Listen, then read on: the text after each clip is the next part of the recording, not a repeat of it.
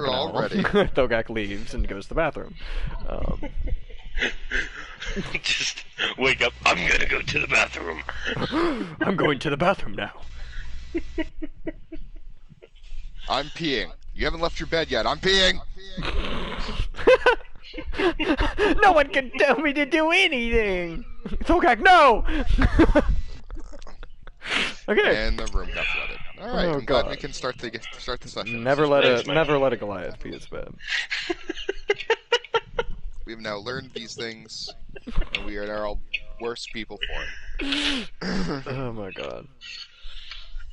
So, thumbs up? Thumbs up. Thumbs up. Pencils down. Pencils down? Heads down. Oh, well. Heads down. Yeah, Sorry, just guys. fucking go to sleep. We're not having such tonight. Screw you guys. Yeah, so, last week on, the Blackbriar Paradox. A weird name. Name your own session. On the paradox. There we go. I just got to get you guys to do it each week, like Avatar. Just have one of the characters. Last week on the Blackbriar Paradox. Yeah. Yeah. So, like, after a relaxing day of downtime, in which your characters all took their first steps towards getting to know each other a little better, the slumlord Draxan took you on a walk through the slums, asking that you fill him in on exactly what had happened the night prior. After arriving at the throne hall, Draxan pulled you aside, Kazara, and got more precise information out of you while he left both Thogak and Rin outside in the main room. During which, Rin, Thogak, you observed a strange man enter, dressed in quite exquisite leather garb, bearing the Thieves Guild logo on his chest, flanked by a Tabaxi and a Drow also bearing the logo, and additionally, leather armor. After a tense standoff, Draxan and Kazara exited the back room, and Draxan specifically seemed angry about the presence which had found its way into his hall. Threats were exchanged, symbolic chess pieces were moved, and Draxan made the risky decision... Draxan made the risky decision to claim you as citizens of the slums, so that the Thieves Guild could not openly harm you. After the Thieves Guilders left the throne hall, your party, now kind of possessing a sort of protection in that they can actually go into the city without being murdered on the streets, decided to head back into the city to collect your belongings and to follow up on some leads. So, after roughly an hour of walking, if I recall, you guys said you were headed back to the Drunken Owl first to collect your things.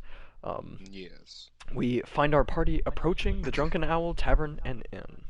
It is around 4-ish in the afternoon. It's a little hard to discern because of the thick blanket of clouds that's currently smothering the city. As you make your... What Yeah. what are the size of my eyes? It's only 5. It's only 4 in the afternoon. Mm-hmm. So are they They're like half the as big as size of... like a nicely sized asteroid, I'd say. Oh, good. Yeah, Good. yeah. Mm-hmm. So we're getting there. You could, but you can, but you do. Yeah. So yeah, as you all make your final approach, Music jokes on the bar. hey man, stick to it. All of you can hear the sounds of cheery conversation and sing-song of a band playing, kind of wafting from the doorway you guys are approaching. I kind of imagine it like you're walking along the kind of the river walkway. The river is to your right, so the owl is to your left. The door is at the end of the building to your left. Yeah. Okay. To the door. I walk right up to the door and walk in. Okay. What's your marching order, out of curiosity? I'll go first. Goliath. Okay, so Goliath, after Thogak. I'll let the entourage in first. That's fine. Okay, you gotta enter with style. Okay, so Thogak, good choice. He just happens to be following us. Yeah, of course. Yeah. He's going in the same direction as you guys. Come on, different reason. He's just, awkward. I have a totally different room. I'm not going towards yours. That's true. Just That's true. I have my own. It's just in the same building. Yeah, so Thogak, you enter first. You have to stoop, as you did the other times you've entered this building yesterday. God, it's only been a day. a lot of shit can happen in a day. So you kind of duck your head in, stand up upright once you come into just a really a normal tavern scene. It's kind of like it was the second time you entered. It's busy, but not just absolutely teeming. Generally, people are sticking to their own tables and conversations, and having a happy time drinking in the early afternoon. Relatively early evening, we'll say. So you enter second, Kazara, and see the same thing, and then your party is flanked by Rin. All of you now stand just inside the Jargon Owl. Is there like an owl, like fixture, in this place somewhere? Do you want to look around? I do, because that's where Slash is landing. Okay, well... He would like to find the closest thing that looks like an owl and be near it. Okay, give me a perception check.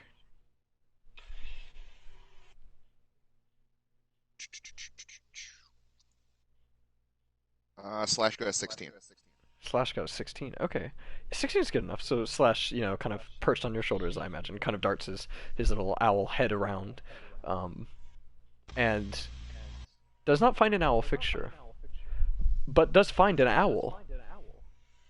There is an old barn owl. Yeah, there's an old barn owl, kind of like fluffed and sleeping in the rafters of the building, kind of above the bar, the very top of the roof. So Flash kind of flies off and lands next to the owl, which does not care too much. He just kind of like nestles in and acts natural with his like almost natural color scheme, except for that blue and green. But... Except for those, very aberrant colors for an owl to possess. Yeah. Okay. Yeah. Aberrant. No, not that kind of aberrant. Fuck off. Wrong campaign. I am going to walk right up to the bar. Okay.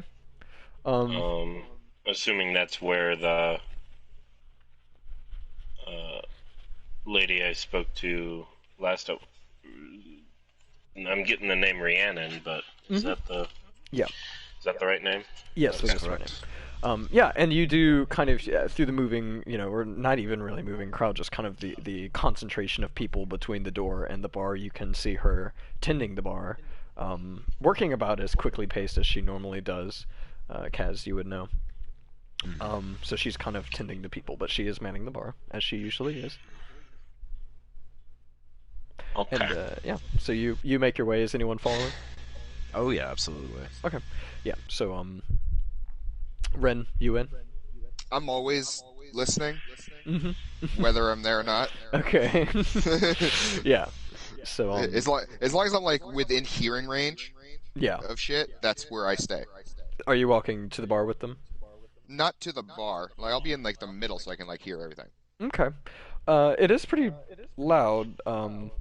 You'd probably need to be a little closer to like four fifths, maybe Okay. probably like 3/5 maybe into the room to be close enough to the bar. Then that's where I am. Okay. So you can find a table if you want. There's Yes. Okay. Yes. So there is a table with like two people sitting at it, big round tables with about 6 seats to them.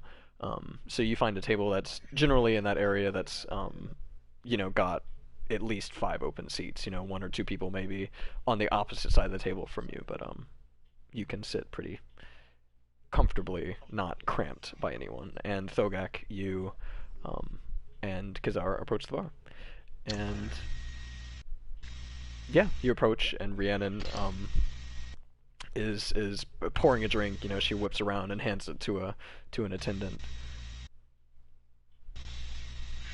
Hello, Rhiannon. She stops for a second and like whips around and just goes, "Oh, thank God!" And she like kind of almost jumps over the bar and just like wraps her arms around your neck, Kaz. Oh no, I'm fine. Oh, I thought they might have taken you. Yeah, you know me. I'd probably sooner die than actually wind up getting caught. That's good. I prefer you didn't either. And she kind of pushes off and smacks a mug in front of you, and she meets your eyes, Thogak. Met a new friend here. Oh, that's good. Glad to see you found each other, I guess. She puts a mug down in front of you as well. Come on, sit down, sit down. I sit down and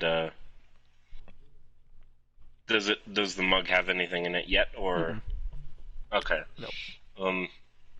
Can I have some of that homebrew? Absolutely. Yeah, and she snatches your mug up, spins it in her hand real quick, and flags down someone and whispers in there, and they kind of run in the back room with your mug. They don't return quite yet, but she looks at you guys. And ooh, unless. thank you for the advice yesterday. Which Sanson advice? didn't quite make it. To she gave me directions of where he went, right? Yeah. For telling me where Sanson went. Did he Is he? He did not.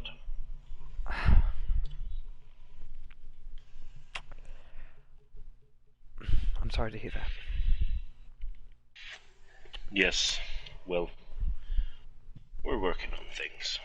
Still looking for that, for Evelyn, if you've heard anything. She doesn't say anything. She just kind of looks a little solemn.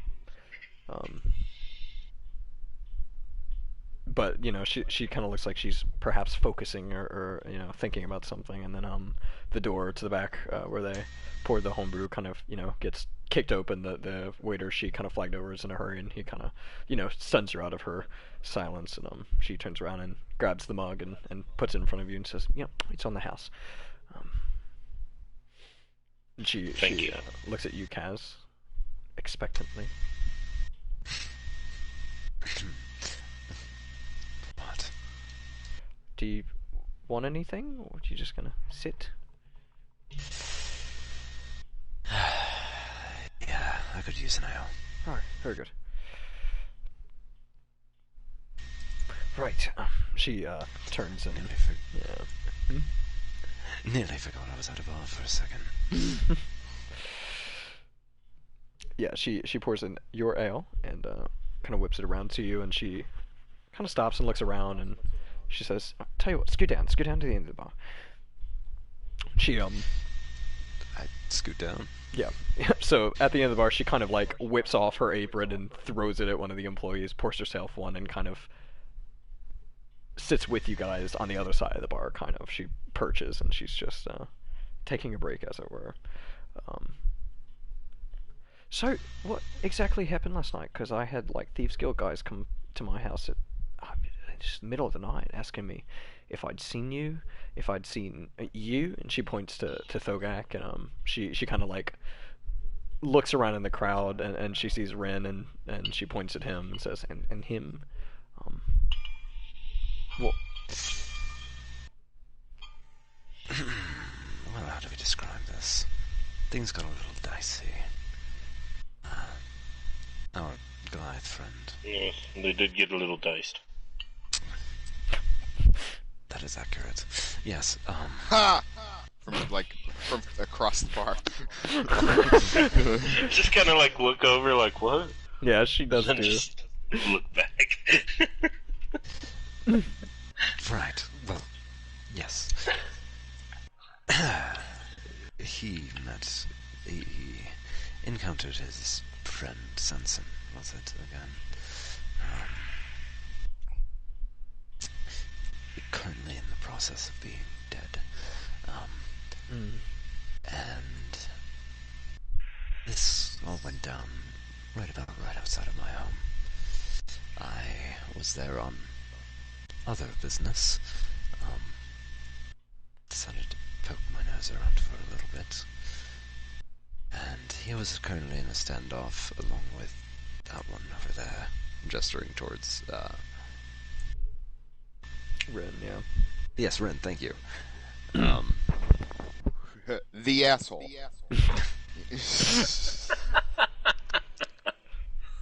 They were in a standoff with two of their men, two of the Thieves Guild men, rather, and shit went sideways, putting it plainly. I wasn't aggressive to either side, but the Thieves Guild were quick to raise their blades against me, so we cut through about, what would you say, a dozen of them. A dozen? Or something like that. Yeah, something like that. It's like in the background, you kind of hear like a song like starting 16 men on a Goliath's blade. She kind of like has been keeping a side eye on you the whole time. Like, what the fuck is he doing? Like, I'm not looking. I'm like purposely like not looking that direction, but like 16 men on a Goliath's blade.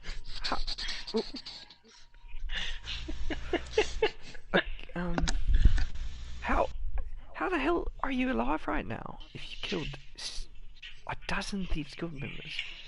Just in self-defense. They're weak. 16. Oh, well, I know that. They're not hard to take down, but like, you know, it's the ramifications of doing that, surely. Self-defense. So, okay, yeah. You know they don't fucking care about self-defense. Yeah, I'm aware. Yeah, it was, Me.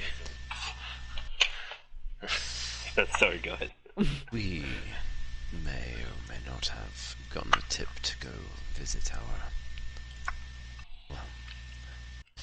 visit a friend in the slums.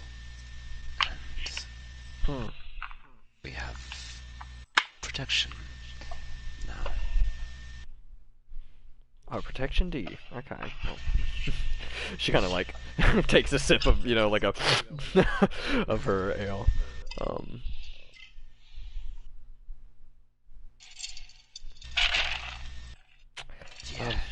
Yeah. I killed Sanzin's killer though, so don't worry about that. I wish that were a good thing, but I mean, it seems like you put a target on your back, so I'm a Goliath. Target's already there. that's a good fucking point. Not like anybody could miss my back. Thinking back to the nights before. The night before. You never took those arrows out, by the way. You've just got 3 arrows sticking out of your back. Just got 3 arrows in my back. Jokingly, of course, but yeah. Just walking around. Mark of accomplishment. It's like in those cartoons, you see like the scarred old monster or bear or something. It's like got got blades and shit sticking out of it. It's like, Eventually, I'll be Thogak, Porcupine Speaker, Anacathali. Oh no. Yeah. But she kind of takes a sip of her ale and thinks for a second, I suppose, and then she looks at you, Thogak, and she says, "You know, I've still got you guys' rooms, yours and his." And she points at Ren and kind of his didn't have to give him away or anything. I didn't know if you guys would be coming back later, so all your stuff is still up there if you want it, or... I happen to get up at this point and like start heading up to the rooms, you know, just assuming. Yeah, just assuming. Yeah, so you remember the way, right? Yeah. Yeah. Do you know the way? There's a stairwell in that. Well, thank you. Oh, no problem. And truthfully, I mean, if you guys need a place to stay, I don't know if you're leaving or not. Yeah, you can have the rooms. Hell, I'll give you a few nights free, just 'cause.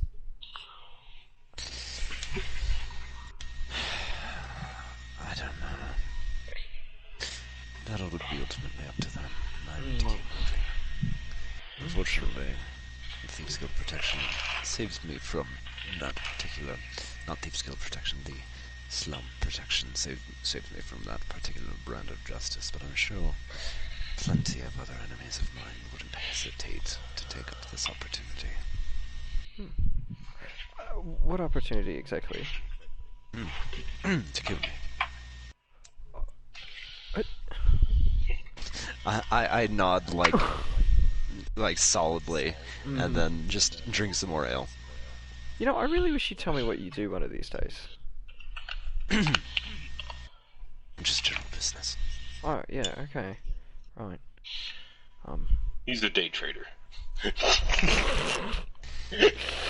Sorry. Mm-hmm. I mean, trust me, there's a reason why the song he was singing back there was 16 on a Goliath's blade. I really just kind of ducked for cover. You know how it is. Okay, yeah. I think I had a lucky stab in once, and Horn really only bit into his pauldron, really. That's what it's called, right? A pauldron? That's the leg armor, right? I don't know. I'm just going to start drinking, not saying anything. I'm not there to say yes. No. But you are drinking the homebrew, so it's the same as last time. Just very good, very homey, very, very, what's the word? Nostalgic, I suppose.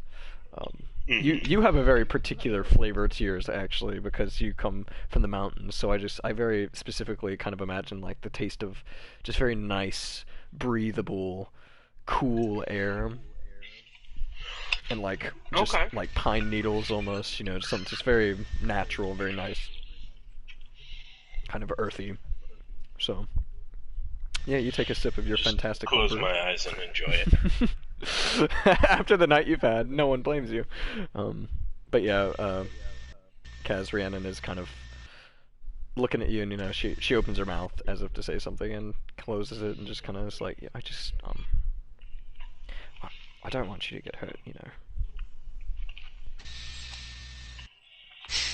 And I hope whatever you're up to, it's not worth your life. Yeah.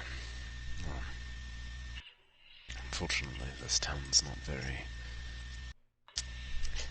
The town doesn't think the same. Regardless of your vocation or what you do, I believe you know it better than I. That's true. One's whole life lies by the edge of a blade, and well, the one who wields it could just be having a bad day. That's very true. And don't worry, I'll protect this scrawny ass. Okay, yeah. Pat him on the shoulder. Oh, I trust you. She Yeah, looks at you, scrawny. Kaz. She like whips out a hand crossbow, and she's like, "That's why I have these." She sticks it back under the bar. But she did have it at the ready. See, you never told me where you got those. I'd really love to have one. Alright. They're antiques at this point, honestly. I mean, I could track down someone to make you some, but... Nah, no need. More hassle than it's worth, really. Yeah. Kind of switching over to Ren, is there anything in particular you'd like to do, or are you just going up to the room and getting your things? I go up to the room, I get my things, I test the other instruments. They have not been tampered with. I finger the lute, you know, blow on the flute. Mm-hmm. Maybe bang Yeah, on a drum. Well, that's the one I've had on me, so it should still be okay. You just sit down on a creaky bed and just pull out a lute and just ding ding ding ding ding ding ding ding ding ding. Kind of tune it, make sure it's, you know, ba-da. Yep, sounds good. All right, then Same I head flute. back down. Little bit of dust build up, but nothing much. Yeah, so God you... damn it, always dust on my flute. Blow on your flute, get the dust out. Yeah, just gotta.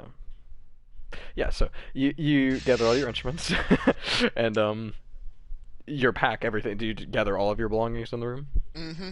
Okay, yeah. So you I'm now treating this town as a forest. So every time I leave a door, I'm going into the forest. Gotta make sure I have all my shit. you never know if you'll get separated. Exactly. Yeah. Well, I mean, you learned that lesson the first night you were here, so yeah, understandable. At least it was the first night. Yeah. You know. Yeah. So yeah, you make your way out of the hallway. Kind of, if you remember, you kind of come down a hallway, exit out onto the second story balcony, and just above eye level now you can see Slash and the other owl. Slash is kind of like sitting next to the other owl who's still asleep, you know, and he kind of looks over at it and like, nothing happens. He kind of like scoots over a little bit, like nudges it, and it just kind of like, ruffles its feathers and shakes and kind of buries its head in deeper, and Slash just kind of like looks around like, well, okay. I'm kind of Yeah. imparting feelings onto him, like, yeah, dumbass, other owls sleep during the day, like, you're not regular, so that's why he's not hanging out with you. You're not even I'm an not owl. saying Yeah, like, you're not even an owl. Jesus. Yeah. So yeah, do you make your way back downstairs? Yeah. Okay. And I'll join them at the bar this time. Yeah, excellent. So you kind of trace your way down that very narrow staircase back onto the first floor, walk along the bar, and I imagine you guys are at the end of the bar, kind of furthest away from the staircase. So like right up in the kind of like, if the door's to your left and you're looking at the bar, you're at the left end of the bar, basically. And hello there, lads. And how are we doing today? Talking with our great hostess. It's going well. Yes. Did you talk like that the last time we talked? I think so. Okay. Can I get you anything, or? What could I have one of those lovely homebrews? Oh, excellent. Fuck. Damn that accent.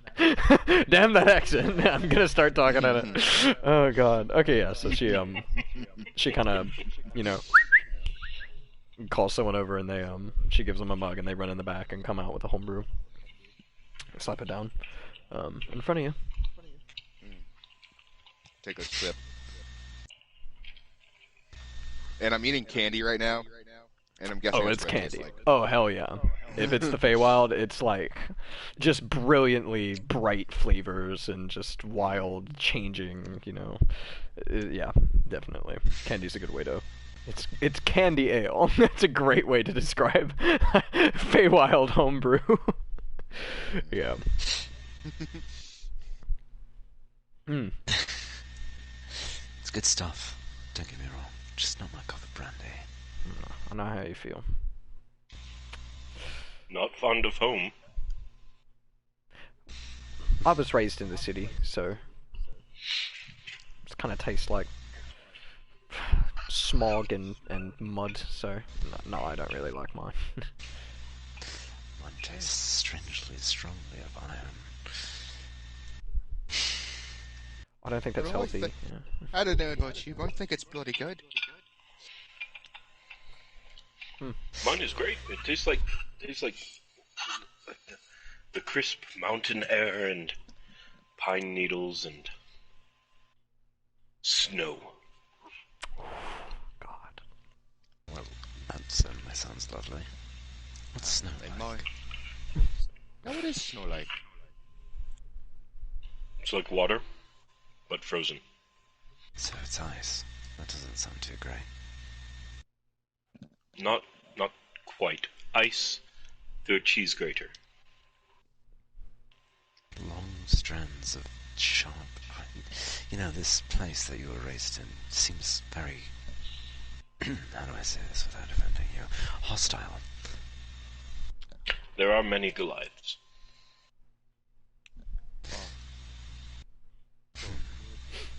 What about you? She looks at you, Ren. Where did you grow up? Oh, just a small farming town. It tastes just like the cheese my ma used to make. Cheese? Cow cheese or goat cheese or Depends or on yak the, cheese. Doesn't really sound like something that goes well with ale, so... But it tastes like home. True. Okay, yeah, I'll give you that. Right. So, I don't know if you heard me say, I was telling these guys, but, you're welcome to stay here if you'd like.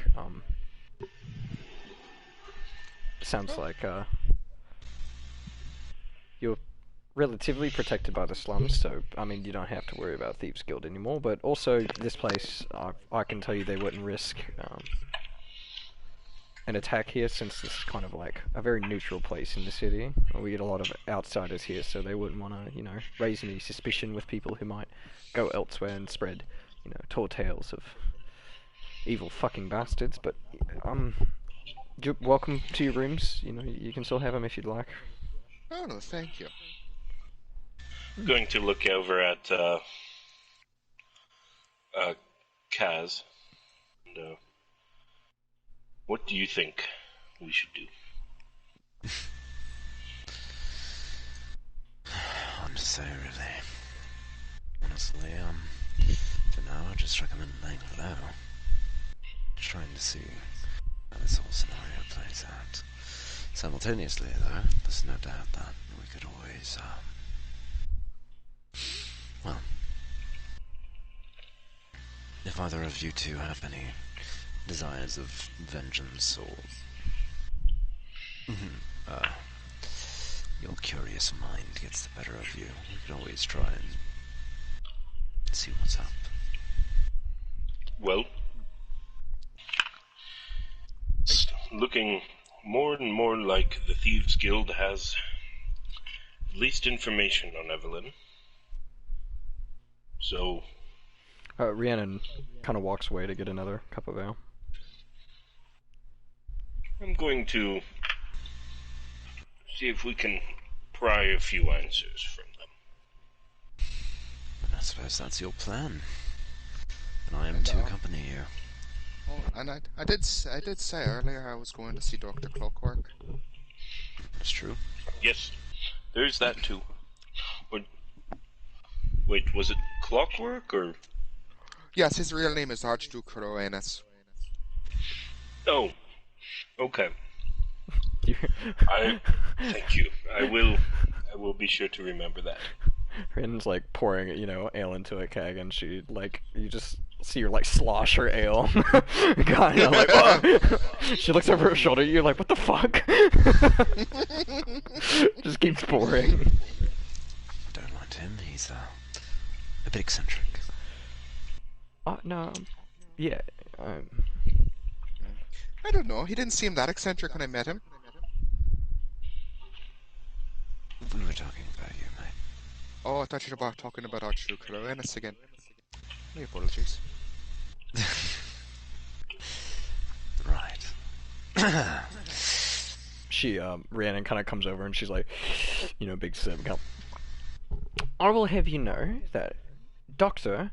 Archibald Cronum is a great man, who deserves all of our respect.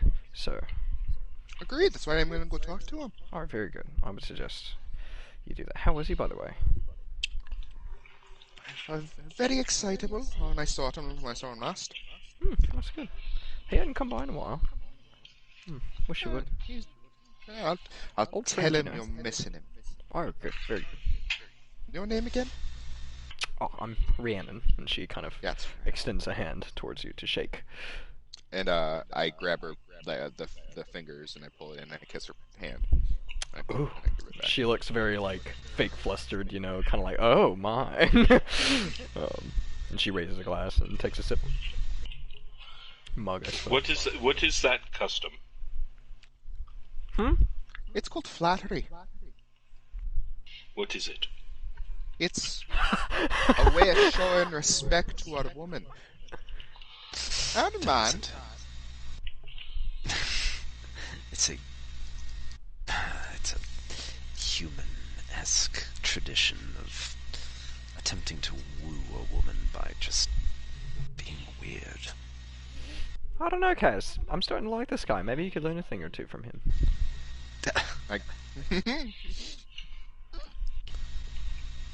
I'll not take any... So, is that how I should greet women always?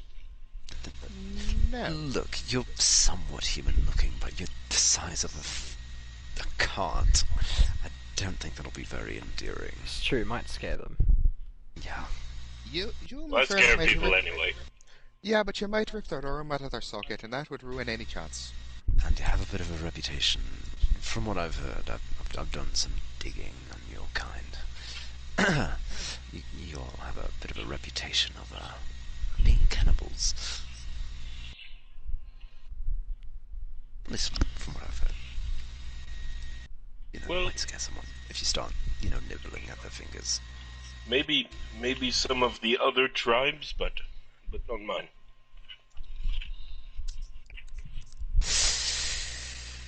Yeah, I don't know, mate. You can I give it a go I on start the next one. I start like sipping the homebrew, and like between it, I'm like, yeah, not all drow either.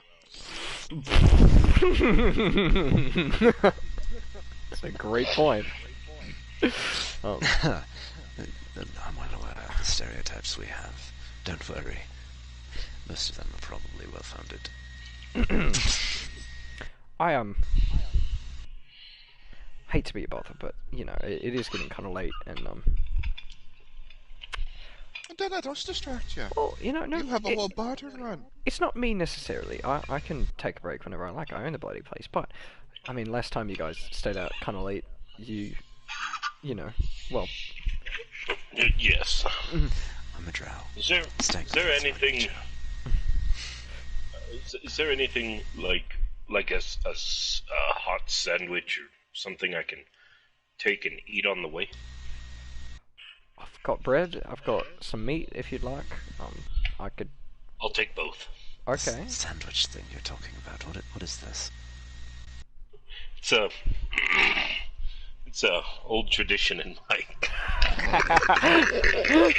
Oh yes, that's Goliath in the mountains making po' boys.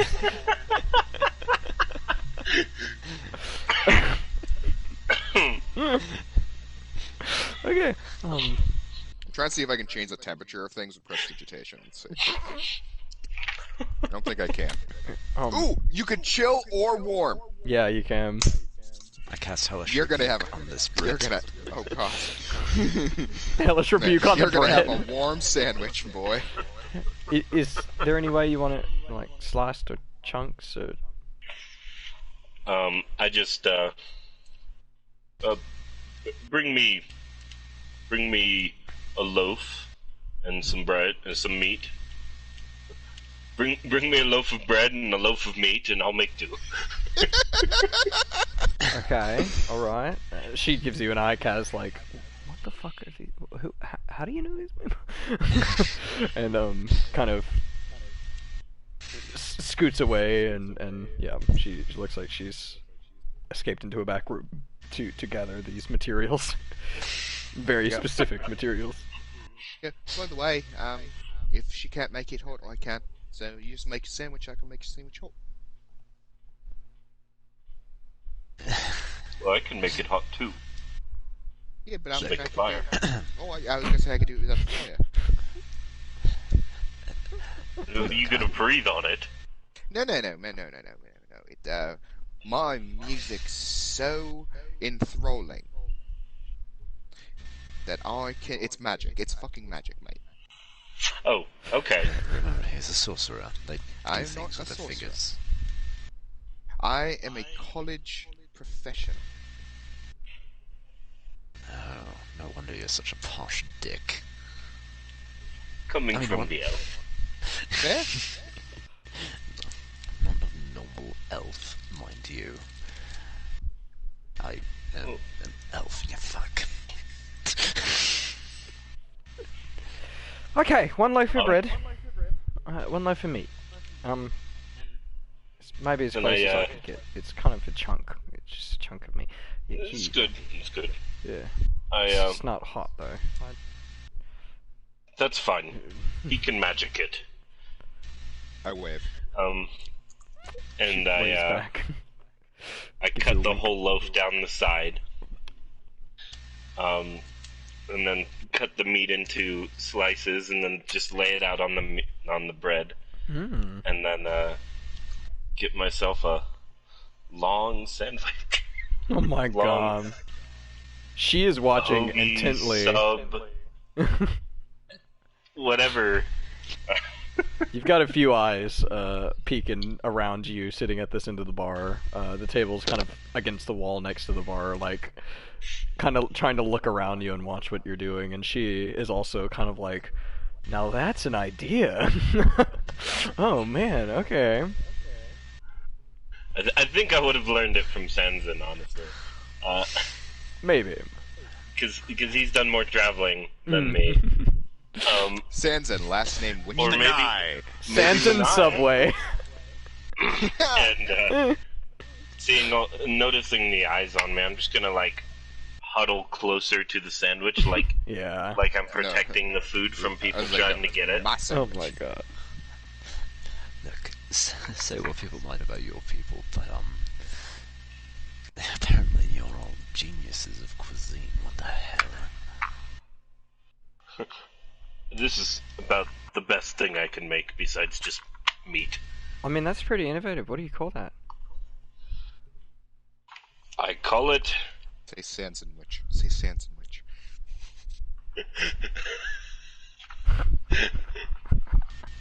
You feel the cosmic energy and forces compelling you sandwich. to name it a Sanson Witch.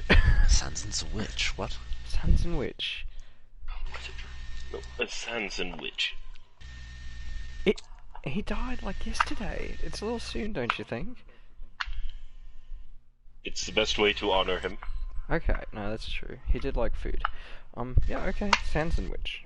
I'm gonna remember that. Do you mind if I steal that? Not that, but like the idea. Like at the word "steal" that, I just like. No, my. Then, of course not. Okay. Probably could make some money off of that. Okay. Good. Cool. Not off of my sandwich though. My Sanson witch though. No, that one's yours. You can eat it if you'd like. Oh, I start right. snapping. I'm like, oh! Yeah, I make it hot. Oh. In your hands, you feel it go from like cold bread and cold meat to just like very nicely internally cooks, just perfectly heated. Just gonna stare at it like, what? $3 foot long. Then just look over at Rin. I give you a wink. Magic is amazing. On now. Magic's a bit, I don't like it. And It's a bit it's not much. for everyone. It's handy in a fight That it is. I'll give you that. and while eating. And he's fighting hunger right now. Always. Well, we should get going before it gets too dark. Most likely, yes. No, well, not before To- it's too dark. Archduke Croinus. Yes. Okay. We'll tell Archduke Cronus if we see him that you want to see him. Okay. Hear it's, more. It's close enough. Okay, yeah.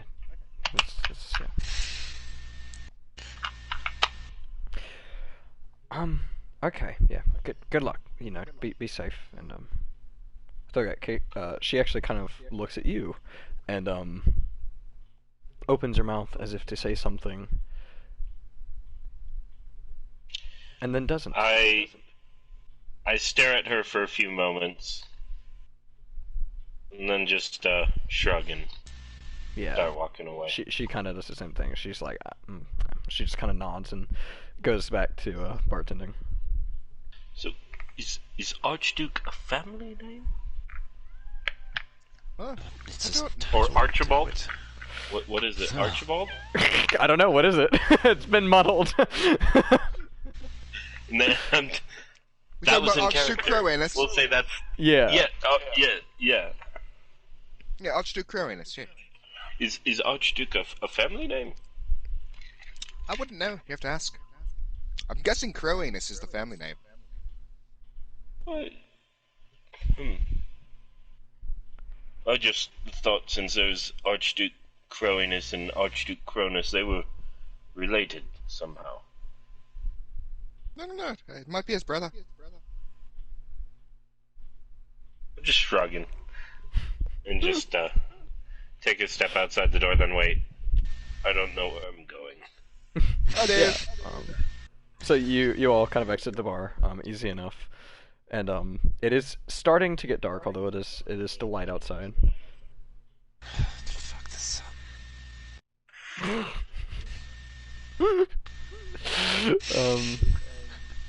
Yeah, so I guess I'd say, Ren, you know obviously where a shop is. You've been. Kaz, I think you've met the person. You've met this individual before, like once probably when he came to the Owl, but I don't know if you. I mean, if you thought he was important, maybe you'd follow him to the shop, see where it is. But I'd say that's really up to you. But Rin knows where it is, so Oh yeah. yeah. I would definitely say I investigated perhaps a little briefly. Yeah, he seems like he could be a very powerful ally. He's a very intelligent individual. He has been known to kind of under the table for people not associated with the Thieves Guild, or for those, you know, that are associated that don't want to be that kind of thing, kind of supply magical Jesus. items sometimes. Stuff like that. So he could be a useful ally. So yeah, maybe you would know where his shop is. Okay. In which case, you know that it is actually on the same street a few blocks down from the boarding house that Skiz and a few of the other kids that you know live at. So yeah, so you guys kind of head into the darkening city, and you. I mean, it's a relatively uneventful walk. Kind of as the sun goes down, it's definitely a few blocks over, so it'd probably take a good 15, maybe 20 minutes of walking to get there. On the way, you guys do pass a few Thieves Guild members who I stare at them. they are already staring at you, and they all know who you are. It's just the best way to say it. They are looking at you, you know, furrowed eyebrows, and just, you know, as you walk by, they look like they want to act, but they can't. So, And if we get close enough as we're passing them, like if one were to spit at me, looks like he wants to act, but doesn't, just mutter loud enough so he can hear, "Weakling." ooh. Yeah, no words are returned. Only just a nastiest glare. Yeah. Look, Goliath. This was your race, was it not? Try not to start any fights. Don't get me wrong, I'm sure you could win any fight that we pit you against, but we don't want trouble. It's having an easy enough time finding us. Let's not invite it in. I understand. I will restrain myself. Good. And as we're walking, do we walk past the boarding house, or is it before the boarding house? It's before the boarding house. Okay. So basically, it's like you could probably see it. It's probably like 2 or 3 blocks down from where his shop is, kind of in the more, I guess northwestern. It's northwest of your apartment, so section. If you were to break it down, it would be in, I believe it's in Fressex, part of town. So. Okay. Then I will say to the rest of the lads, hey lads, do you mind if we make the stop at our good friend, you know, his name. I'm not going to edit that.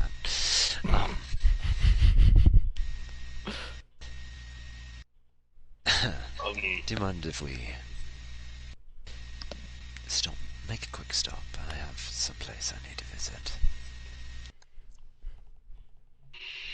I suppose that Wonderful.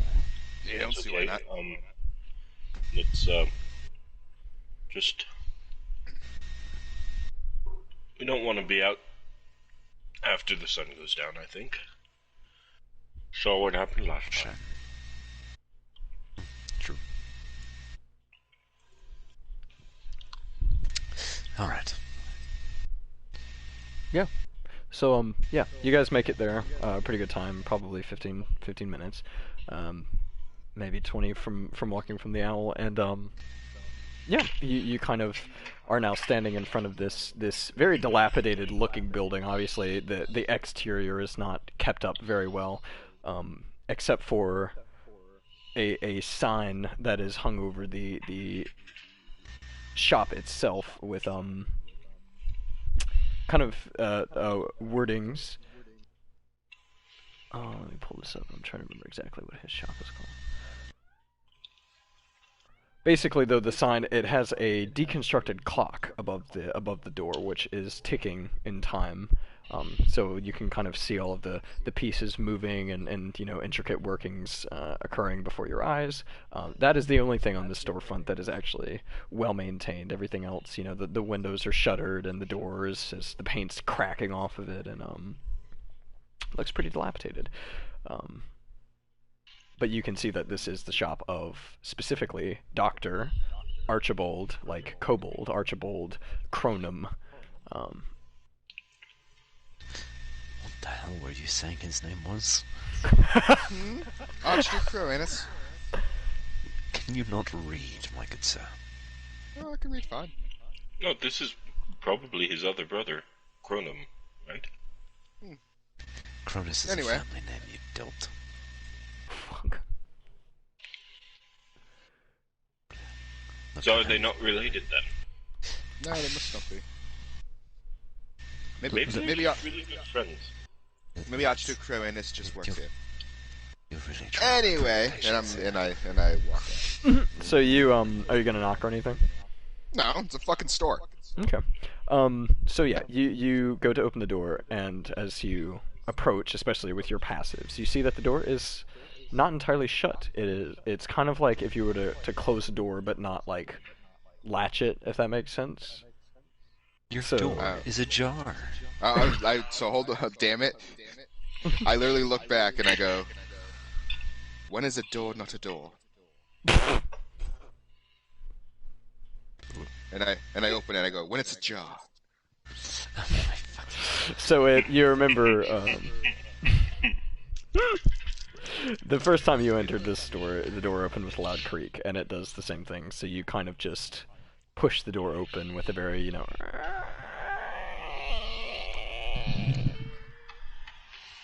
Dr. Clockwork!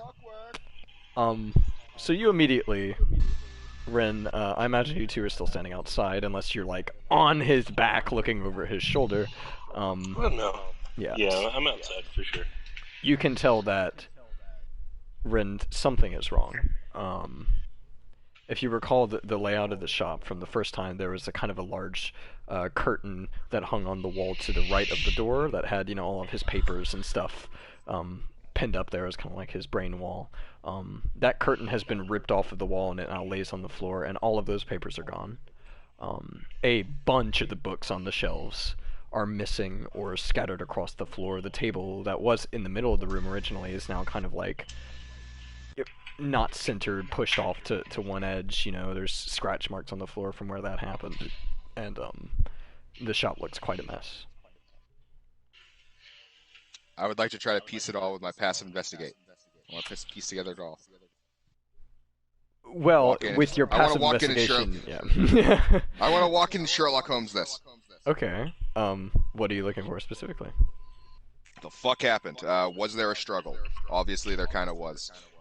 Is there sign of a body? In this immediate room, you do not see a body, or anywhere where a body could be hiding. You do know that he does have his back office, the door of which is shut. What the hell happened here? Yeah, and when you two enter, you see the same thing. I don't know, but I plan to find out. I kinda bend down to take a step in. Looks like there was a fight. I go try for the back room door. Okay. So you walk up to it to open it, and as you kind of come to the handle, right, like you're reaching for the knob, you actually hear it. I hear it lock. You hear it lock.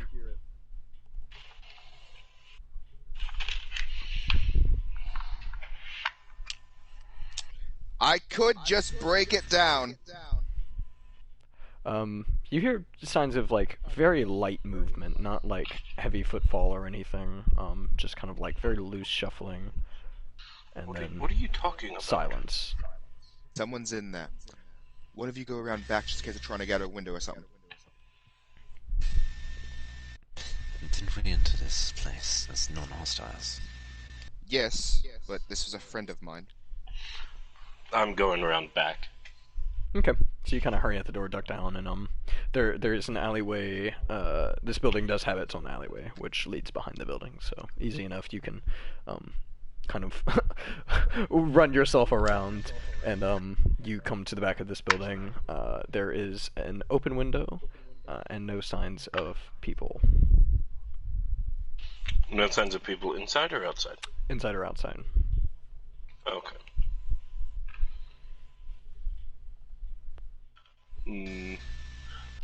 So You're welcome to just give me a like perception getting that if you feeling like want, but yeah, that's up to you. Yeah, Okay. I'll give a perception.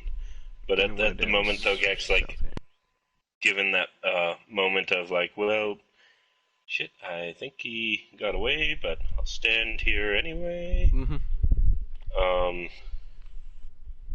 And hold on.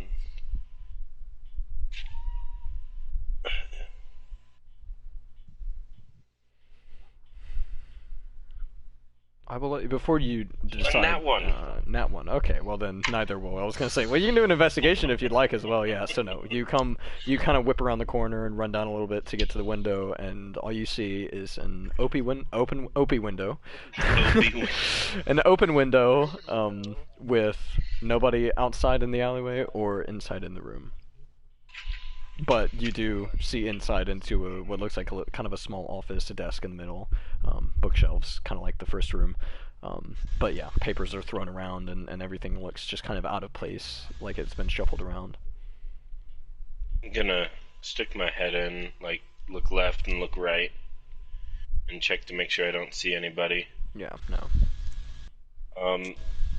Looks like no one's here. You two hear this through the doorway. Can you fit through the window to unlock it, or should I break it down? Oh, I'm gonna try to squeeze through the window. Am I able to? I don't know what kind of check to make that. Theoretically, yes, but it would be a very, very, very tight fit. Acrobatics. Technically squeeze. Unless, what? Technically, squeezing is an athletics check. Athletics? I'll let you sub for acrobatics or athletics. I wonder which one the Goliath's going to choose. He's got about the same score for both. He's got an extra score for athletics, so... I rolled an 18. Okay. My iPad just died. Yeah, So. I know your stats, so yeah, with that roll, you do manage to squeeze through.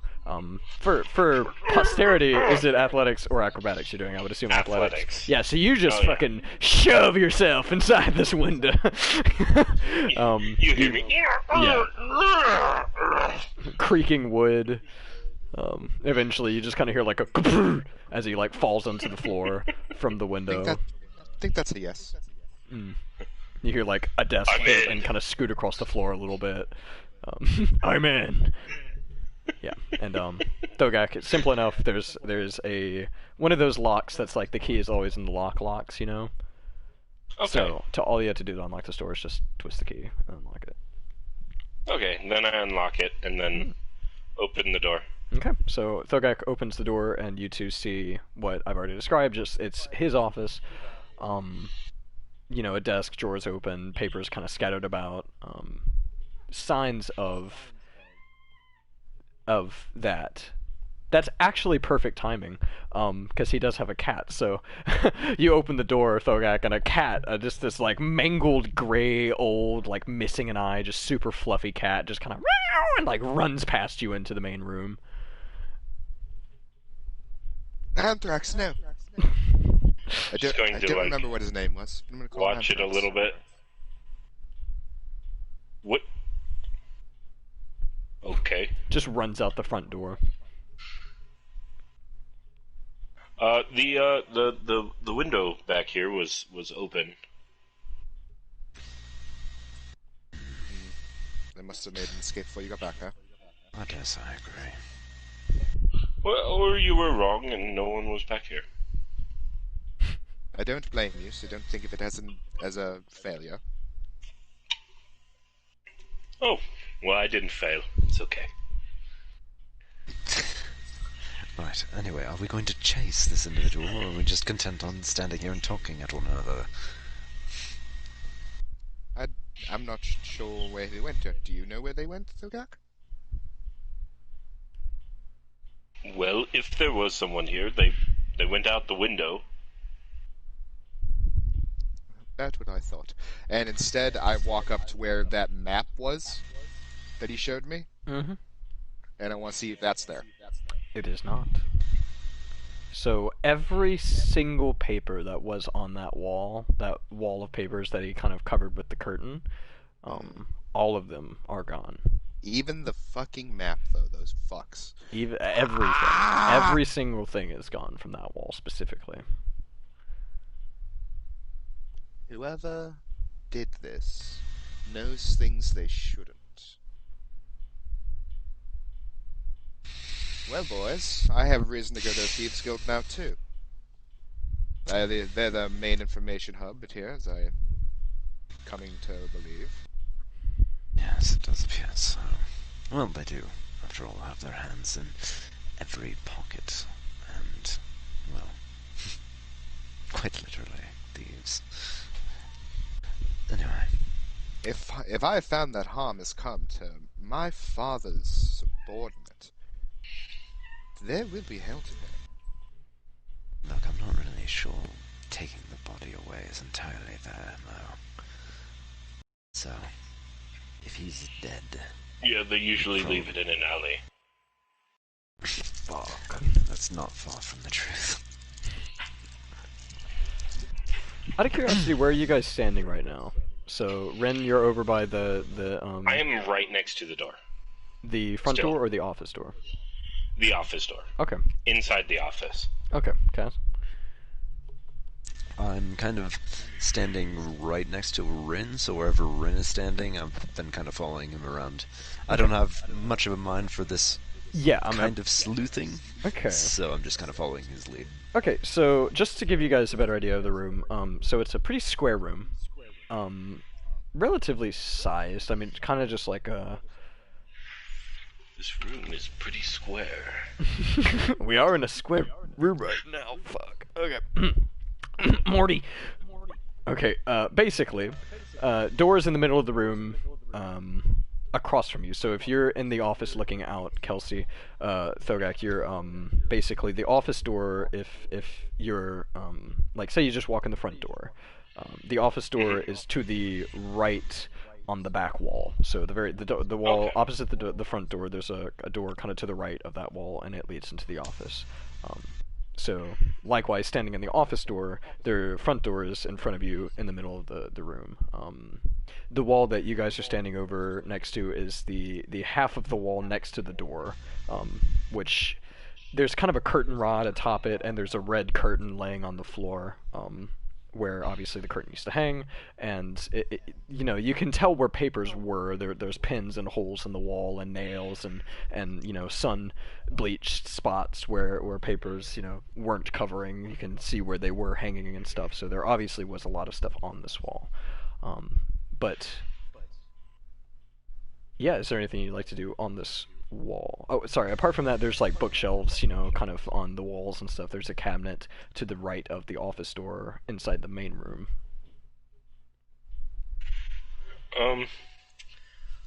None of this is really Thogak's expertise. He's just kind of like, well, if someone ran, we should go after them. He's still eating. And he's got his fucking Subway. Okay, his sand So, sandwich. might I ask, what kind of information were you looking for from him? Well, Dangerous sword, I assume. I found myself in a place recently that I could not explain. which led me here. I Because I was told I could find more answers from Archibald Cronin. But the information was very secretive. He barely knew anything at all, really. I lie. I shouldn't. I can't talk bad till I know he's safe. No, he was a very knowledgeable man, and I needed him to learn more. The information, if caught into the wrong hands, could be quite devastating for not just this city, but the world. Your world. I would be fine. I could go back to mine. So, ignoring everything else you just said, what I've really gathered here is, what? You're from another world? Yes, you've heard of other planes, I'm sure. Like in the children's books. Anyway, you said Yes. dire information. And from what I understand, it's missing. Yes. And the Thieves Guild has been up to no good, and our good and venerable leader in said Thieves Guild is being rash, irrational, and aggressive, more so than ever. as thieves are. More so than ever. I fear that I have to get more involved. Well, that's kind of what you're doing here, is it not? Then join us. I am an information gatherer, first and foremost. I don't like to get my hands dirty. That's why you have magic. Yes. You don't often need to get your hands dirty when you can wiggle your fingers and make things go boom. Or heat up meals, I suppose. Slash! He just appears next to you. I'm gonna de-summon you. Tell Father what has happened here. I'm gonna summon I'm you just in an like hour. pointing at him, like.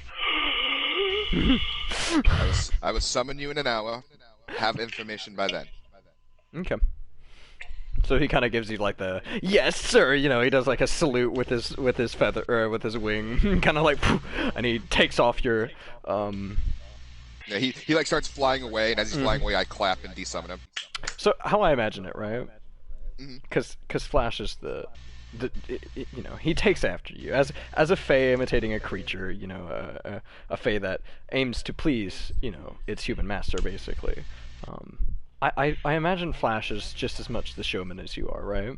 Oh yeah. When he oh can yeah. be. So how I see this happening is like, basically, you know, he like takes off, does like a loop in the air, and like flies at a wall or a window or something, and just like Oh, that's fucking beautiful. just disappears I like the into wall. it. You know, yeah, the wall. Okay, Wall, so yeah, not a window. yeah, he just like crashes through the window. No, yeah, it's like a wall, and he just like through the wall, right? Normally. No, but no. Yeah. Oh. So So yeah, Flash Step kind of, my you know, arm outstretched like. not the bird. Flash just I- kind of, yeah. He, you know, you go first. You go first. Well, no. Please, you do yours, because then mine is more determinate on what you say. So it's Okay, so what is your process? So how involved are you? Does he do that, or do you have to clap to? Technically, I have to de-summon, Okay. which is why I added in the clap. So Yeah. I have to time that right if we want to do so many shit. Okay. Yeah. Well, I'm sure you guys have that to science. Yeah. Yeah. So Yeah.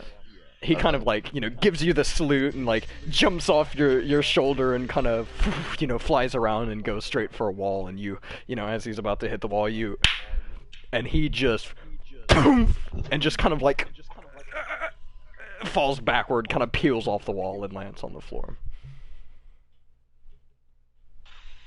You shouldn't fly into walls, bird. Slash. He kind of like stands up and like ruffles himself. His eyes are a little crossed, And he's just...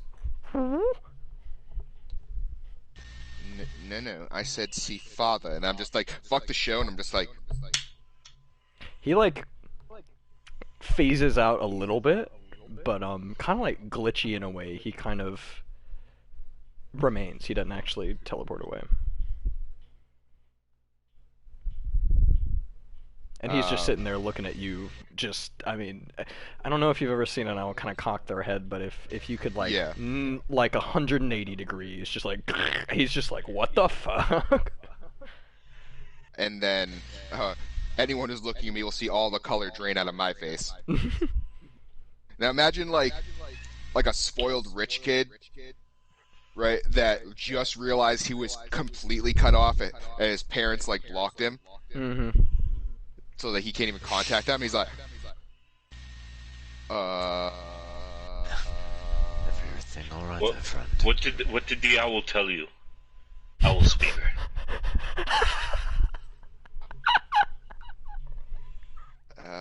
Owl speaker.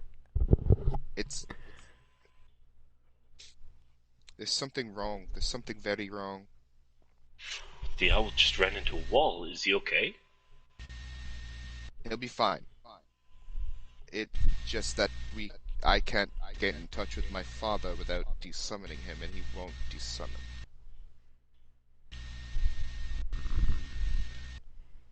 Without my father.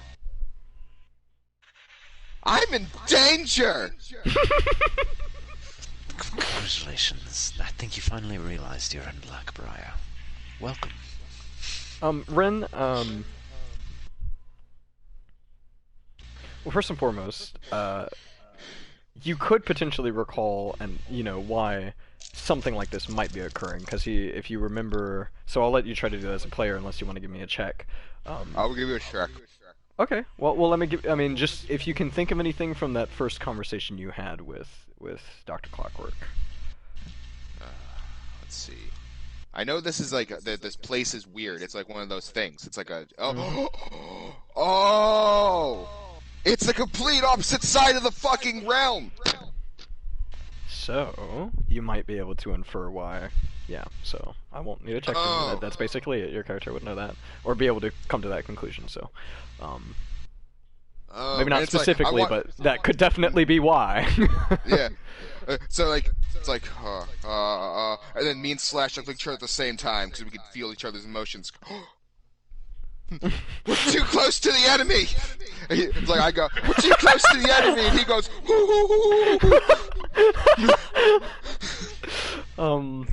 My eyes just go wide and I'm like glancing between them.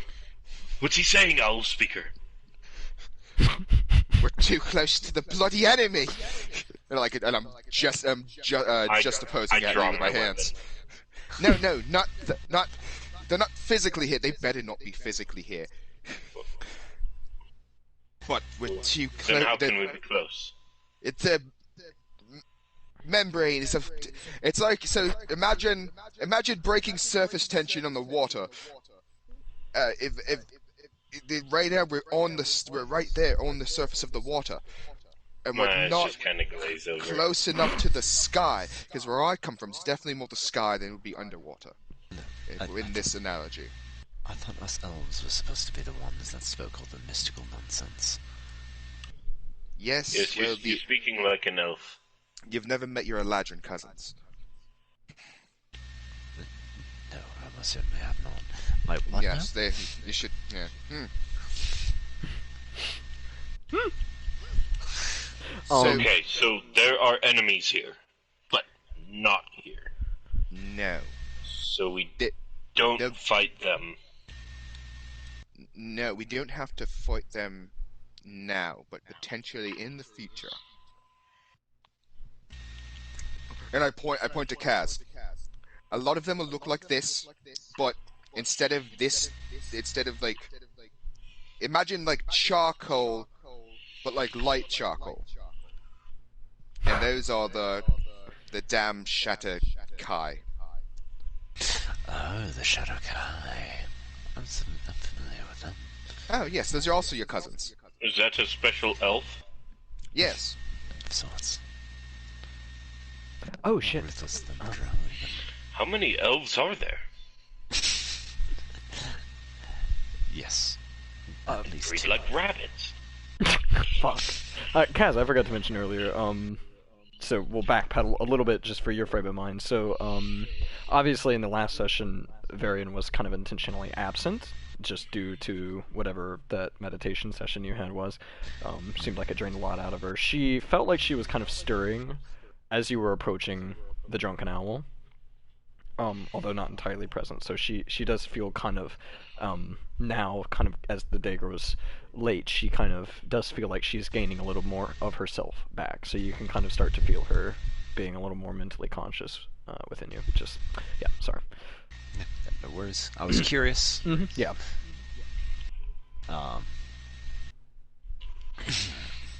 Right, these unseen enemies, do they have any threat for us for now?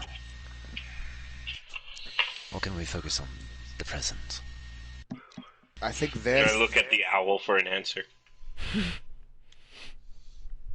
I look back at the wall of emptiness.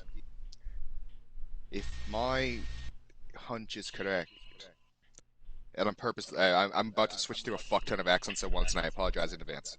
Nope. Mm-hmm. And if my theory is correct, we're all gonna be completely, totally, maximally fucked.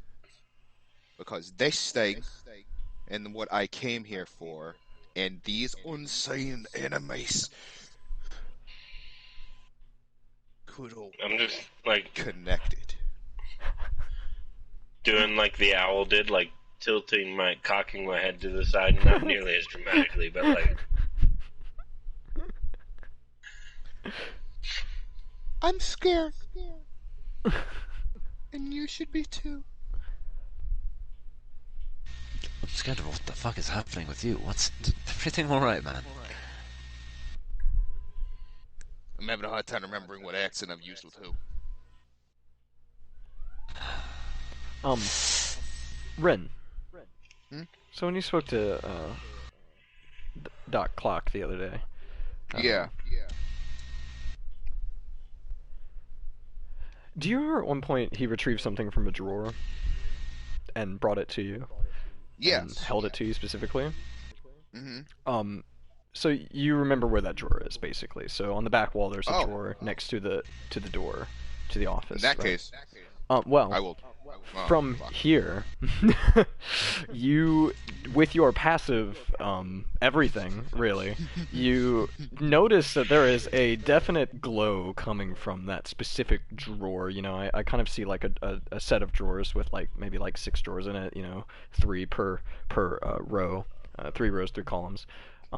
And kind of like the top left one, the same drawer that he kept that thing in.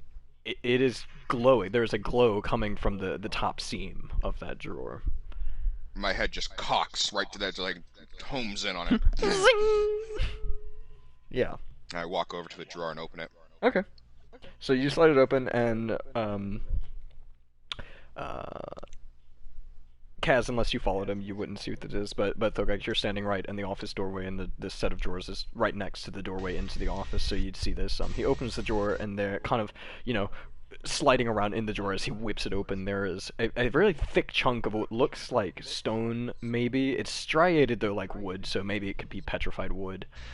And it's got these like really tiny little green flecks of some sort of rock in it. And they are glowing.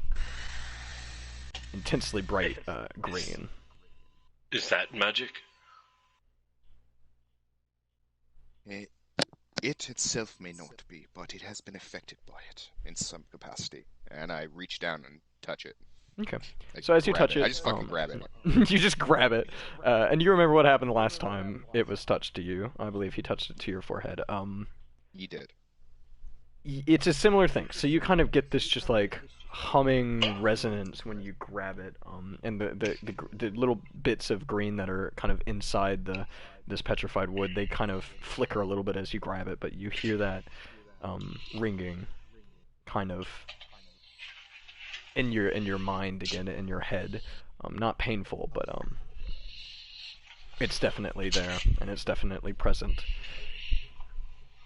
I hold in, I take a deep breath, and then I want to open my eyes and see if I see the fucking child. No, you do not.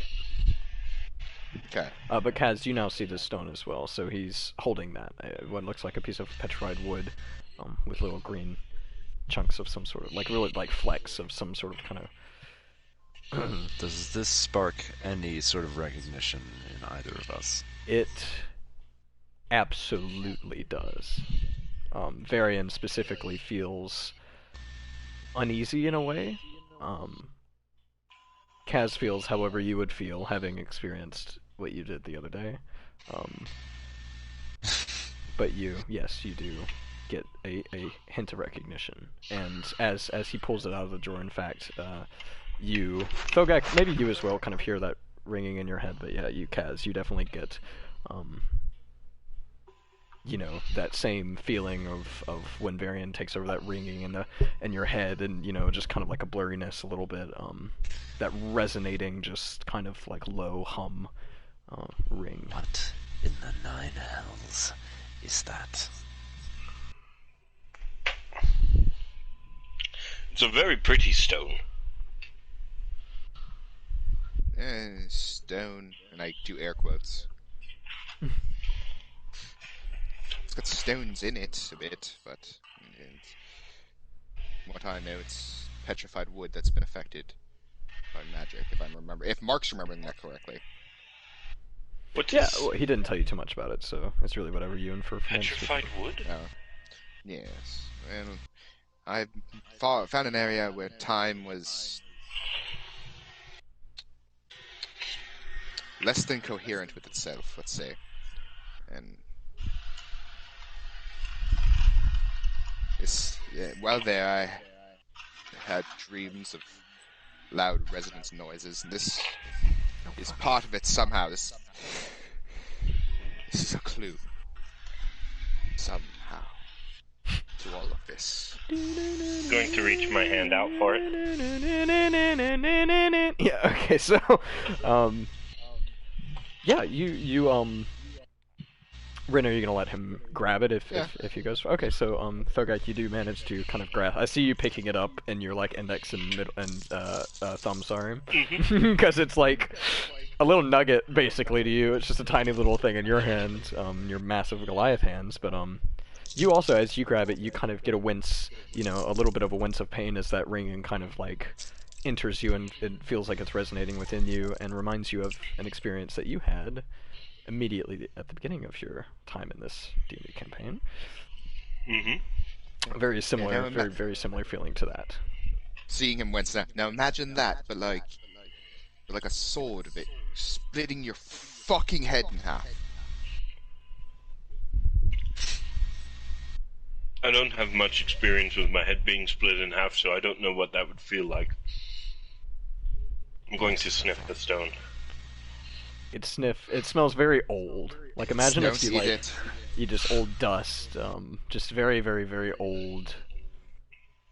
That's really the only way I can explain it. Do not eat it. It is glowing. Why would I eat it? You smelled it, and everything else I've seen you smell, you have eaten. He's got a point. I smell this town. I don't eat shit. Rin, you do recognize that it is glowing much more, much brighter than it was yesterday. Yeah, that wasn't. Okay. What's the word I'm looking for? Didn't go over your head. Hidden. Yeah, that wasn't hidden from me or something. Yeah. Okay. No, I got that. Excellent. I don't know what the fuck that means. I'm gonna like shake it next to my ear. Nothing. It's pretty solid. Look, whatever it is, just... It is a singing stone. Sure. Just keep it away from me, would you? And I was going to hand it to him, but then I hand it back to Rin. Do you extend it towards him at least, like you're going to hand it to him, or do you not even? Yeah. You just hand it back to him. Okay. So you extend it towards Kaz, right? Who I imagine is kind of standing against from you. You're looking at the front door, to the left wall from where you are, kind of in the middle at that board.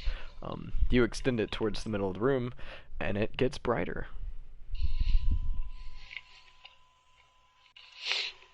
And the ringing increases. And I'm going to start bringing it closer to Please Kaz. stop. it gets brighter. So, what sorceries have you cast on this? It begins to hum in your hand, physically vibrating. None yet. I'm following. The 'cause singing this is stone. interesting. Something's happening. And I move it closer. Must be something towards the center of the room. I'll just be over here. You move it closer to Kaz specifically, and it is like you feel it like pulsating with kind of a weird energy. The very the stone itself feels like it's becoming fragile, and it's like the green, kind of that pastel green glow that was coming from these little flecks of stone, and they're now like almost white with glowing. They're so bright now that it's hard to even see them as green. And the ringing, Kaz in your head and Thogak in your head, Ren in your head is growing, and you kind of feel more of an energy kind of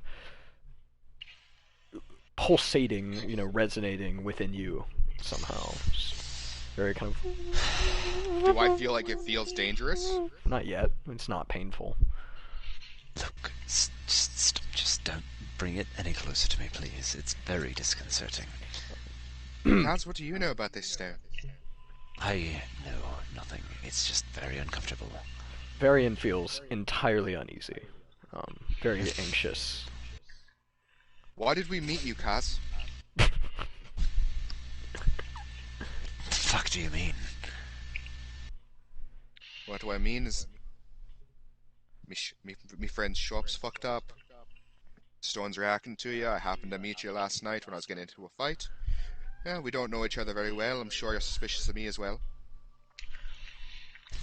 Look, I'm plenty suspicious, but as it is right now, And while he's distracted, I'm going to step closer. How close? and You're try pretty to, close like, by now. Touch it Yeah. to him. Okay. So I see you just make this move where you just like reach out and like touch it to his torso almost. And Fucking gut punch from him. so you do that, right? Expecting him to jump back. So, like, I'm trying to, like, catch him, like, if he were to jump back, but he just stands still, so it's like, boom! So you catch him off guard. And Kaz, just let me know if you're not okay with this. But No, go right ahead. you catch him off guard. He's kind of looked to Rin to say something, and you kind of just like look at the stone in your hand, and you look at him, and you're like, ching, and just touch it to his chest, and it just like that ringing that all of you hear. Really, it just very quickly and very. It does become painful, not in like you take damage from it, but it very, very, split second, just kind of like, and you just hear a popping noise, basically, as each of the little fragments of stone within this piece of petrified wood kind of start to pop, and then the entire stone just explodes in your hand, just very loud crack. Mark, could you draw the curtain for me real quick? Yeah. Cool. I'll be right back, guys. Yeah, yeah. Yeah, I know. I was just thinking it. Alright, yeah, I'll be right back. Alright. So, very briefly, when this thing explodes in Thogak's hand, right, there's kind of a brief flash of light. And, you don't see anything, like, you don't see the little kid, and you don't hear anything. But you do suddenly, just as this kind of energy is almost released into the air from this object exploding like it did, you kind of get that wave of deja vu kind of feeling, familiar, energy, I guess, like when you entered the city for the first time. And I want you to think of something, right? So just to kind of think of a feeling, right? So like, say you and me and Keegan and Kelsey were like hanging out in real life. Say we meet up somewhere, right? Mhm. And like you're having a daydream, I guess, and like you just snap back to it. Um, but you're in the presence of like us, your friends basically. Um, you get a feeling very similar to that of just like snapping back into something, and then it just kind of fades away, to where you don't have the feeling anymore, but you remember that you had it for, I mean, literally just a split second when this thing explodes. Um, and you can unmute people.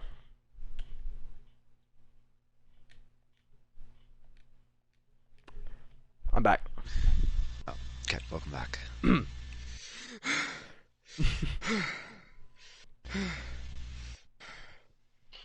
Um, the stone exploded. Yeah, you are now holding in your palm just kind of bits of like almost like petrified wood dust, just like very crumbly, very brittle. Um,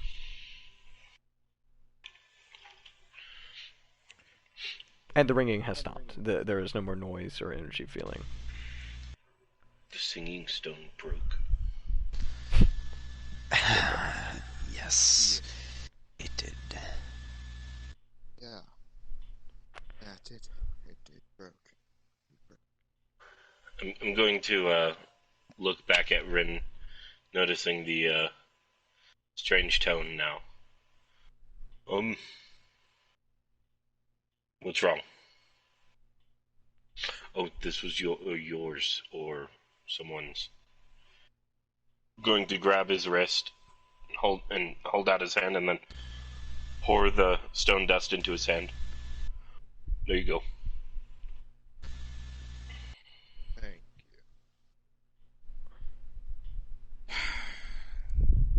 you. I understood something for a second. Like only for a moment, but now the moment's gone. And then I sprinkle the dust out in front of my face and blow it. Like dust in the wind. Oh my god. I see. Is the green stones that exploded, were they? They are gone. They're not in the rock anymore, or in the dust. Okay. They seem to have completely just. They're gone. Yeah, there's no trace or sign of them at all. Well, that was green. And no one else though. Really, just gonna start. I'm the only one who felt it. Felt. Really. What? felt what? The ringing? Yeah, I felt that.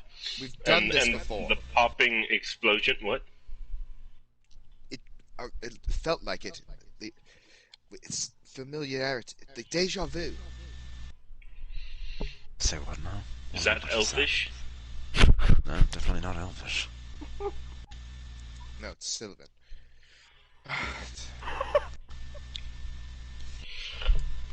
It's the feeling of seeing or doing something before that, but you haven't. Like, you ever had a dream that you swore was so real, and you tried to remember it but you couldn't? But later on, you knew you had seen this before. Ourselves usually call that false meditation. Kind of like, running through those drills in your head, and then you realize, wait, no, this isn't a drill, this is happening. But then you realize, no, wait, no, it's actually not. And it's just kind of, I've never dreamed, no. And Rin, this is the first time you guys have probably ever seen this. Rin pulls out a actual notebook, and I am now writing down hypotheses and theories, and all I am saying is there's something very wrong in this town. Yes, the Thieves Guild. It's more than even you guys would know. Maybe you've been here longer. Maybe you don't even realize you know it. The weather. I prefer the weather around here. But yes, there's always been something off about this town. Let it know it wasn't just a gut feeling. Something beyond just the Thieves Guild's treachery. It's because there's no mountains. Such a fucking Goliath. Look, Wolf Speaker. That was your title, was it not? Yes, Have you ever been wandering around in the woods and you got this always. sudden and profound feeling of chills running up your spine as if you're not supposed to be there? Like when something's watching you. Something like that, yes, but you know for a fact, because you're such a keen hunter, that there's nothing around. Like the woods have gone dead silent. Nothing around. Yes. The whispers of the elders. Yes. Consider this town. I believe what our good friend here is getting at is this town has an uncanny that, Sally. like the whispers of the elders, but there are no more elders. There are elders. Phantoms. Yours. Phantoms, yes. I think that's a good word for it. Is that So we're somewhat fighting the more than undead. Wait! Those are the enemies you meant. And I like point at Rin just questioningly, but also assertively. His nose is in his fucking journal, jotting down shit. And which Mark is also drawing things that Rin is drawing. Okay. So you do see Slash though. Slash is kind of sitting where he's, he's still a little cockeyed, and he's just looking at you, Thogot, just shaking his head no. Yes, any and all questions directed to me can go through Slash, make them yes or no.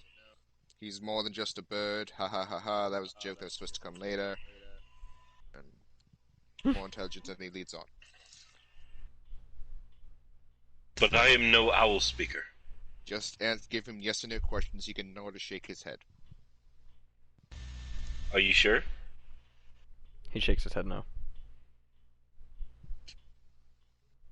And I throw a Getting fucking mixed quill at him. messages. He shakes his head yes.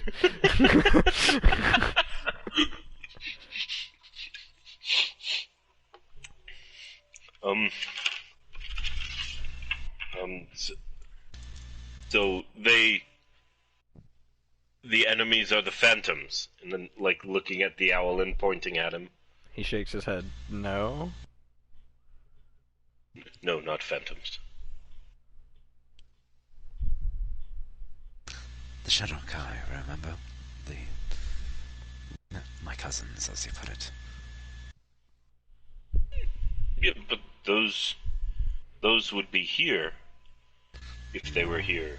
But he said they're here, but not here. Physically.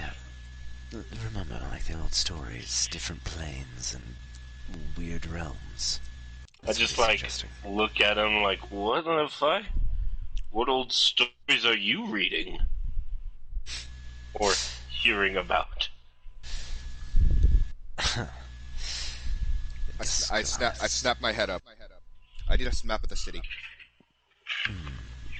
Right away. And I kind of dig through my little sack Mm-hmm. and pull out the map. Okay. Ignore the markings, they're unimportant.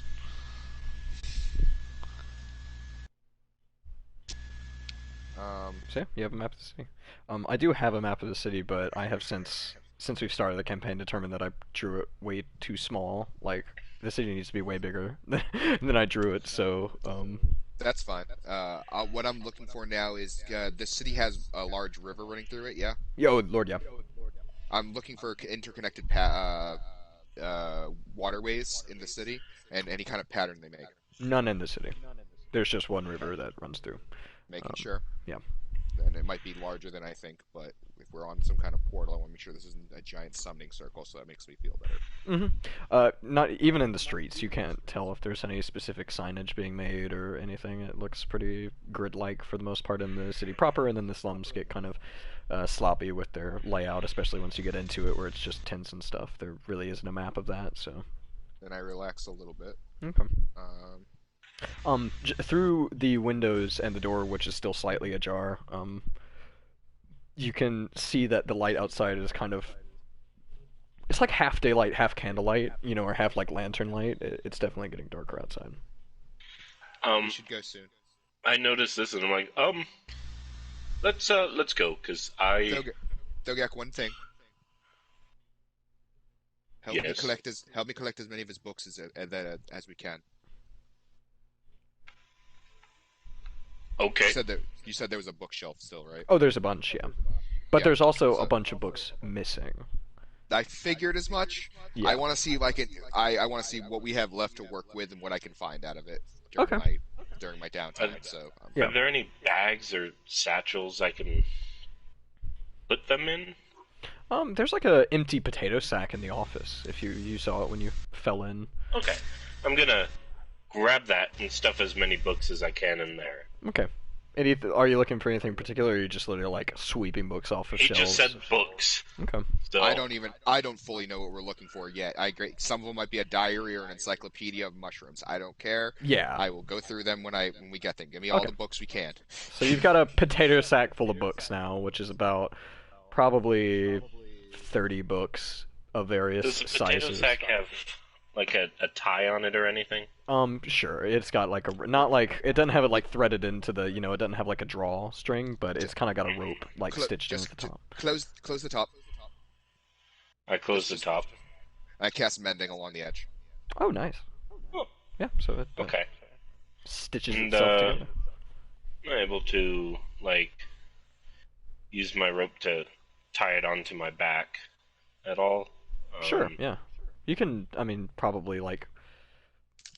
What kind of bag does Dogak have? Does he have like a satchel? Does he have like a... He didn't bring it. Okay. Oh, that's a good point, actually. Yeah, you didn't get your stuff. Tie it onto my backpack, you can wear it.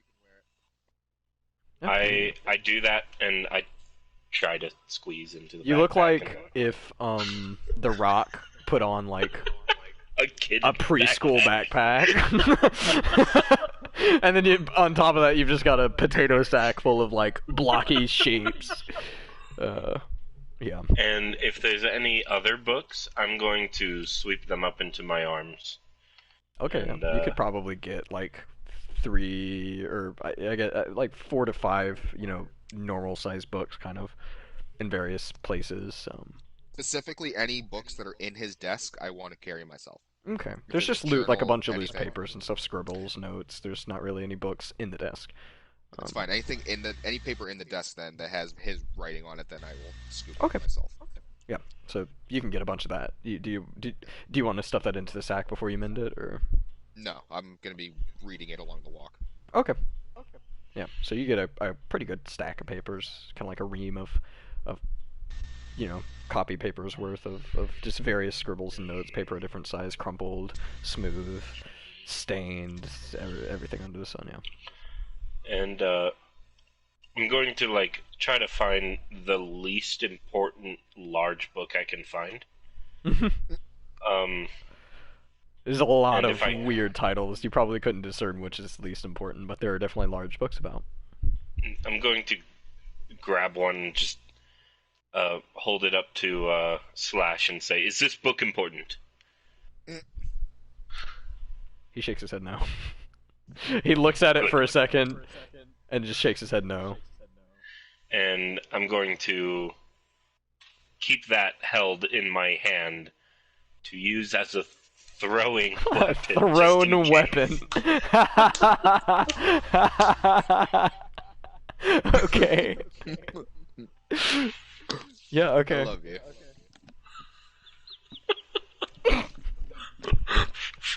I mean, my battle axe requires 2 hands, so just holding some books in my left hand and 1 book in my right hand. So yeah, anything else? the light is fading before your eyes. It's definitely getting darker outside. I'm going blind. Don't to, inhale rock dust. not to rush anybody, but I think we should probably be going. I don't want to fight the Thieves Guild with books. Agreed. Yes. Yes, you're right. Kaz, do you think should we head back to somewhere to sleep? Or do you have more work we should do at night? We should go drop these books off somewhere. Certainly. And it's a little too late to do what I was hoping to do anyway. I'm sorry for that. I know you said you wanted something. No worries. You could discern it's probably like 5:30, maybe 6. It's not entirely dark outside, I will say. It's still kind of like that stage of, dusk where, like, the cloud cover doesn't really help, but, Right, it's yeah. cloudy, so it seems darker than it later than it is. Yeah. It gets dark early. No, that makes sense. I don't know how time works with the sun and all here, so don't know how much time we have. Look, typically the general consensus is the later it gets, the more dangerous it is, and as you guys have both stated, you're not too keen on getting yourself into risky business. Especially not when Draxen stuck his neck out for us. Exactly. So, I'd recommend the three of us call this night, well, a night. And To the owl. to the owl indeed. Cool. So, you guys, I'm assuming you're not going to crawl out the back window, so you go through the front door. Yeah, Fuck no. I can't fit anymore. It's like, so there's just like a beggar in the back alleyway, like a kobold going through trash or something, and just a book flies out the window, and then 6 more, and then a Goliath just starts climbing out the fucking window. Ah! He just like runs. Yeah. So do you guys exit out into the street? Any particular order? It doesn't really matter. I'm not going first with books in my hand. Um, I don't I'm even gonna go- remember the way back. I'm going last. Okay, I'll be in the middle. I figure we flank the books. I find those Yep. the most important thing right Okay. now. So Kaz, you go first. Yep. So Kaz, you exit out onto the street, and something feels off. You're not quite sure what it is. You keep walking a little bit. Thogak, you duck under the door frame and step out on the street. You stand upright and have to like balance a little bit to keep some of the books from tipping over. You kind of have to like re-sling the backpack over your shoulder. Rin, you follow, and all 3 of you, something's off, right? You can't quite place what it is. But then you do. I'm feeling those whispers. Oh. There is not a single soul in sight. And Kaz, this is a little odd because it's not quite dark yet. Like, the streets were about as busy as they normally are in this city when you guys came into this shop like 30 minutes ago. There is not a single soul in sight. Hey, this is kind of what it was like that night. Last night with when I was looking for Sensen. We should move. I agree. From I get a better grip on the book. okay. Roll my shoulder. Yeah, make sure everything's tight. I'm trying to think. I mean, it's like dead quiet right now. You can kind of hear the whistle of a breeze blowing through the alleyways. A little bit. It's kind of that nighttime, dusk breeze. And I think all of you probably would hear the squishing of footsteps a few blocks down from you, past the the shop that you just exited, Kaz. It is in that direction. You hear this what sounds like a single pair of feet kind of stomping through the mud. I kind of try to adjust the books to like disguise my face a little bit. Yeah. You're standing like 10.5 feet I'm a tall, Goliath, and you're so hiding books. There's really no mistaking who I am, but... Yeah.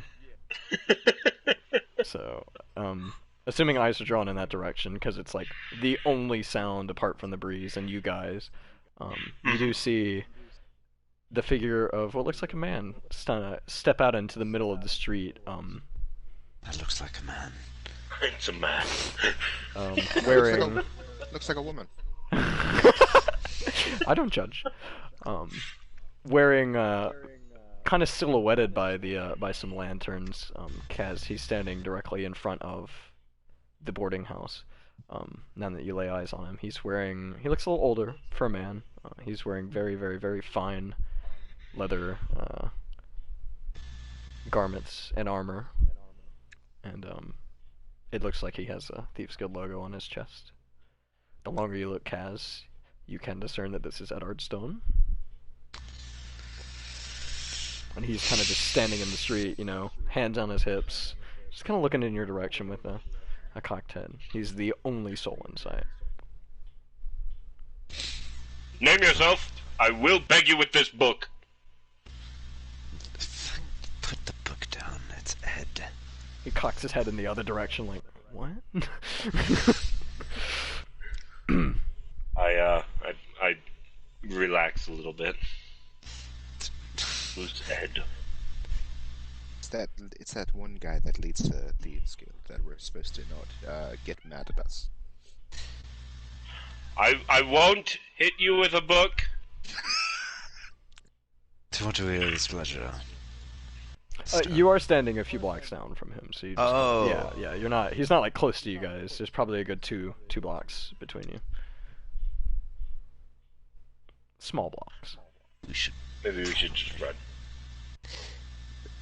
Walk briskly. Yeah, don't run. That makes dogs chase you. I just walk normal speed because my stride is longer than yours anyway. Away? Yeah. Away is towards the owl, yeah? Yes. If I'm remembering directions correctly. Okay, then yeah. Yeah, so you turn your back and just kind of from behind you, you kind of like a half yell, you just, you kind of hear behind you. I'd have a word, Kaz. Fuck. He's looking for you. Well, really, I couldn't guess. I gave that lizard my word I wouldn't hurt you. I'm a man of my word. Look. Sit tight, alright? Stay close, though. I wouldn't like you guys around if things get dicey. And I give Slash a nod, and I want him to land on Kaz's shoulder. You have me. He nods his head yes. I like to say little you, Kaz. I'm like, you have me as well as you would if I was there. Sounds good. Real fast, as he's getting prepared and maybe walking forward or whatever, I look over at Rin and say, "Are any of these books important?" Showing him the books in my arms. I want to skim. I would love to skim over the names to see if any of them seem important. It's really nothing you can it's really a matter of perspective, because like a book like The Science of Potato Horticulture might be important to anything pertaining to the city, Shadowfell, Trinith, Feywild, shit like that. None of it. You don't see Swamp, anything like that. None. It's various like a clock tinkerer's guide, like things very minute. These are all works of literature. Scroll through and see a smaller novel, Lusty Argonian. I was literally about to say that. Lusty Argonian Maid, Lusty Dragonborn Maid. Okay. So I go. No, Tiefling's Tale. You can throw them. Yeah, nothing. Okay, Right. And just in case. You got a fucking great axe on your back. Are any of these books important so I can throw them at people as? Yeah. Okay. So what do you guys do? so You I kind of approach. like, I slowly like kind of like do the stop walking of, like misbalance where you like stop abruptly and you kind of lean forward and rock back. Mm-hmm. Turn around, clasp my hands together, just Ed. To what do I owe you? And to what do I owe this pleasure? How close do you get to him? I'd say 15 feet. 15 feet. Okay, I don't so want you to get too yeah, close. you walk a good. Yeah, you do have to walk a bit to get to that way. And the entire time you're approaching, he's just kind of standing there, hands on his hips. At which point you say, yeah. Mm-hmm. I would like to follow till I'm like 40 feet away. Okay. I don't know how far away we already are, but Probably 60 like feet's the maximum. Yeah, you probably were about. We'll say. You're probably like 120 feet, so I'd say 60 feet would be halfway between you and him from where you were. All right, so I'll go there. If he's going 40, I'll go 10, like 20 behind him.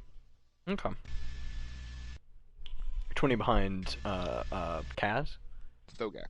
Thogak. Okay, so basically you guys are kind of in like a weird, kind of like a zigzag, I imagine it. So like, Kaz, you're standing 15 feet away from Ed, and Thogak's 15 feet behind you, and then Rin is another 20 feet behind Thogak. So, Okay.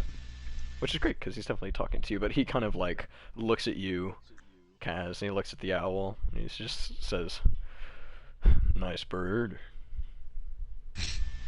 Thanks, I tempted myself. No, a friend of mine. So, what brings this chance encounter in the middle of dead silence? Don't be so naive, Kaz. You know there are no chance encounters here. He kind of glances one of his eyes at the boarding house. Hold on, let me look at one of your stats real quick.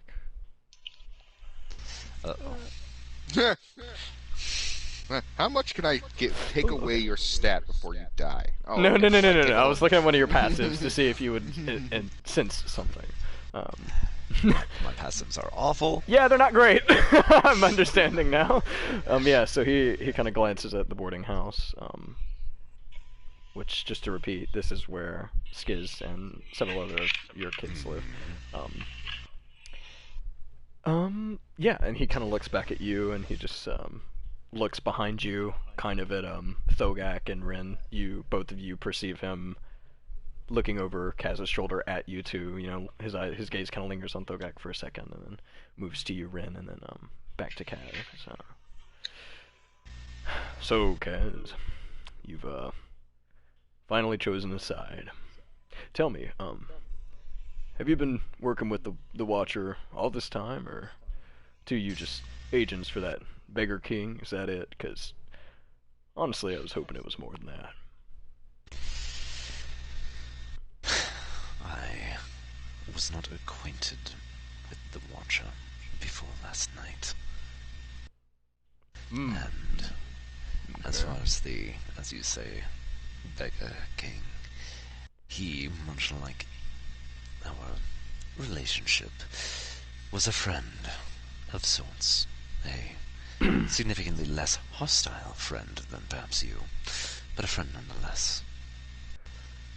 I never chose a side because my allegiance ultimately lies with not only my own personal goals, which are, I dare say, slightly less ambitious than your own, but every man has his goals, and my goals lied mainly in where the money and safety came from, and the moment I was attacked by you and your men, there is no allegiance there. Hmm. Much like you, I'm a man of my word, and I gave my word that I really don't want to die. I gave my word that I don't want anyone important to me to be in danger. You threatened that, yes. But not physically, not until now. Hmm. Hmm.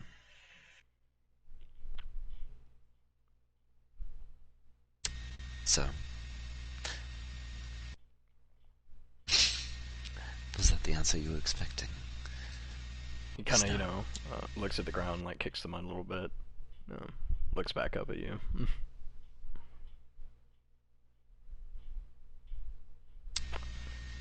Were you gonna say anything else, or? So no, I was not an agent. I did not work with the Watcher until yesterday. In fact, the only reason I started working with you was because of the circumstances that led me to the Slum King, anyway. Hmm.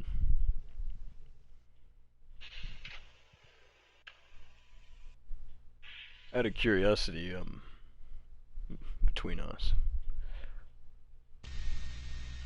how long do you think it'd take me to find out? Find out what?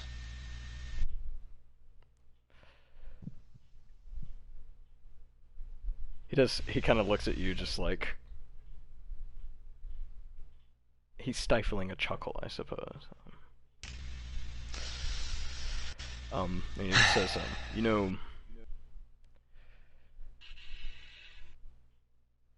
if I were you next time I take a hostage, I wouldn't leave him alive. Onyx.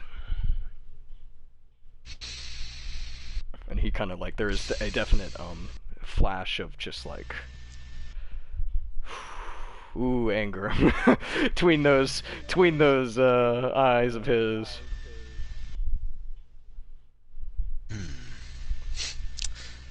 I do suppose there may have been important information to tell you, yes. I am this Shush. creature, but I am not that creature.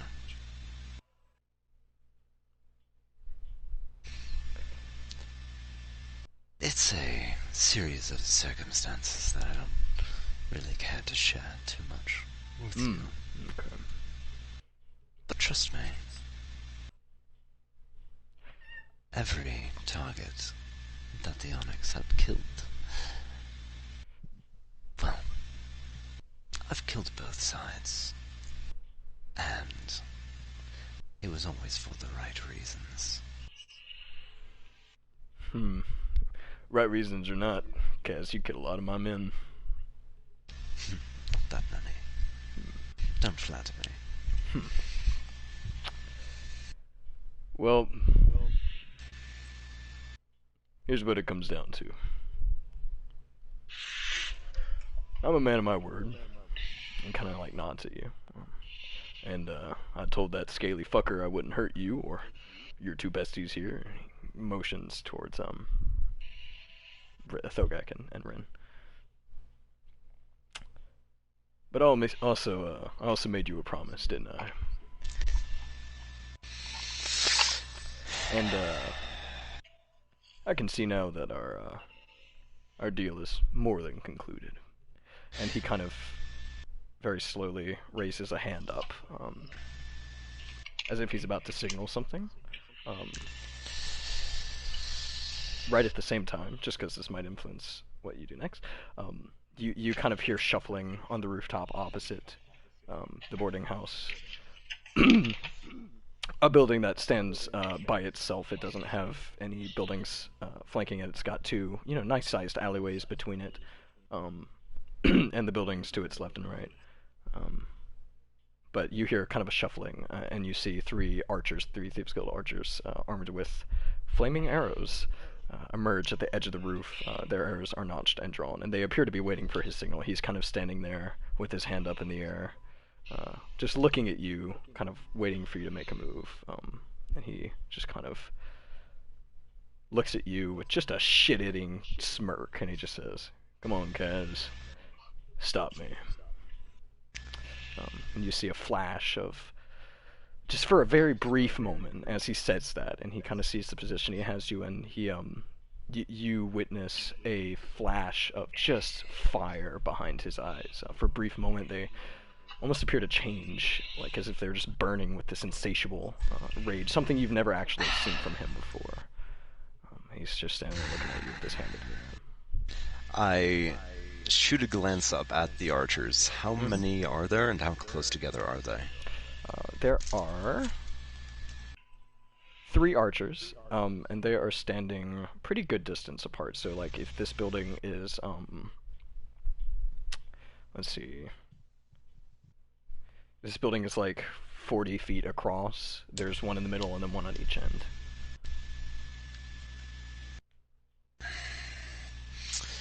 Fuck.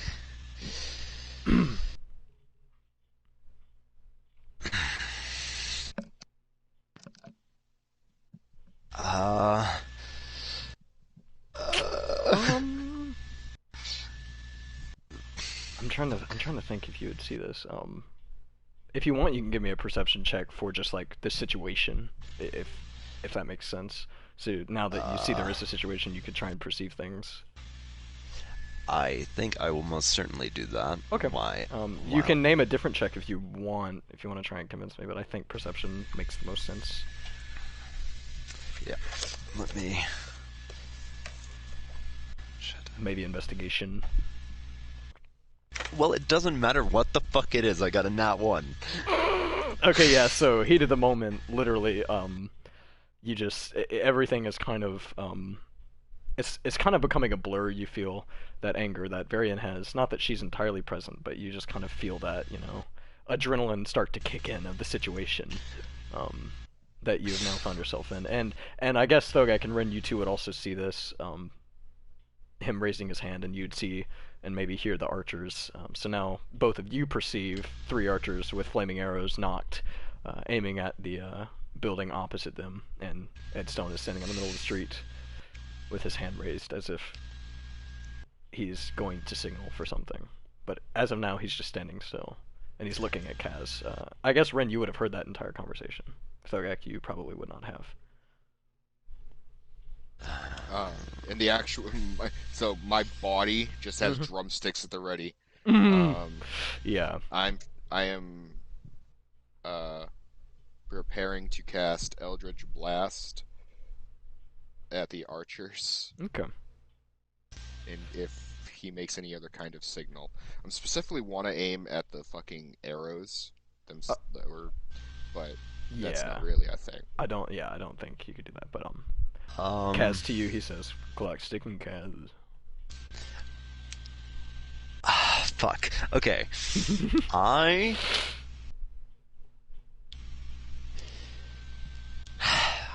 The areas around both of my eyes are going to darken. And I'm going to try and flood the archer's view with just fear incarnate. I'm going to cast Cause Fear. Okay. And cross my fingers. Okay, so, So, I cast Cause Fear at 3rd level to target, well, obviously 3rd level, because that's the only one I can do as a warlock, to target all 3 archers. Wisdom saving throw. Okay. And I'm placing the books on the ground. Okay. Sorry, I was reading through the spell just so I knew what it did. Let me retrieve my dice tray. Why's my save so low? Because we're 5th level. Yeah. Oh shit, you're right. We're not 10th level like the other campaigns. We're pretty low in this one. You said you need a wisdom save, if I heard you correctly? Yes. Okay.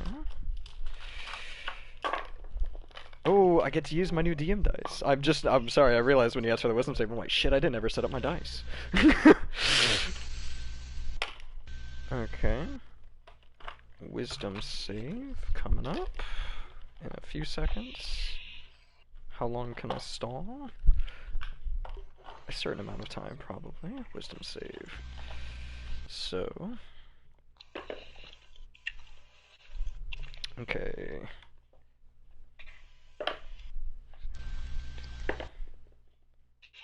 Okay, one of them got a 17, one of them got a 20 not natural, one of them got a 14. Pieces of shit! Tell me the DC isn't 14. It's The DC is fucking 14, fuck. Okay, well then Same. my eyes darken, and that's it. Okay, so your eyes just darken and he looks like... He's unwavering. He's standing completely still with his eyes, and his eyes darken. He kind of lowers his head a little bit and looks you in just so deep into your eyes, and you just kind of see that smile crack again, and he's just like, the archer is, regardless of whether or not that happens, I like my DM dice, so this is what it feels like. Kelsey, I have so much power. But yeah, so the archers, they aren't, obviously nothing happened, but they do look like they are a little unsettled by your sudden change in appearance. Their eyes are darting between you and him. They're lingering on you a little bit more now, though, after that happened. And one of them does have a shaky arm, since he met the DC. He's kind of like, fuck, we'll say it's the middle one. By the way, of these windows, there's 3 archers. This building has 6 windows that lead into bedrooms. You know that Skiz's is the middle of the middle, so 3 rows of 3. His is the middle. Actually, be 2 rows of 3, and then a bottom row with a door in the middle, and then 2 on each side of that. So it'd be 8 windows, sorry. And Skiz's is the one immediately above the door. So the middle archer is kind of wavering a little bit. Okay, so I'm going to keep my eyes darkened. Yeah. Yeah. And I'm just going to walk forward and just continue walking forward to Ed. Mm-hmm. And I'm going to step right up to him. Yeah. Smile. And walk inside. The building? Yes. Ooh, okay. You said you weren't going to hurt me. I think setting the building I'm in alight might. That's a good point.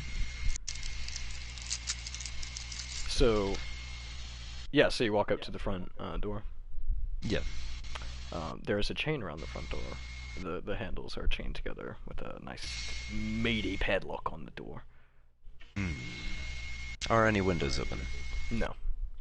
Now that you get close, though, you can, I'll allow another perception check. Please. We'll see. I'll tell you what. If you don't do well on this check, we'll say the minimum you can get is a 10, since that's your passive. Can I make one? Yeah. Hell yeah. Natural 20. Fuck yes. Yeah, Ren. Are you making one as It uses the through? owl. Yeah, through. Okay. Yeah. So yeah, natural 20. You're about to get a buttload of sensory things. Is this sight based or hearing based? Sure. If you assume the senses of him, it'd be sight and hearing and smell, Okay, 'cause, right? I don't really know, to be honest, with familiars. Well, it's because the owl gets advantage on sight-based perception checks or hearing-based perception checks. I will allow you to name it before you make the roll, if you'd like, which you'd like to hone on specifically. Sight. Okay. And while that... Nice. And I will shoot a recommendation, though obviously it is up to you as to how you rule it.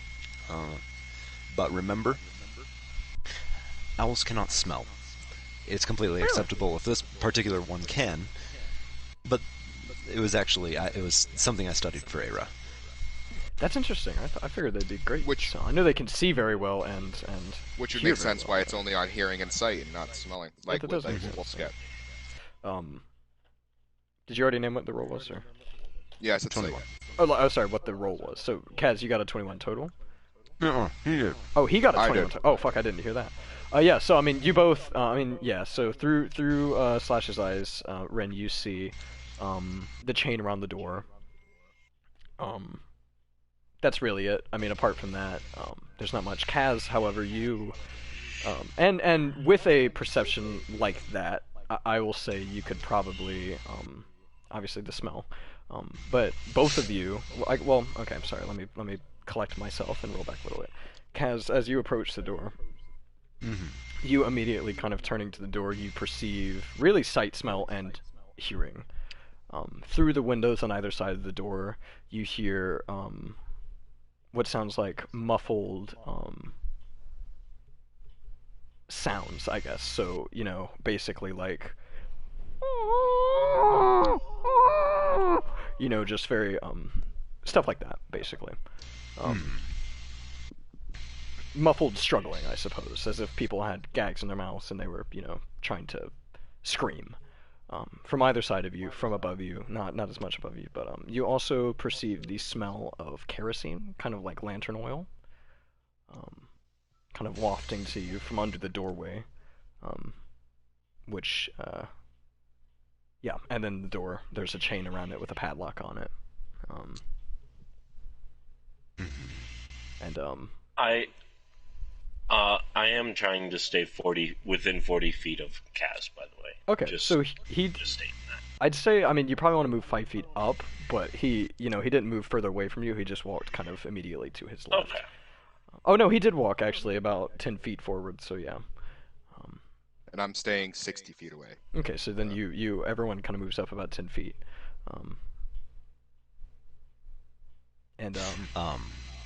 Yeah, so he behind you, you hear him say, "Oh, it's pretty smart of you. I didn't take you for the intelligent type." I have my moments. Wolf speaker, I could use a hand, and this has to work. Quite literally, has to. I will shoot my gaze back to once again the archers. Yeah. And I'm going to cast Sleep. Oh fuck. Well, roll some dice, bear. I will say before you do that, you kind of whip around. How quickly do you do it? Do you kind of turn around and cast it? Is it kind of like a quick draw thing, or? No, not particularly. Okay. I mean, I don't know what the movement for casting sleep is. Oh, either. It's an action. But when you turn around and look at the archers again,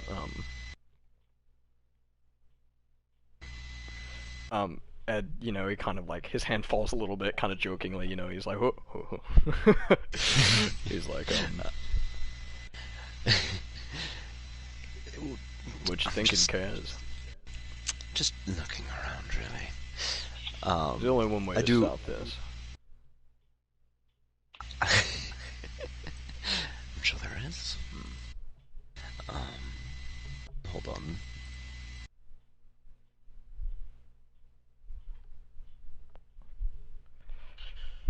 Snappy. Situation demands time. Come on. Yeah. I'm trying to roll. Clock's ticking. I know.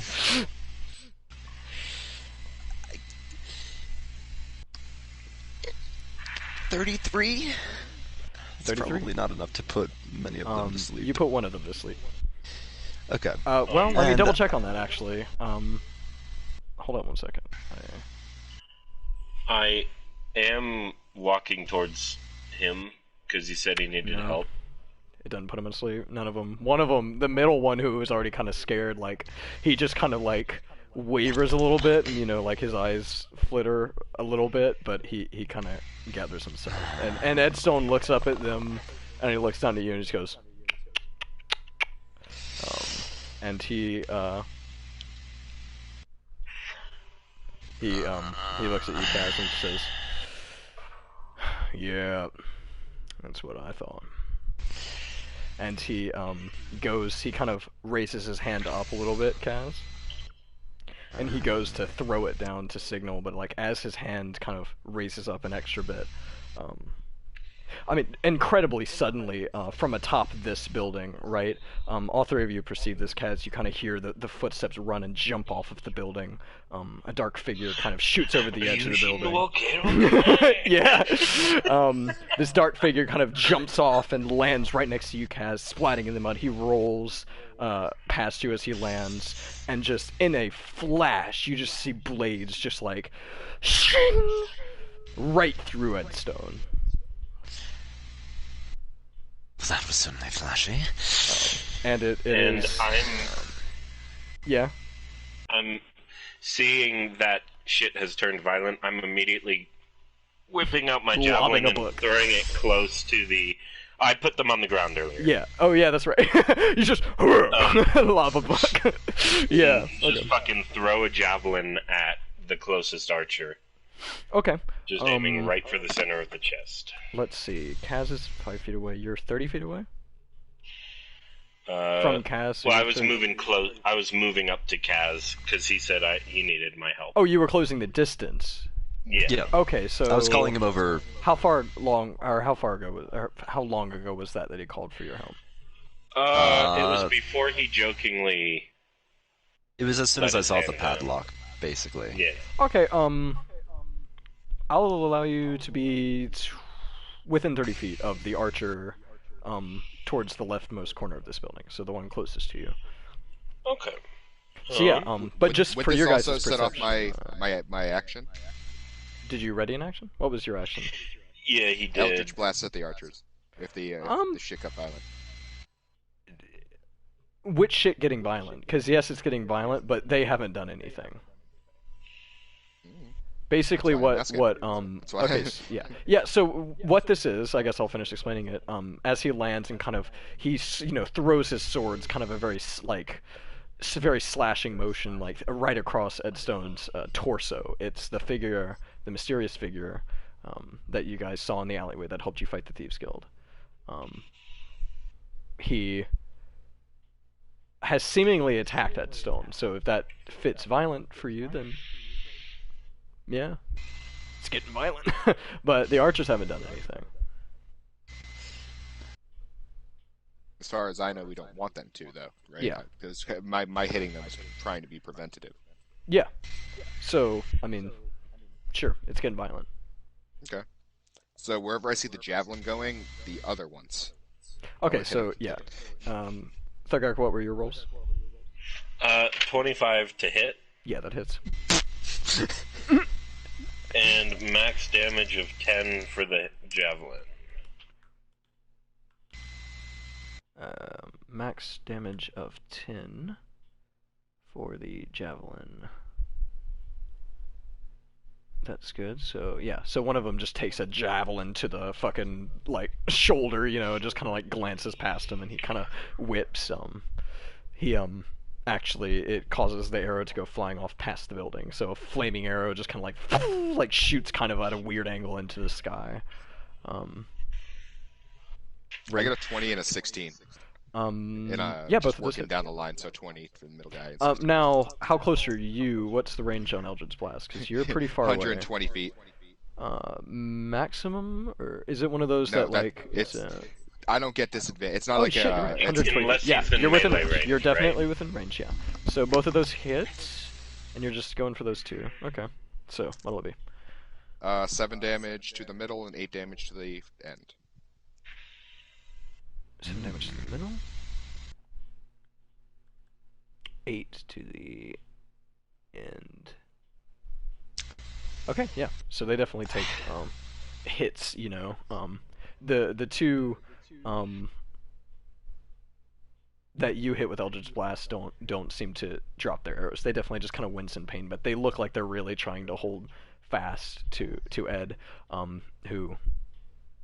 Now that happens. Kaz, do you want to do anything? Well, I want to look at Ed real quick. How's he looking? He is standing completely still as if nothing happened. He's just kind of looking... in fact, he still had his hand raised. He just kind of and just looks down at the mysterious figure. Kaz, you could probably guess who this is. He hasn't been named yet, though, so nobody's referred to this figure by name, so, you know, but... Called to the Watchman. Watcher. I guess Ed did, yeah. yeah, you're right. Okay, so this figure, who I guess Rin and you, Kaz, you could discern that this is the Watcher, is kind of, you know, on his knees, you know, heaving a little bit, and he's just got his sword, and he just kind of slowly turns to look at Ed Stone, who is just looking at him, kind of like, Ed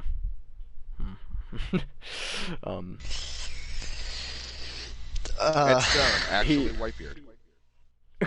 He doesn't even look like he has a slash of damage across his chest. It doesn't even look like the sword pierced armor or cut it in any way.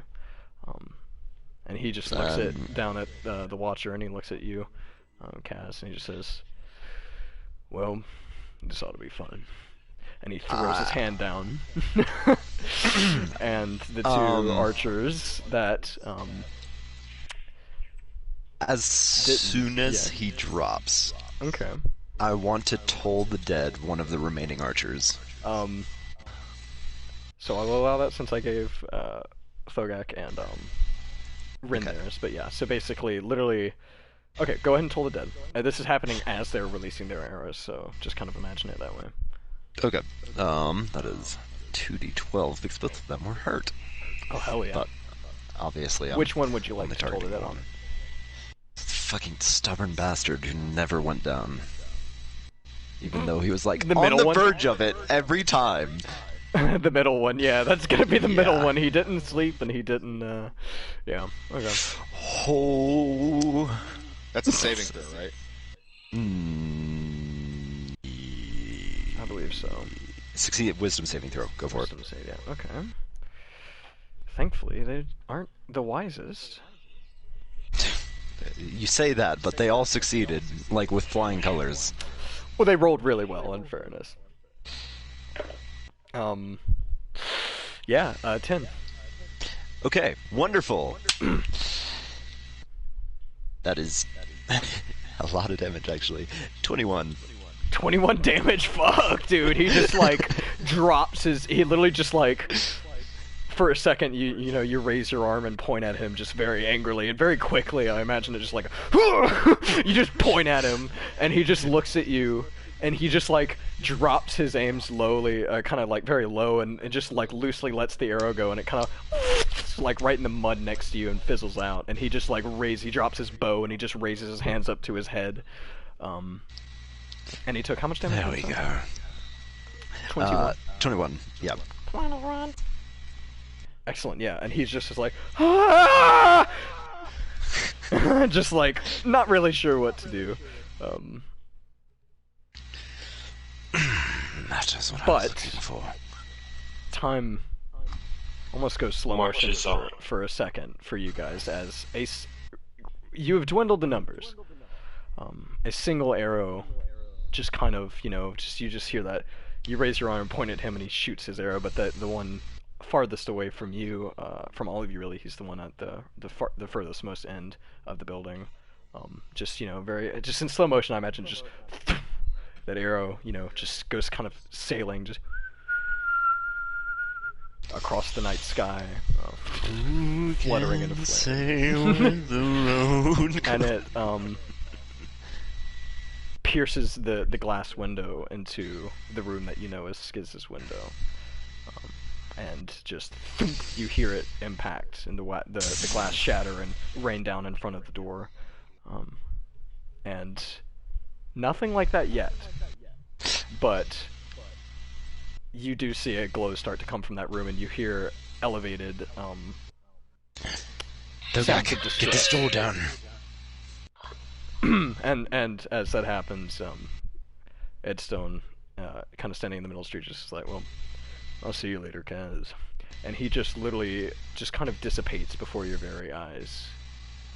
Kind of like Luke in Last Jedi, you know, after that and whole showdown. His cloak kind of falls down to the ground. Oh, no. He just his entire figure just dissipates. Just very into the night. He's entirely gone. And the Watcher is left there, just looking, and his eyes kind of, his helmet, he just darts his gaze to you, and he just takes a running dive through one of the windows. He has the right idea. Come on, we need to get inside. How sturdy does this door look? It's an old wooden door. It's pretty thick. You think it's entirely dense wood. Dark wood. I don't have the mind for this. Do you have another way in? Anyway. Do what? In. Get in. We need in. You cast start to shatter smell on the smoke. wall.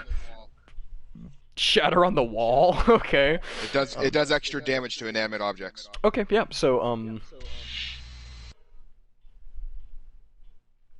So I need a saving throw from the wall. It fails. It's a fucking wall. What level are you casting it at? Second. So that ring, construct saving throw. Although I'm not sure that would do anything, because it says it has to be a creature. Yeah, no. I'm reading it too. I thought it did. It just does if the creature is made of stone or crystal. Yeah. Not magical objects that isn't being worn or carried also take the damage. Would an entire wall be counted, though? Or is that more like an object? It's everything, everything in that sphere.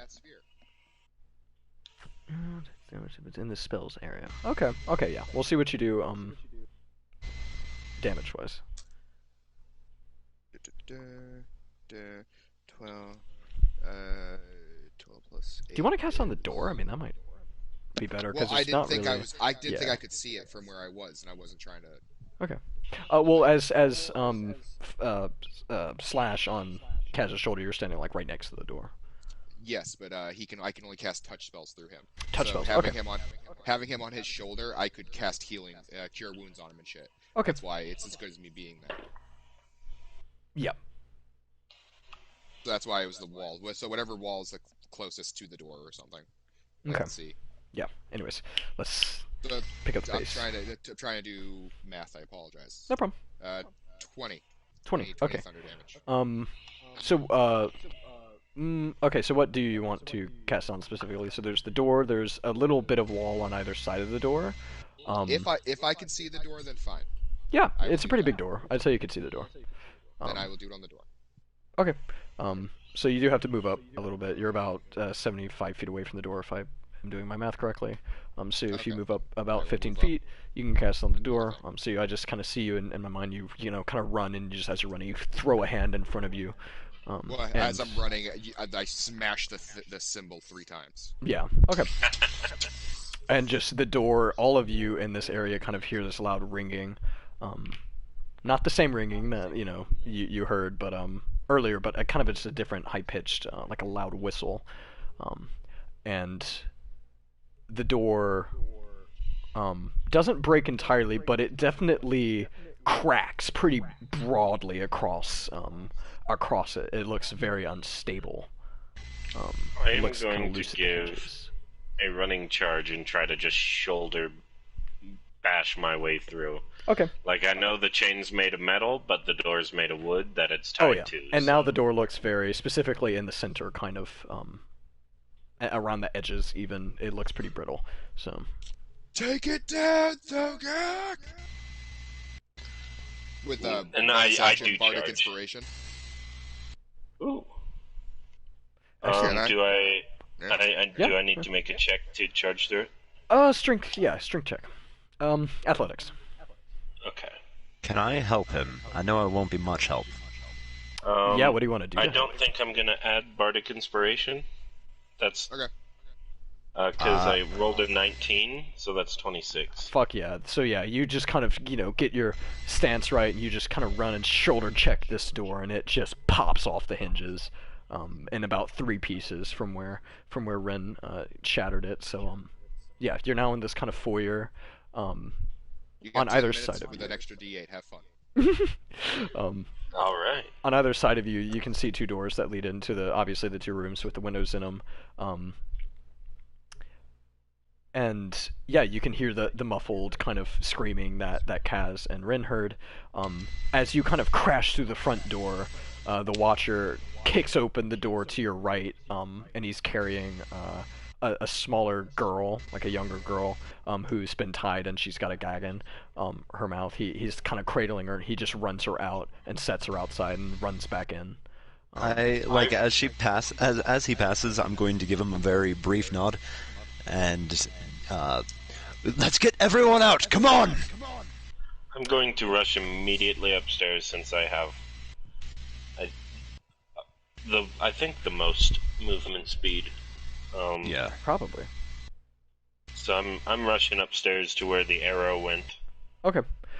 As he kind of comes out of the doorway, you see smoke start to seep through the floorboards immediately above you, which would be the room where the arrow went. So Okay. yeah, definitely warranted. So there's kind of a stair way to the back, to the left side. There looks like a doorway where stairs might be. Rin, are you running towards the building? No! The fuck am I going to do in there? I don't know. Help get people out. Anything you want, really. So where are you standing? Fight these then? archers while these people are fighting a fire. They appear to be shuffling away. So the one in the middle is fucking hurt, and he just basically the ones on either side of him are kind of carrying him away from the edge of the roof, at least. So. I'm gonna attack that one. Yeah. So yeah, Kaz, what are you doing? The Watcher comes back in and starts kicking down the door to the other, on the opposite side of the room from the one he just came out of. Looks like, was Thogak running for Skids' room? Yeah, he was running for the room. He's running for the stairs, is all you can see. So he just Thogak kind of takes off across this foyer and goes to the back room. I'll leave the Watcher to the lower floor. I'm going to run up and try and help out Thogak on the upper floors. Okay.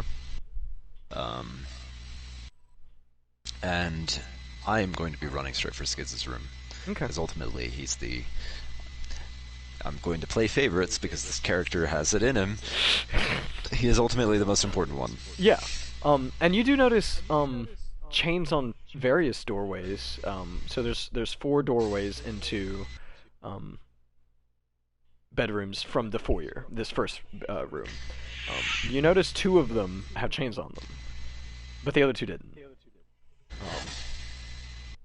And it occurs to you that these are the kids you know, or that you've talked to, maybe not closely, but just any of them.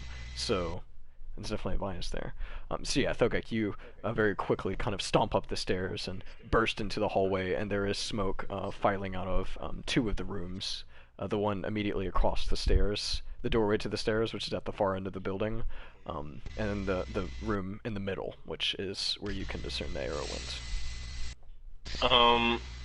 Is there anywhere that it seems like more smoke is coming from? The middle room. Okay, I'm going straight to the middle room. That's where the arrow went. Still. Okay. Yeah, definitely. So this door is chained. I am taking out my battle axe and just chopping trees. Just chopping trees, yeah. So from inside, you can hear a definite and yeah. So you don't have to make an attack. What's your damage on the first swing? It's a very tight hallway, so it does kind of restrict your movement, but not enough to impede. You don't think it's a big fucking axe, and you're a big fucking guy, so. It is, oh my god, max damage, 16? 16? Okay, so you just dig a big chunk right out of the middle, kind of like horizontal. And... a big chunk out of the door. I do get a second attack every time I attack? Yeah. So, does it still look like it's structurally sound? You might be able to kick it in, but... I mean, another axe hit won't hurt. You can see there's fire in this room. It's definitely spreading quickly. There's a light as you kind of dig your axe into the door and pull it out. A light escapes into the hallway, and smoke is just pouring. Black smoke is pouring under the doorway. Got a 12, and yeah, spurred on by the sight of the fire and the smoke. And I got 12 for damage. Yeah. So if the door doesn't give way, I am breaking it down with my shoulder. Okay. It doesn't give way, but it looks like you could just about tap it, and it would give way. Okay. Then yeah, I'm gonna try to do that. Okay. For athletic 18. Damage? Oh, yeah, sorry. For athletics. Yeah, yeah, I think that'd do it. So you, it's pretty weak. You almost got it down with the axe, so it, Okay. yeah, it breaks pretty easy, so the door just kind of flies, in, kind of pieces into the room. Kaz, what are you doing?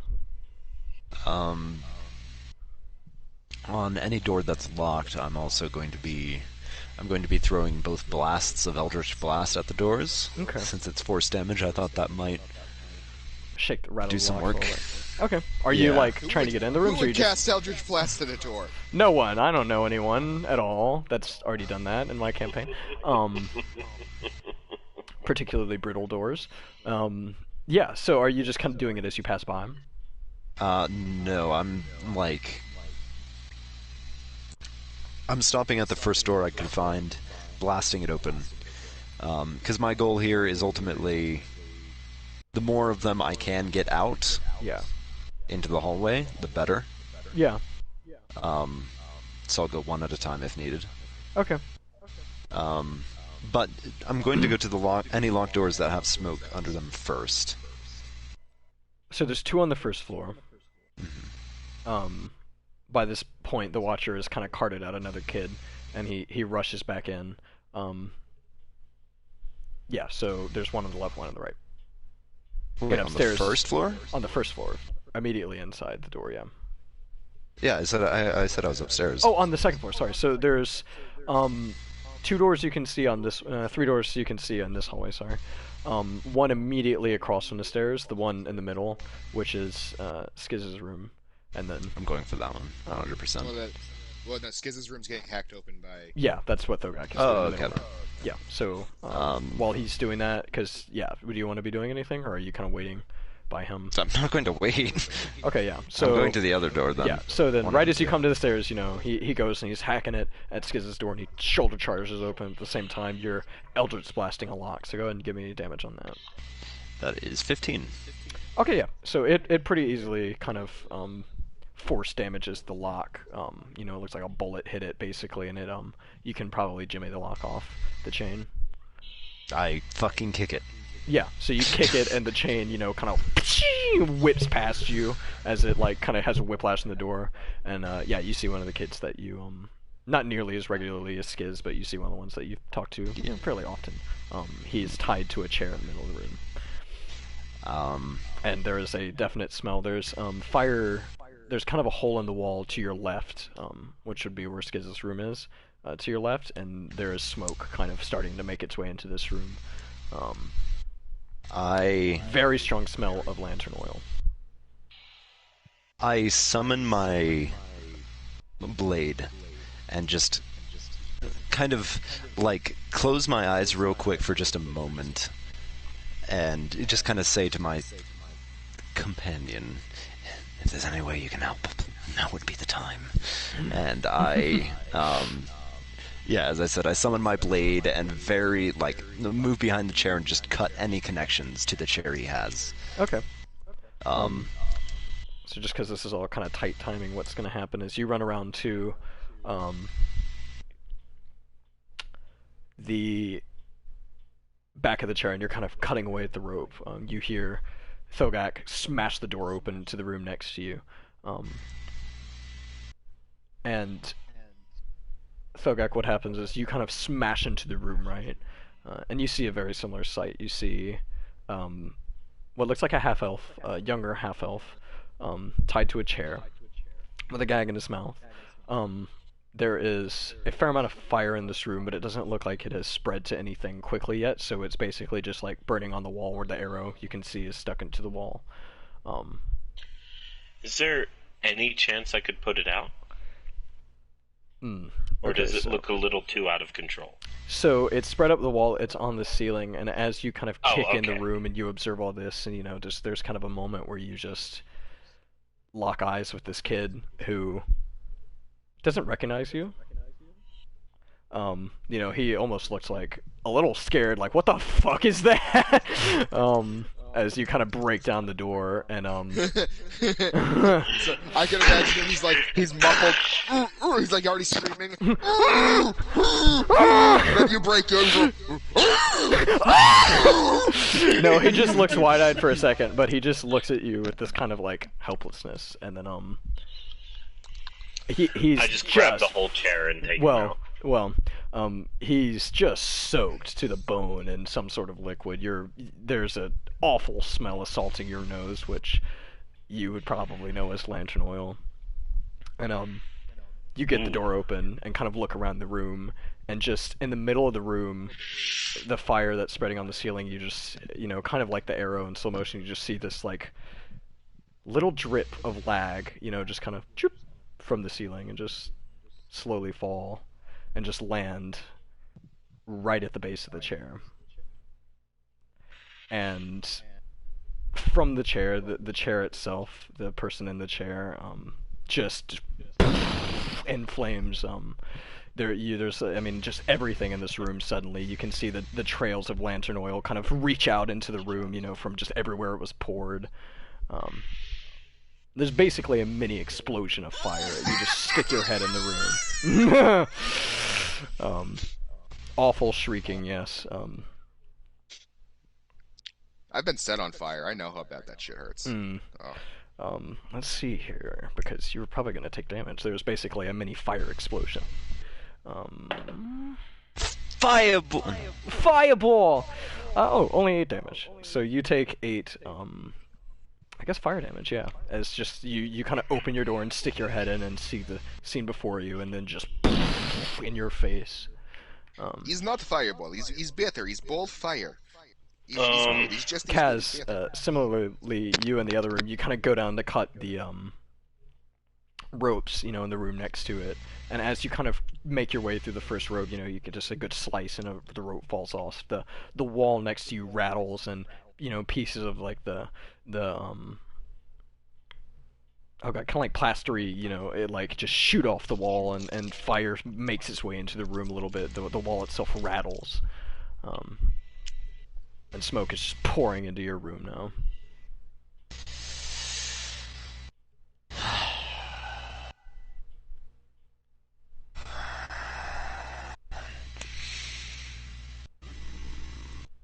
I mean, how high up is the second story? Let's see. So, it's a second story, so probably 20-25 feet off the ground if I had to go. Well, 15 maybe. No. From like the window. Not instantly fatally high. No. How big is the window? It's a normally sized window. It's no bigger than the one you had to kind of squeeze through at the office. Okay, yeah. I'm going to Decaffrate.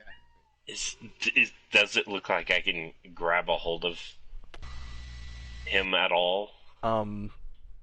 He is entirely on fire, so you would be grabbing something that's on fire, but Is the chair on fire? Oh yeah. I don't think I really got anything I can do here. He's squirming. He's not dead yet. I'm going to quickly, as quickly as I can, cut him out and try to run outside to the mud in hopes of rolling him around in the mud. Okay. I do have 40 feet of movement speed if that makes a difference. Yeah, you could do it quickly, but he's definitely. You would be basically sticking your. It'd be like trying to handle a burning log. Yep. So, ooh, that's Spit it and hold in the chair. Endurance.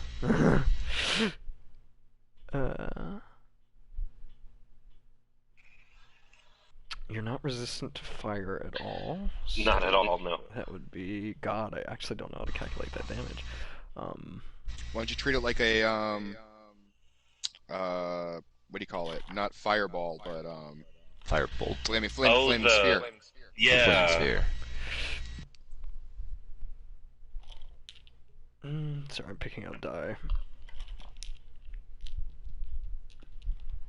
So yeah, I mean, just to explain it, yeah, so you run into this, I mean, Raging Inferno, I mean, just being in the room alone, you take damage, because now it's entirely engulfed, in flames, so you kind of run up, you shield your eyes, it's bright, it's hot, your skin's hot, even for you, I mean, fuck, it's hot as hell in here, and you run up and kind of try to cut the ropes, and it's just, I mean, this... Poor kid is just writhing and trying to shake loose, anything, but he's basically bound, so he can't do anything,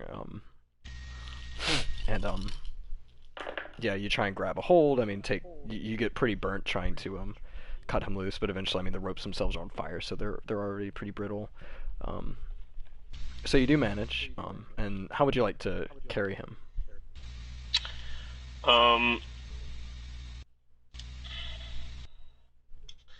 Not, like, close to me.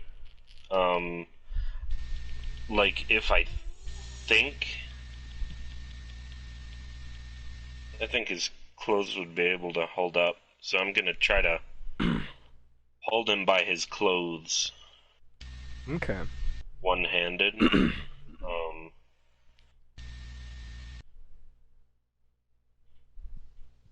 Since, he's a kid for one. Yeah. It'd be easy. Yeah. Okay. So you kind of like that way. You're not slinging them over your shoulder or anything. So you very quickly. I'm not embracing the flames. Yeah. But still, your arm is like just in searing pain right now. If it weren't for the adrenaline, you probably wouldn't be able to actually do this. Your mind would not physically let you actually hold this thing. Yeah. But it's moving kind of quickly right now, so you Oh, yeah. Treat it like heat metal then. Fuck. Let me look at that. I'd say it's on my spell list. Yeah, Easy for you to find. I know. A creature holding or wearing the object takes damage from it. The creature must succeed in a Constitution saving throw or drop the object if it can. If it doesn't drop the object, it has disadvantage on attack That's rolls actually and fair checks. because I mean you're literally holding something that's on fire. So I will ask a con save once you make it out I of the room. apologize that I made it harder, but I was just No, well, that was just occurring to me as I was describing that. Like, fuck, I mean, would you even be able to hold this thing? Because it would literally be like holding a burning log. Yeah. So, yeah, give me a con save. You make it as far as the hallway, so you make it out of the room and into the hallway. I rolled the dex, but I'm just gonna. It's the same as my con. Okay. So, 21, 18 on the die. So. Yeah.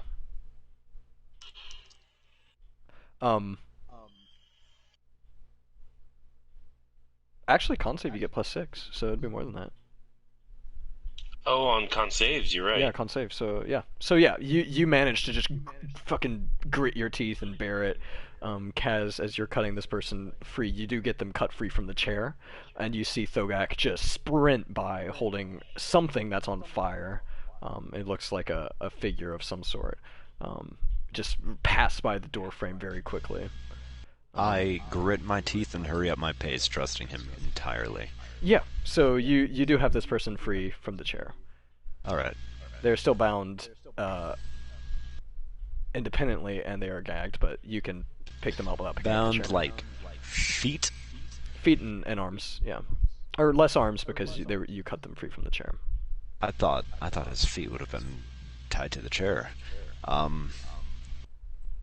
maybe. That makes sense. Yeah, fuck it. We'll say that. Okay, if they are tied to the chair, I cut him free from the chair, right? Yeah. Okay, then I just pat his shoulder like give him a glare, and then leave. Okay, yeah, so he kind of rips the gag out of his mouth and just and he gives you a thumbs up and kind of, starts to stumble out of the room. What do you do? I rush over to the next door.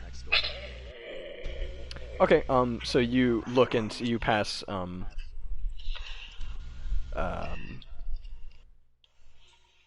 the next door in general, or the ones that are padlocked? There should be only one more that's padlocked, right? Yeah, on this hallway. How's it looking? Does it have like any smoke under it or anything? This room, no, but you do pass by, so like, okay, then... yeah, you pass by, fucking Scott. Room. I was like, what the fuck is his name? You pass by his room and you see like there's flames now pouring out of the doorway into the ceiling. You'd probably take damage, getting a running jump past this door frame. Flames are just pouring out of this room. It looks just like a hell incarnate of a room. I'm going to be basically... There's doors immediately to its left and right, right? Yeah, so you just came to the door, if you're looking at the wall, you came to the door to the right of Caesar's room. There's a room across from it, and then one down the hallway across from it. Okay, so I'm going to kick down the door to its side. Because that one doesn't have a lock on it, right? Yeah. The one across from his room doesn't have a lock on it. Okay, then I'll do that. The one next to that one does, yeah, so at the opposite end of the hallway. Yeah, okay, so you kick it down, I mean, you could try opening it, it didn't appear to be locked. Or do you want to kick it down? I'll just open it hurriedly then. Yeah, okay, it opens. Yeah. There's like an older teen, kind of, yeah, bound. Less bound, but bound still, in a chair in the middle of the room. Okay, then, yeah, I'm going to be doing the same kind of thing. Okay. I'm just basically going by order of threat.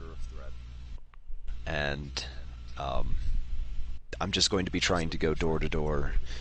If the last padlock door starts looking more threatened than any given door, then I'll rush over to it. Okay.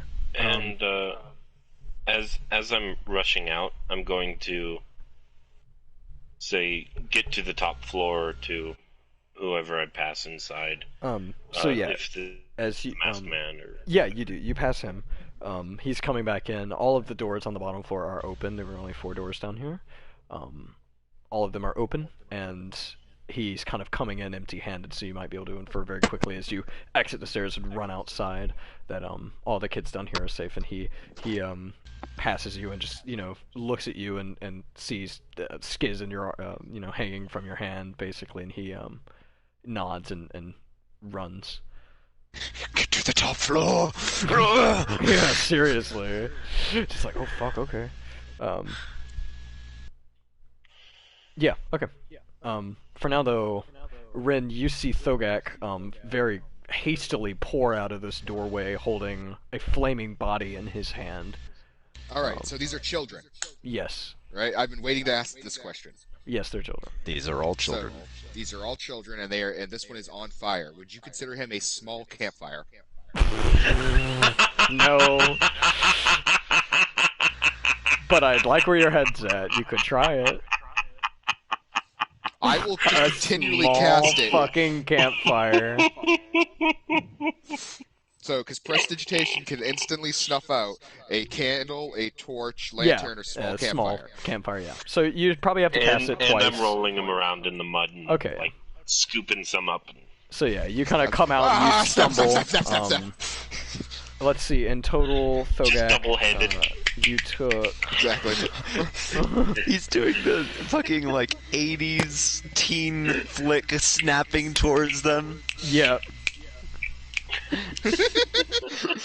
Do a small jump in between. Thogak, you took 32 points of fire damage to your hand and arm. I am going to fucking Stone's Endurance that shit. 'Cause I don't think I'm gonna take any more important damage than that. No. Not tonight, probably. Let me see. So you kind of, There's no roll for that. yeah, you kind of come out of this building and you just stumble, I imagine, kind of to your knees, and he lands in the mud, and you start rolling him around, and yeah, when you sprint up, you're kind of up. The archers have gotten away at this point. They've disappeared over the corner of the roof. And yeah, so you come up and you have to do it, we'll say, twice to put out most of the flames, and one more time to just put out the remaining stuff. And yeah, before you just lies a horribly charred body. I think And Anakin from after he's Revenge not of the on Sith. fire, I cast Cure Wounds. Okay. I reduced that by 12. How much did you say it was in total? It was 32, I believe. Let me double check. So 20. 32, yeah. So by 12 it'd be 20. No, Okay. by 12 it would, yeah, it'd be 20. I'm an idiot. Don't listen to me.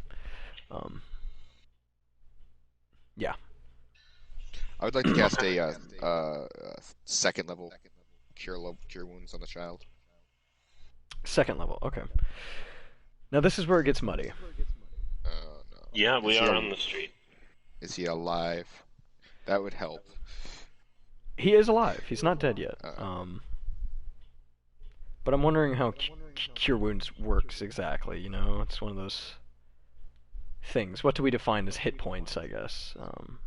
Yeah. A creature touch regains a number of hit points. Yeah. That is the thing, so...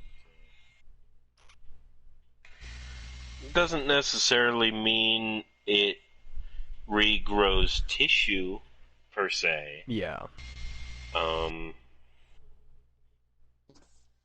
But that can be ruled by the DM.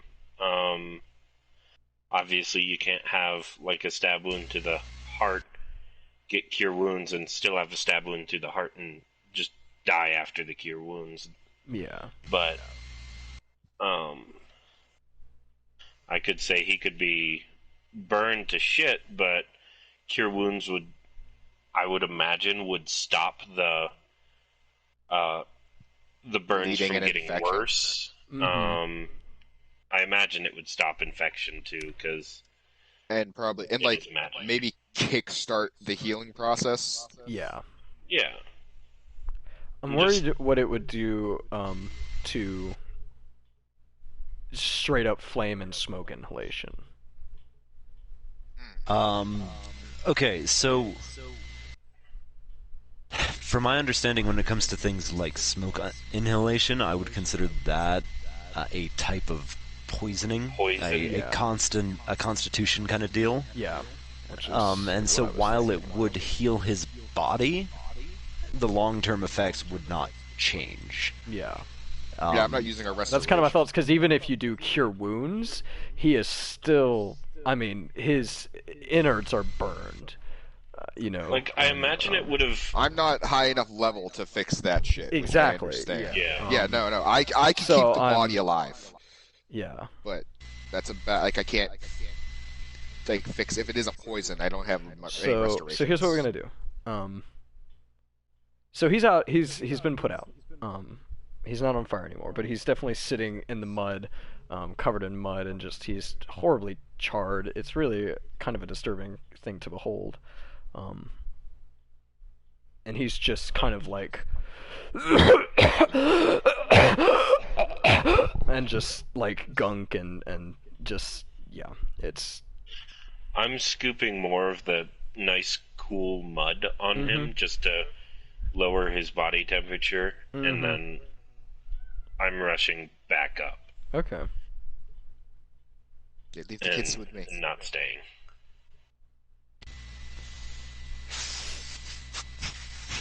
Okay. Yeah. I can stop the pain, young one. Yeah. So he's not like writhing or anything anymore. He's laying pretty still. But he is obviously having difficulty breathing. A lot of difficulty breathing. So that's where we're gonna leave him now. Yeah. So you rush back in, Kaz. You have cut this person free by now.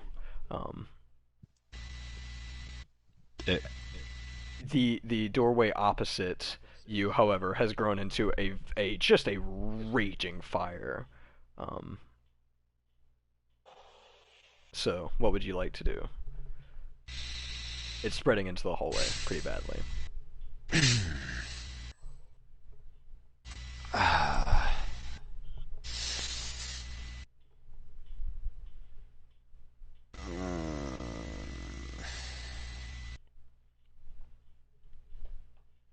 I'm going to. I'm just going to try and get to any door I can. Okay. I'm going to kind of gesture him, and again, kind of like pat him on the shoulder as I stand up. Run out into the hallway again. You say it's spreading pretty badly. I'm going it's to. in the hallway now, so you so you're gonna dart by the fire, just kind of like jump out into the hallway on the other side. Yeah, I'm going to take damage. How much? Yeah, you are gonna take damage. 4 fire damage. You the fire kind of whips. That's actually a pretty good roll. Yeah, you basically just kind of coming this close in contact, like, I mean, it's literally just you kind of step out, and as you go through the doorway, you just realize you just get punched with this just pure heat coming from this doorway. Yeah, so there's 2 more doorways. There's one to your right, one to your left. I'm going for the one to the right. Okay, the one to your left is padlocked. That would influence. Go for the one on the left then. Okay. It would take the longest to break into. There's a pretty thick layer of smoke on the ceiling now. I am just spamming Eldritch Blast at it until Okay, it bursts open. I won't even have your roll damage. Yeah, it's just one good, the lock, the door splinters a little bit. You kick it open pretty hurriedly. Yeah, kid in the chair. I'm going to actually just pick him up in the chair and bring him to the other door. Okay, you just like give me a strength, I guess, because it's not Well, hold on. Let me look at something real quick. Yeah, I'll determine if you have to drag him or if you pick him up. Give me an acrobatics or athletics. Sorry. I'm using a luck point. Yep. Very understandable. Okay, 15. Yeah, so you just kind of you did that like hop walk or like pick up, take a step, set down, pick up, take a step, set down, like you like kind of balancing it on like right above my knee. Yeah, basically. So you kind of scoot him out into the hallway, and he's like pulling at his restraints, looking at the hallway, the fire, which is now I open the door and bring him in. Yeah, okay. So you open the door, there's another kid, a little girl, and she's pulling at her restraints pretty frantically. The wall to her room is starting to excuse me, burn through. Like you can kind of see the top floor? This is the middle floor still. Oh, okay. Don't worry, you two. And I use my remaining spell to cast Shadow Blade in order to dual wield and cut open both of their bindings simultaneously.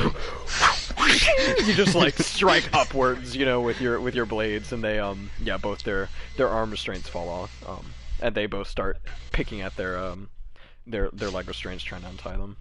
I'm going to poke my head out into the hallway. There's no way I can safely get these guys down. The fire has spread to the other side of the hallway now. You would be walking through fire to get out, so... I break the window. Okay, so you break the window pretty easily. I imagine you just kind of like ping with the base of the Shadow Blade, and it shatters pretty easily. Ran down on the street, you hear a window shatter. You see Kaz standing there. I cast Mending. No, I'm kidding. The window just... Don't worry, I got it! Oh my god. I look down at the fall. You said it's 25 feet up, right? 15. 15. Yeah. Alright, you two. You're gonna have to trust me. And I... And he like pulls his gag. I was like, what? Come here. Okay. Hold on to me tight. Yeah, and they're both And I'm going to jump backwards Ooh. out of the window. Oh god, okay. So letting them land on me. Oh, yikes, okay. Where's this window? It's the Second second floor. story, so it's about 15 feet off the ground. Yeah. Yeah, but where? Like I can just see the window. Yeah, so it's the Okay. if you're looking at the front of this building, it's the middle. There's a ground floor, a second story, and then a third story. It's the second story all the way to the right. Okay. Yeah, so it's kind of like I imagine you laying in front of the door right now, the front door in the Yeah, middle I'm of the street. working. So I'm working with this kid. Yeah, so it's yeah, you can see the window. Kidoki. So yeah, you kind of just like crash through the window, fall about 15 feet, and just poof in the mud with the weight of two put like a preteen and a child right on your chest. What's the rule for fall damage? Is it what is it per 10 feet or is it 20 feet? It's 10 per feet. 10. Per 10. Okay, and it's I believe it's a D6 per D6 per 10. 10. Okay, I'm gonna add That, some I die believe, for is the correct. add some die for the kids. Only some die. And I fuck. That It's fine. I could heal people. well, I got max damage on the fall, so you take 6 damage of fall damage. Yeah, but what's them landing on me? That's what I'm looking at here. Not awful. 17 bludgeoning. Okay, so I take. God, what is that? 20. Yeah. 23 damage. 23 damage. We'll just say that'd be. Would it be force or bludgeoning? Do you think bludgeoning? Right? Force is Bludgeoning. magical. Okay, Bludgeoning. It'd be bludgeoning then, yeah. So you take 23 bludgeoning as you kind of just land. You get winded, you know, as you land in the street on your back. They kind of roll Yeah, off so- of you on either side. So I kind of.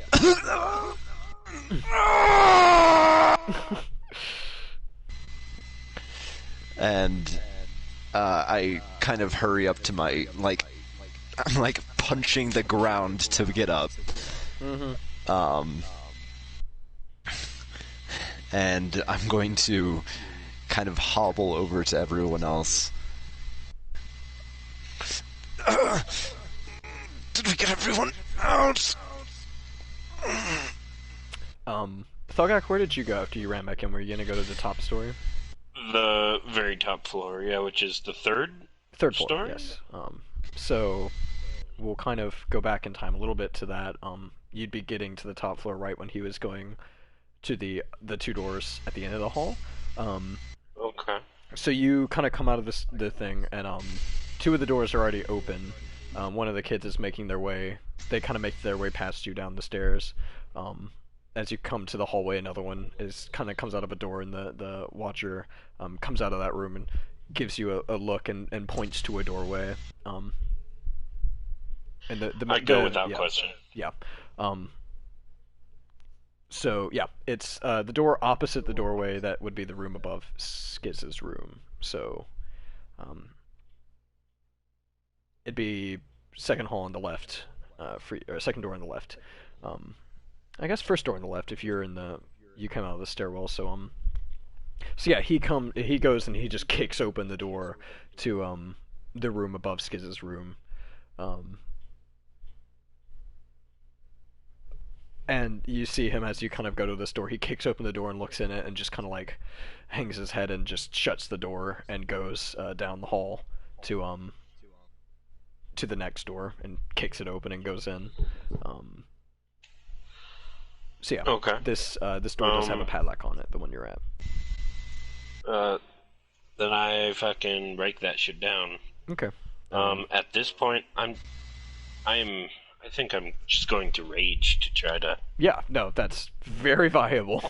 just like fuck these fucking padlocks. You're probably gonna have to rage just to get through the pain of your fucking hand. Like honestly, yeah. Yeah. So Punching the padlocks. just punch a metal padlock and it fucking shatters. Yeah. Yeah. So how are you gonna be taking this door down? Great axe. Okay. Are you aiming for the chain or the door? I don't know. Does it look like I can get through the chain? I mean maybe, but honestly, Nah, I'm going for the door. Yeah, the door, like, you probably have a better chance to just knock the door off its hinges than you do to break it's probably quicker, honestly. Okay, yeah. To like try to chop into the door, or to try to like shoulder bash through it is what. Maybe, like, hit at the hinges and knock the door down. Okay, yeah, I'll do that. Yeah. With So go ahead my and roll damage for that. 12. Your feet are burning right now. You notice that there's kind of holes in the floor. It's coming through the floor. Yeah, it's coming through the Yeah. floor. The floor is even falling. It feels like you dip a little bit when you're stepping here. Oh, the floor just cracked. I think I might. Fuck you. Fuck off. Leave me to my lotions. Yeah. So yeah, well, what was the damage, sorry? 12. Okay, so you get a good cut in at the top hinge. Not enough to separate it from the hinge, but you think, yeah, with It maybe another doesn't one. need to be. Maybe if you hit the other hinge, it'll pop off pretty easy. Yeah. So yeah. And that one's 11. Okay, so just it's definitely a good kind of cuts out of the door. It looks like it might. Okay. It might. You think it might go if you shoulder bash it, maybe. Yeah, I'll try that. Yeah. So athletics.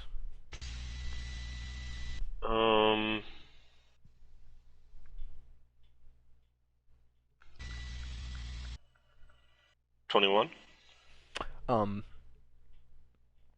Yeah, hell yeah. So you just kind of like take a step back and just through this door. And once again, there's just a child that just is like startled by the door breaking down, and then like extra startled by a fucking giant that's just actually made its way into their room. So he's bound to a chair. Okay. There's a lot how of many smoke in other the hallway now. rooms are up here, by the way? 3 more rooms that haven't been checked. Is there a room like out to the front that I would think would be safer than the others? Well, theoretically, it's the same thing that Kaz did.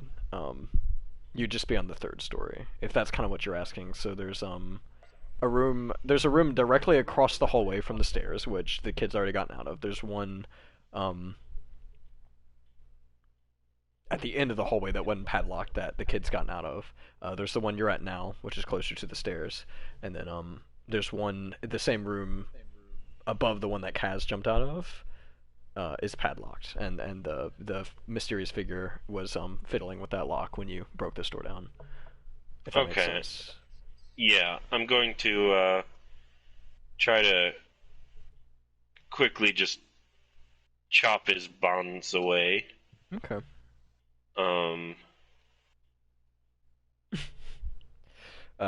And then Yeah, you probably do better just getting the axe kind of in the bondage, and just like cutting it, kind of like prying it off. Yeah. Kind of fitting Okay. like the bottom of the blade in and just kind of shing, yeah, be a little safer. Yeah, but you Yeah. you managed to get the ties off easy enough. The kid kind of ungags himself and says, "What do we do?" Do I think they could make it downstairs at this point?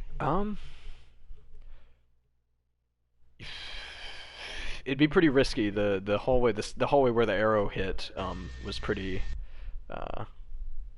Yeah, let's Yeah. not do that. But you are in the 3rd story, I will point out. So jumping is less of an option, but still an option. Oh yeah, really, I I do guess. have 50 feet of rope with me, though. That's a good point. That's- No, you that's don't. You kinda didn't get your my- bag. It wasn't with my bag. I had it with me when I tied up the guy and then untied That was him when he Kaz's killed him. rope. So you have okay, but you do have Oh, right. about 30 feet because you used it to tie them up. So we're That's about probably right. about 30 That's feet up, you'd only right? be falling like 5 or 10 feet. So yeah, Yeah. that's pretty perfect actually. Because you got to tie some. Yeah. Okay, so does it look like he's made it into that room that, like above the one Kaz jumped out of? Yeah, he would have made it by now. You think he was How's kind that of room fiddling looking? with the lock. It looks pretty structurally sound. The room across the doors kind of swung open a little bit, and you can see that the floor has collapsed. But the room next Okay. to it doesn't look like it's too bad yet. I'm going to toss the rope to the owl guy and say, "Owl man, tie the Where's rope." this from? What do you mean? Did you like exit from the room you were in and then go into that Yeah. room? Or... Oh, okay. Yeah, because he's right next to me, isn't he? Like, or is he on the other hall? He's okay. So he's in a room across the hall from you to the left, from the room where you got this kid from. Oh, okay. Yeah, I'm gonna have the kid just. I'm gonna say, "Follow me." I'm gonna go to that Okay. room if it The looks reason to I be asked safe. is because I need an X-ray from you as you step out into the hallway. Is it something I can see? Maybe. So the floor itself is smoking pretty badly, and it looks like it's caved in slightly. Okay, then I would Step around. I would it, assume I kinda do, try. but Yeah. you have to tell me if I do, because I get advantage if I do. If you'd see it, Yeah. yeah, I think you'd see it. So go do Okay. it with advantage. Yeah, I think that's fair. Because you perceived 19? it. Yeah, that's fine. So you kind I of got you a 1, yeah. and then Oh God! Oh Jesus! That's why I was like, please. Please advance. That's the best thing always, to be like, DM, do I have advantage on this roll perhaps? Just when you roll and you're like, fuck. I do yeah. still have Bardic Inspiration, but I'm saving that. Yeah, so you kind of have this kid really close in tow. He's walking like right on your heels, and you come into this room and you see it, and you kind of almost go to put your foot down there, and then you kind of like, step aside real quickly, like fuck. There's a lot of heat coming from the floor, and he kind of hops over it. And yeah, you can make your way into this room. As you turn the corner, the floor actually does collapse in the middle of the hallway. Behind. Yeah. And he just looks back and is like, "Oh God, we're gonna die." We're not going to die. Yeah. So as you I enter may, this but room, you won't. damn, hand for Thogak, everybody.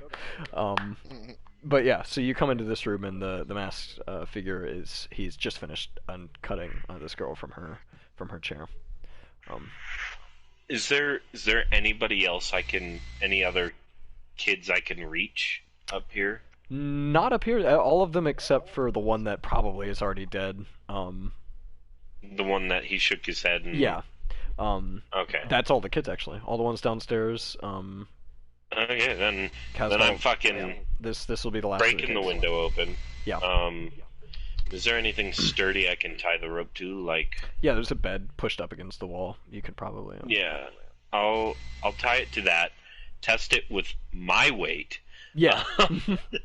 And basically what's if going to it happen, holds, you'll probably have to like turn the bed on its side and brace it against the wall. wedge it against the wall. Yeah, so you just easily, kind of toss a very light bed. It's sturdy enough wood, though, well built.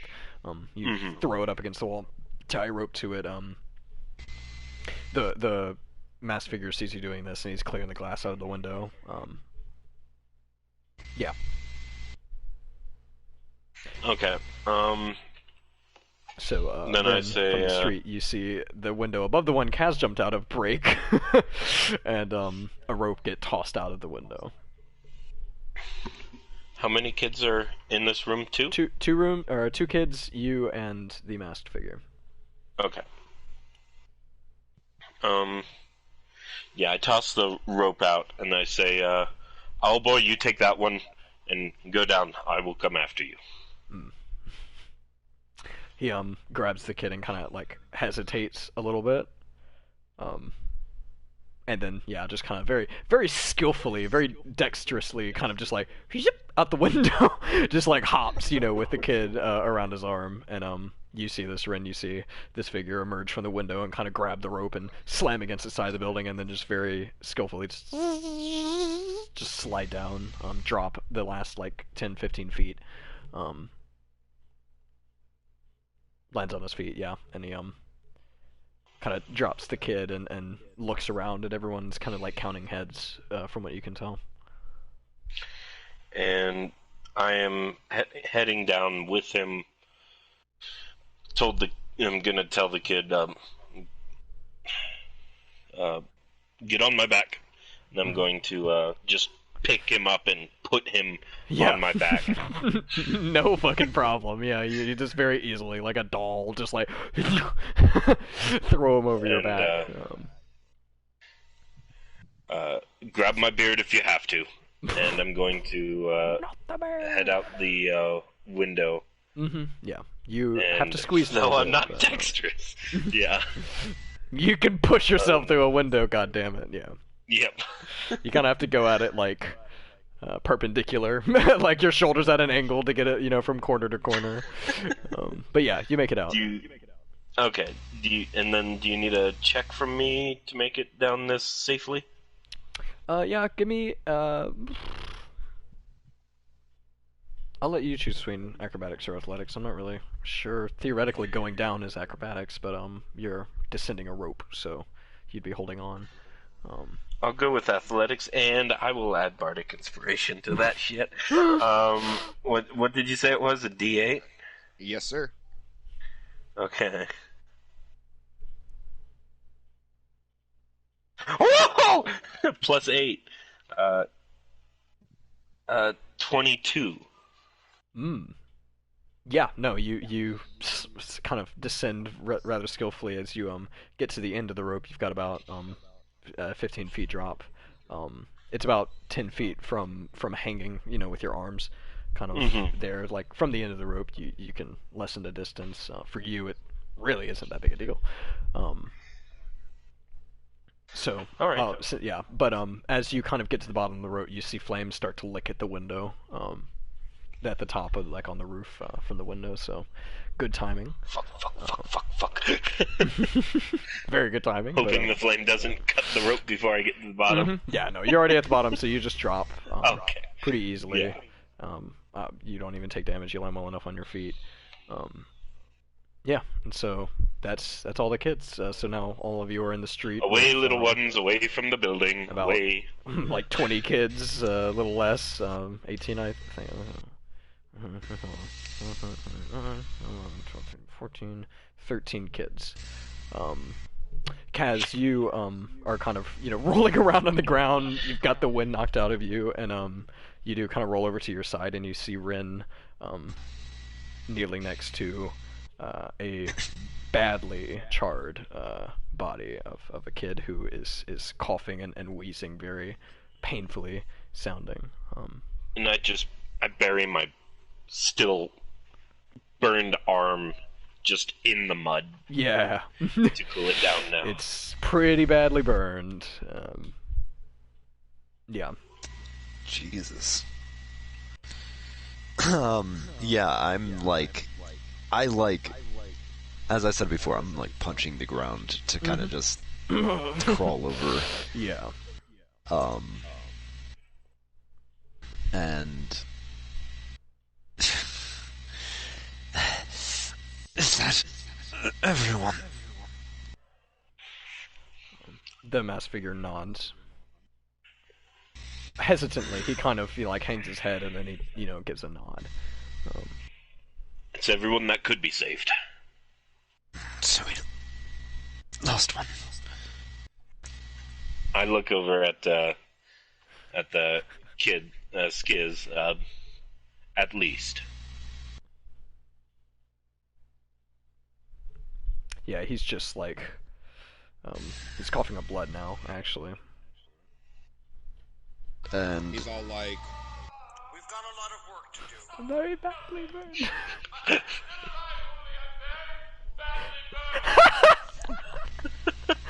You just hear that from inside the building. Just, I'm still alive. I'm just badly burned. No, of course We lost not. him. I'm still in There's here. no saving him. But, yeah. So that's, yeah.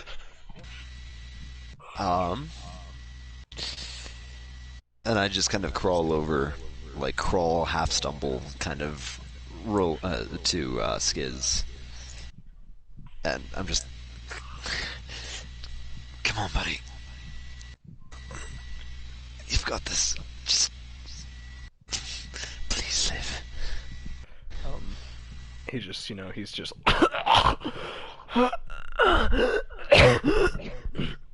and it just kind of meets your eyes, Kaz. I'm so sorry.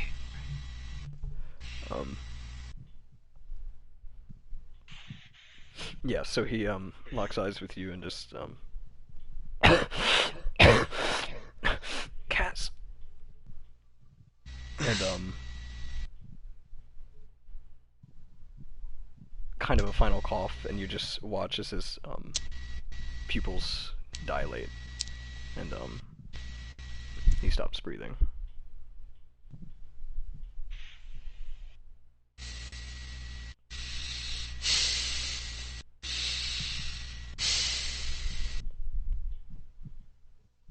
I kind of like hang my head as my breathing just intensifies.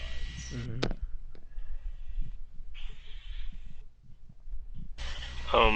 I'm going to move over to Rin, kind of pull him over to the side a little bit.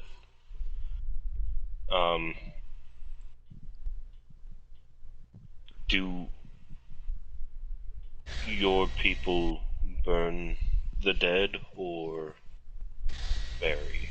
Nice. Depends on the what? Oh, sorry. Depends on the place. I don't know the customs of this town. You haven't seen a cemetery since you arrived.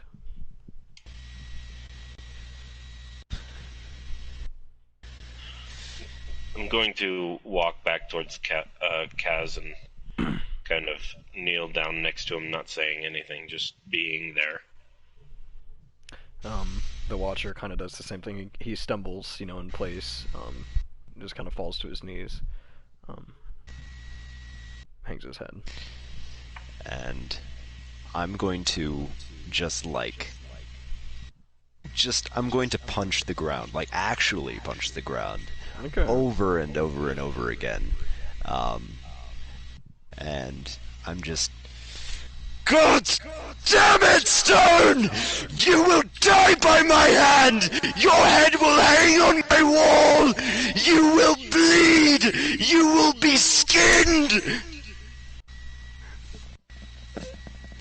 And I'm just going to just be yelling curses until my voice goes hoarse. And I am going to just try to get his attention and say, Kaz. What? There will be time for vengeance. There are little ones that need taken care of. We can just get them to the slums. I'm going to take that man's head. Yes, but he will have others. You'll need our help as well. Fucking help me rip his head from his shoulders. I want any children to be telling tales of this. I want every soccer ball in every ball that they kick to be modeled after this man's skull, just so that this town can be reminded again and again of this lowlife who is not worth the time to look at. Yeah, there's a bunch of scared children around you. Yeah. They're kind of crying softly to themselves, backing away a little bit. You're scaring them. I know how hard it is to suffocate the rage. I kind of sit back onto my haunches, kneeling.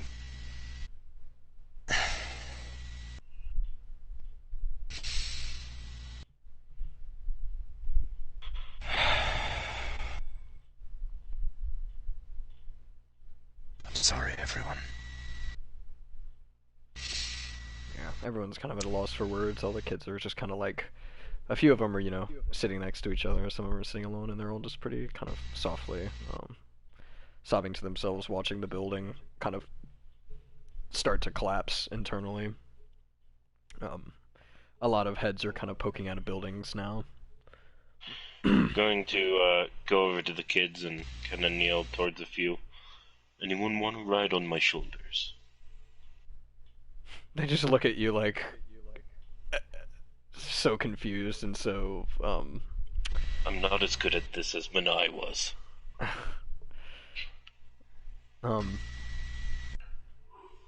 The masked figure kind of very wobbly brings himself to his legs and just, I mean, kind of like stumbles away is the best way to put it. Just tries to get his legs under him, and he just kind of starts walking towards an alleyway. Can I, Kinda like a duck. like, reach for his forearm before he leaves? Oh yeah, sure. So I kind of, like, grab his forearm real quick. Thank you for trying and succeeding. He doesn't really look towards you. He just kind of sits there for a second. You feel his arm trembling, and he just kind of pulls it out of your grip and just kind of limps, you know, very shaken, kind of just walks into the darkness of one of the alleyways opposite the burning building.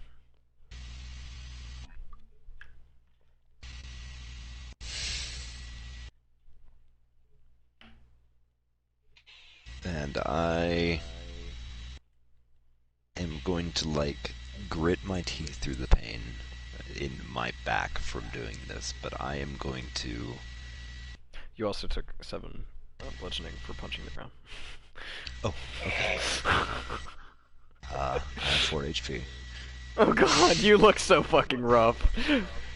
The guy's got a I'm waiting for you to burnt-ass stop. arm. Yeah. I bet space. I was just waiting for you to like calm the fuck down. That way I wasn't healing you just to hurt yourself again. And I'm very calm. Like I'm like reaching under Skiz, like obviously trying to pick him up, but my muscles are not helping me here. And then I put a hand on your back to cast Cure Wounds. Okay. How much? You, sir, are getting 10 HP. 10 HP. Alright. With 14 HP, do you think I could carry Skiz? Carry him, yeah. Okay. I mean, he's kind of spindly for a kid. He's not very heavy, so. Yeah, Acoustic, I'm I then going to- touch you and you get 8 back. Ooh. You've touched so many lives, Rin, so I'm trying to... I'm not. Granted, I am a healer, but I am doing as much as I can. As It's Bard. better than nothing, man. I'm going to be doing, like, not quite the princess carry, like the... I'm holding, like, his head to my shoulder, and, like, have my arms wrapped... How do I describe this? I'm going to walk over to Kelsey just so someone can understands. see it. Yeah. Yeah. I see. I kind of imagine. In my mind, honestly, I'm seeing like the Forsaken poster of Destiny of what's his face carrying Cade. It's kind of cradled. Princess carry, right? This carry. Oh, okay. Okay, I get you. Are you trying to ask me? Wait, what are you asking me to describe it, or? If you can, I just need someone to see it. So like an arm behind the back, holding chest to chest, and then an arm behind the legs, coming from above. Yeah. Okay. Yeah. That's kind of how I was picturing it.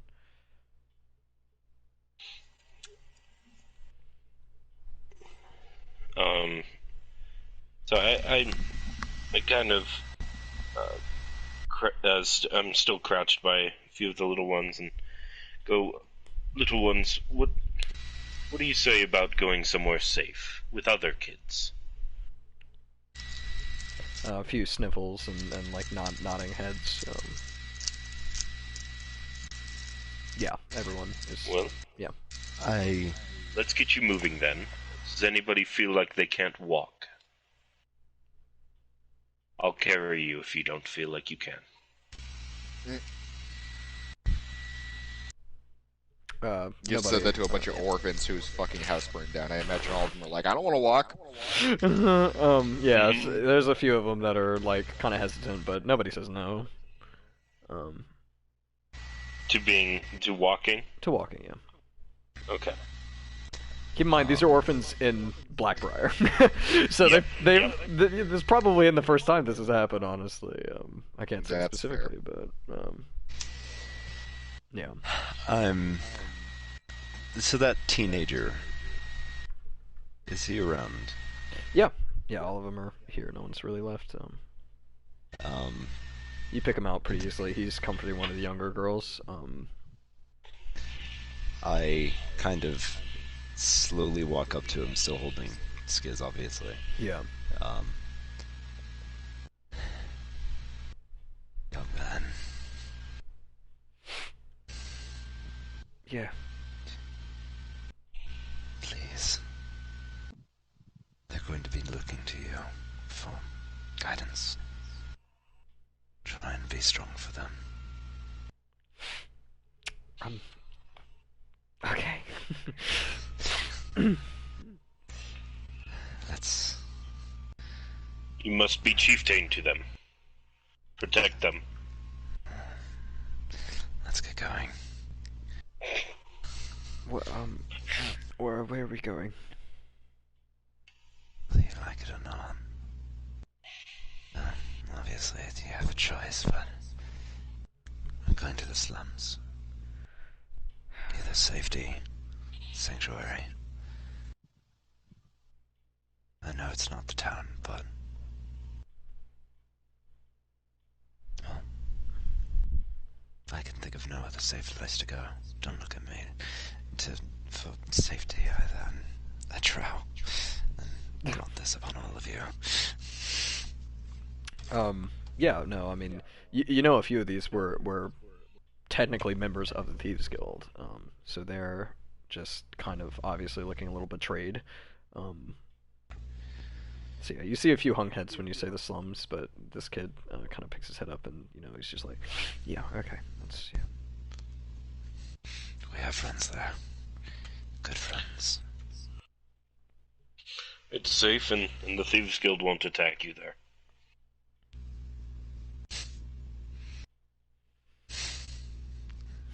Yeah, he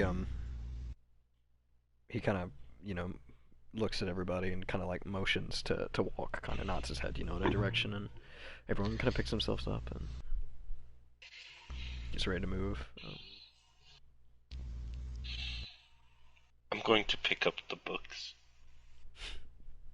Yeah, about 30 feet back from the burning building, there's a potato sack of books and about 12 other books, just kind of laid in the street in the mud. Thank you. Yeah, I'm going to carry those as someone besides me leads on, because I still don't know the town.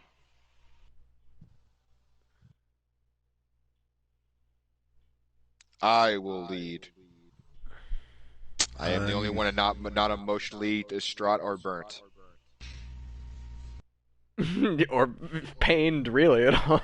Apart from potentially emotionally, yeah. Okay, so where are you guys headed? The slums, I assume. Yeah, I think we're gonna head to the slums. Okay. And we have been going much longer than we normally go, so we are coming to an end, but there are a few things I'd like to do. 4 hours. Almost, man. Gotta pee. If you can do that quickly, probably go do that. No. We're not quite over yet, but we're getting there. I need to pee too, so... Okay, if well, you need to go, yeah, I need to feed Bowie anyways, so probably, yeah, we'll take a quick break if that's okay. Okay. Get back to it, and then we'll end things, so, Oh, you know what? Damn it, I made a We'll Be Right Back poster for the stream, and I forgot to upload it to PlayStation. Let me see if Wait, if this isn't the stopping point, I'm really scared to see what is. Yeah, It is. Jesus. Okay, no, it is the stopping point. Mostly, nothing really else is going to happen, but there is a stopping point I had in mind. Getting to the slums. Yeah, we're getting to the slums, and we're going to get into the next morning. and that's going to be the stopping point. Because there's one thing that needs to Okay. happen. One more thing to leave us on kind of a cliffhanger that I've been holding inside for a while. So yeah. So potty break. I'm gonna feed my cat. We'll be right back in about 5 minutes. So yeah. All right. Cool. I Acceptable. will be back. Excellent. I'm already Yes. halfway there. I'm halfway gone, I'm and going to grab some Gatorade, I suppose.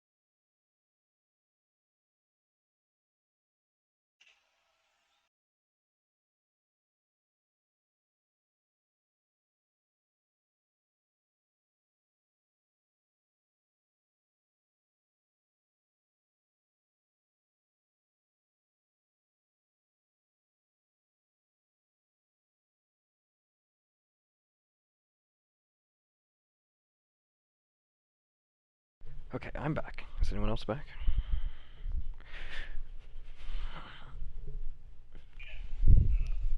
All by myself.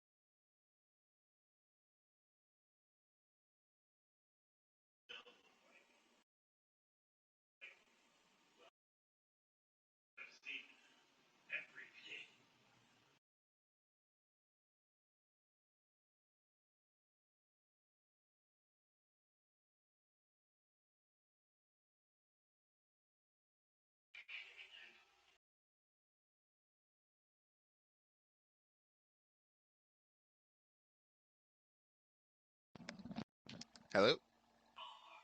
Howdy. Hello? Hey, can we make it? I'm waiting for Crystal to get out of the bathroom. Can we make it a 10-minute break? Sure.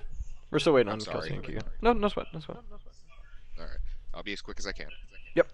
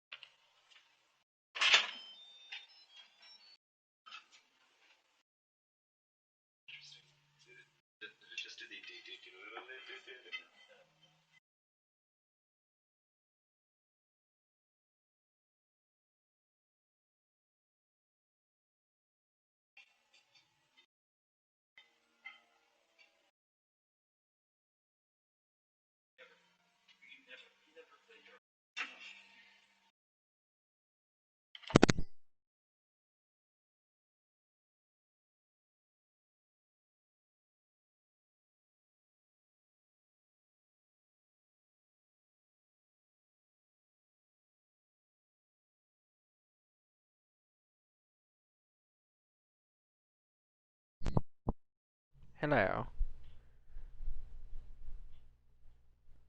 Are you there, God? It is I, Margaret.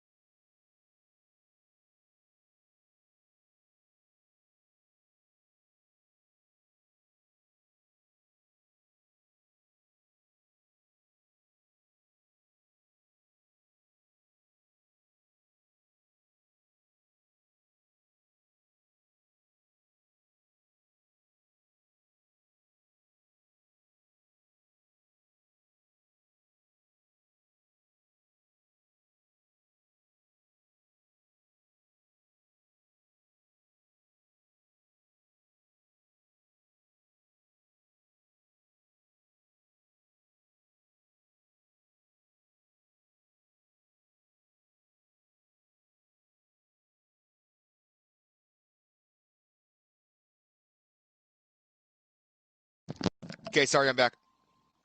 You're the only one? No way. Yeah. Yes way. I'm just chilling. Like a villain. Well, fuck. Yeah. Now that you are back, I will send them a text asking where the fuck they are.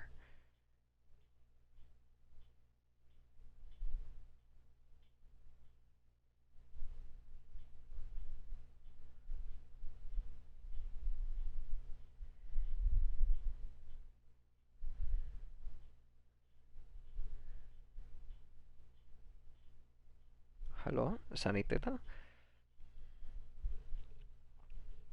So how was your bathroom break? Pissed right through it. Oh yeah. Mm. Yeah. Hmm. I mean, if they're not back, I'm gonna go grab a soda. I was waiting, but Oh. Oh. Hello. I was starting up Bryce. Sorry. Hello, I Saniteta? Saniteta? Do you? I mean, do you have time to grab a soda if you want? nah, it's fine. I got it. Okay. So yeah, we're gonna expedite things clearly because we're 4 hours in. We're almost doubling our session length for this week. For good reason, I'd say. But yeah. So we're gonna expedite things a little bit. You guys made it well enough to the slums with everyone in tow. Kind of putting the you know, the burning building behind you. You know, as you walk towards the slums, you can kind of see the fire reflected off of the cloud cover of the night. So yeah, towards the slums you went, and you were taken in. No questions asked, basically. The kids were given places to stay, and thankfully this time they I guess I would ask you, so they offered to put you up in the same place they did last night, or if you wanted a different place, there were you know, a few places a little closer so you didn't have to walk all the way across the slums again. So which would you prefer? Less walking, the better. Less walking, yeah. Is it somewhere we can trust? Yeah, it's in the slums. It's on the ground. It's a lot closer to the throne hall. Okay, then yeah, we'll go there. Yeah, generally, I mean, the slums, you would imagine you can trust it. I mean, obviously, limits were pushed tonight with what is acceptable. You know, basically, the line was drawn in a very weird place to what is, you know, possible. So I imagine you have difficulty trusting anything at the moment, but yeah. I am going to be walking straight for Drexen. Okay.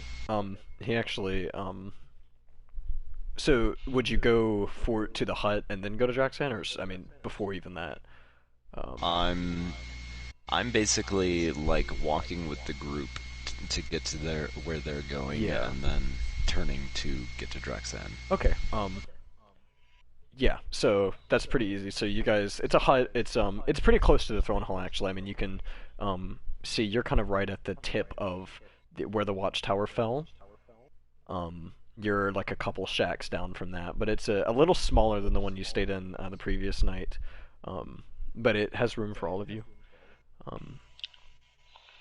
And yeah, so Thogak and Rin, Kaz is going to be leaving immediately. Are you guys doing anything? I'm stopping him for a second. Kaz, Yes, don't go off and try to do this on your own. Let us help. I want. Good. You've more than proven yourself. I'm going to take this moment and offer a very, very rare drow thank you yet again. So, and I kind of like Don't bow mention with it. Skiz still in my arms. Yeah, I guess you are still holding him. If anyone had, in the time from walking to the shack and when you entered the slums, tried to take him from you, would you have let them? No. Okay, And I figured no.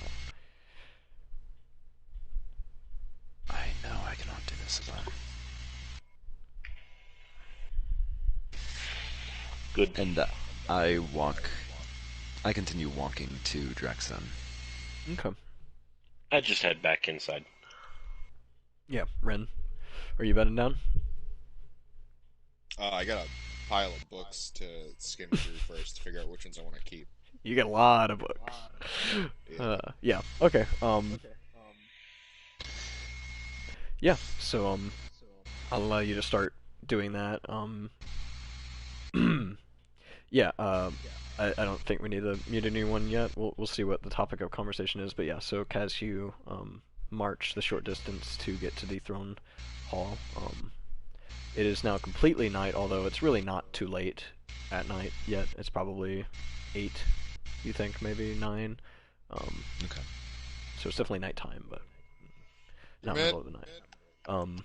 Yeah, and you come to the throne hall, and there's kind of a person standing by the door who just kind of sees you approaching, and like sees what you're holding, and he just kind of freezes for a second. But as you kind of get closer, he kind of snaps back to it and opens the door for you, and just is just staring at the corpse you're holding in your arms. And I imagine I'm still like covered in soot. oh, like, absolutely, half limping. mud. Yeah, I mean, hell yeah. I mean, you're you are in a rough shape, and yeah. Okay. Probably got a little blood on you from any. I mean, Coughing up. And... yeah. I mean, just yeah. So yeah, you open the door, and Jackson is standing up opposite the hall from you. He's talking to someone. He's kind of got his head like down. The person's talking to him, kind of hurried and kind of quietly. And the door, just opens, and they both kind of look at you. And Draxan just sees you, and then he sees what you're holding, and he just kind of like similarly freezes for a second before telling the man that same half elf actually that guided you guys to the throne room both times that you've been guided there. He kind of over his shoulder at him just says, "Go fetch a healer," and he kind of walks over to you quickly. It's too late. You say that, and he, about 10, 15 feet from you, his pace, slows, and he just kind of very slowly, he meets you about the middle of the room, and he's just looking at Skiz. Stone did this. I did this, but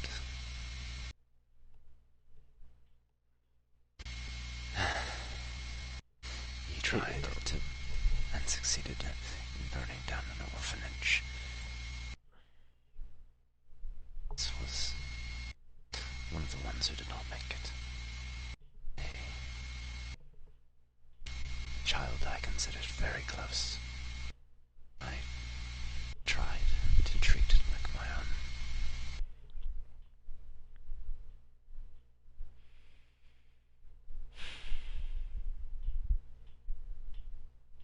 I don't know what to do. I just want...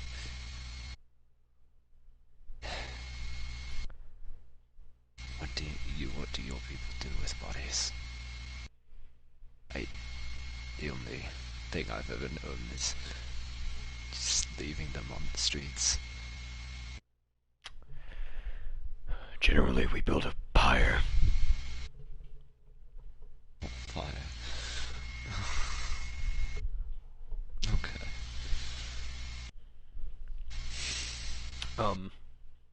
He's already halfway there. Oh God.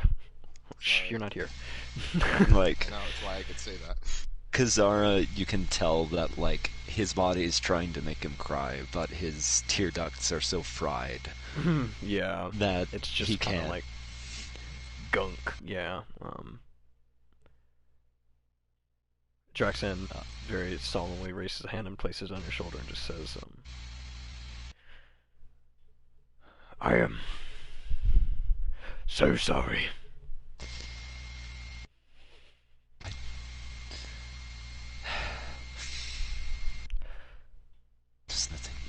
There's was nothing you did. Why are you apologizing?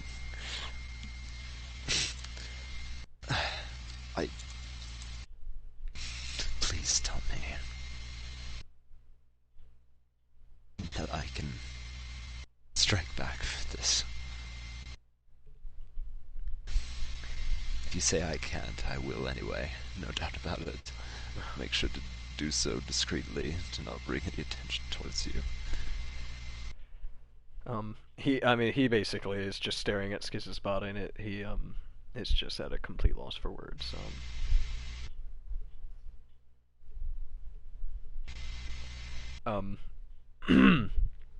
And he does eventually break the silence, and he just says,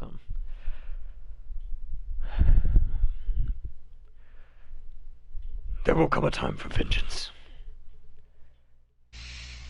But tonight I suggest you rest.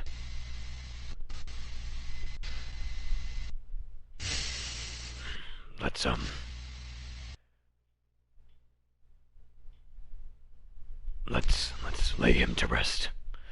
And he kind of like moves his shoulder or his hand around your shoulder onto your back and kind of like pushes you a little bit. You know, he kind of turns his body to beckon you to follow him. I follow him. Yeah. Yeah. So he basically, you know, he talks to Hinton and requests that a pyre be built. And that happens relatively quickly. They kind of dig into the wood stores in this throne room, and build a pyre pretty quickly. And so eventually there's just kind of a pyre set in front of you. Jackson is standing next to it, and a few people have gathered as well. And he's kind of looking at you and just says, it's time. I like half nod and then quickly nod like 2 or 3 times. And I carry him over to the pyre, and as I lay him down, I just... Sorry, little one. This is all my fault. I tried to do what I should have never tried to do.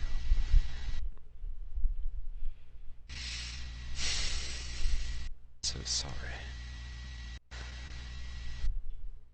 And I back away slowly.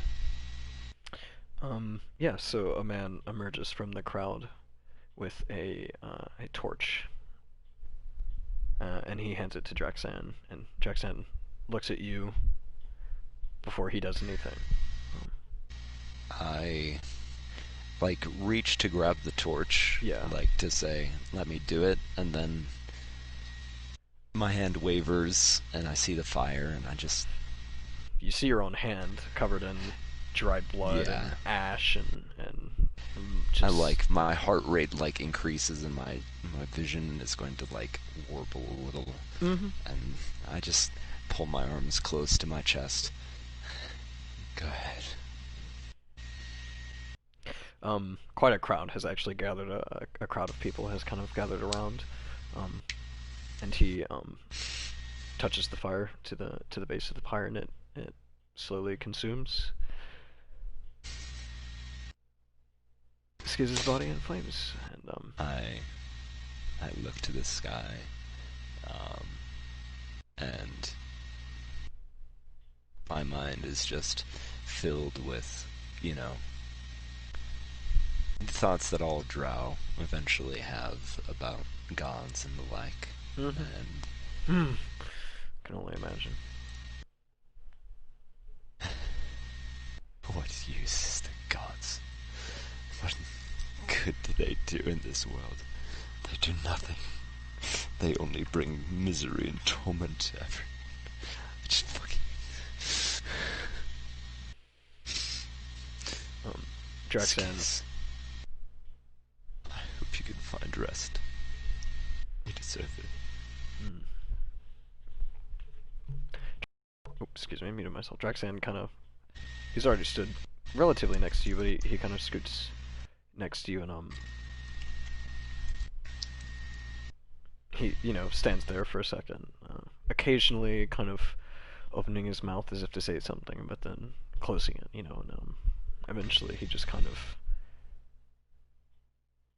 mutters to himself, loud enough for you to hear. He just says, so there's nothing he wouldn't do.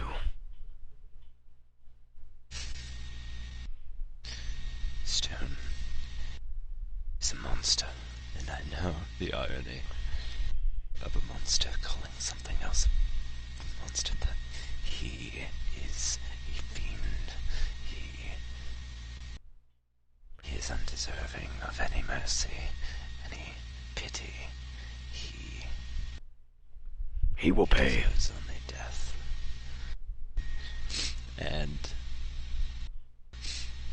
But as you said, tonight we rest. And I'm actually going to slowly, kind of wobbly, obviously in pain, I'm going to kneel before the pyre. Yeah. And meditate, staring at the fire. Okay. You notice, you take a knee, and then Draxan takes a knee next to you, and then you notice one by one the people of this crowd that have started to gather. As you kind of look around, you realize, holy shit, there's a lot more people than I thought it was. Just one by one, people start to take a knee before the pyre until there's just this kind of massive gathering of people in a circle around this pyre, just as I look around, my face is very obviously trembling and trying not to cry. Yeah. And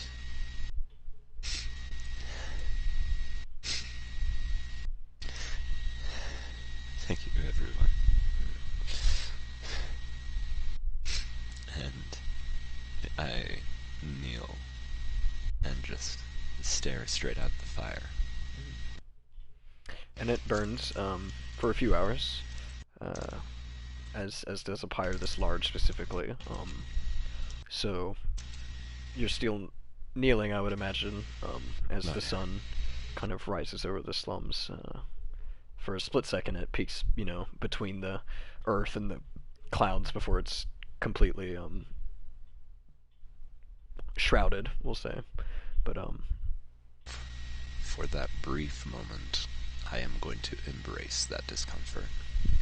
Yeah, and it is a couple of seconds of just sunlight, and then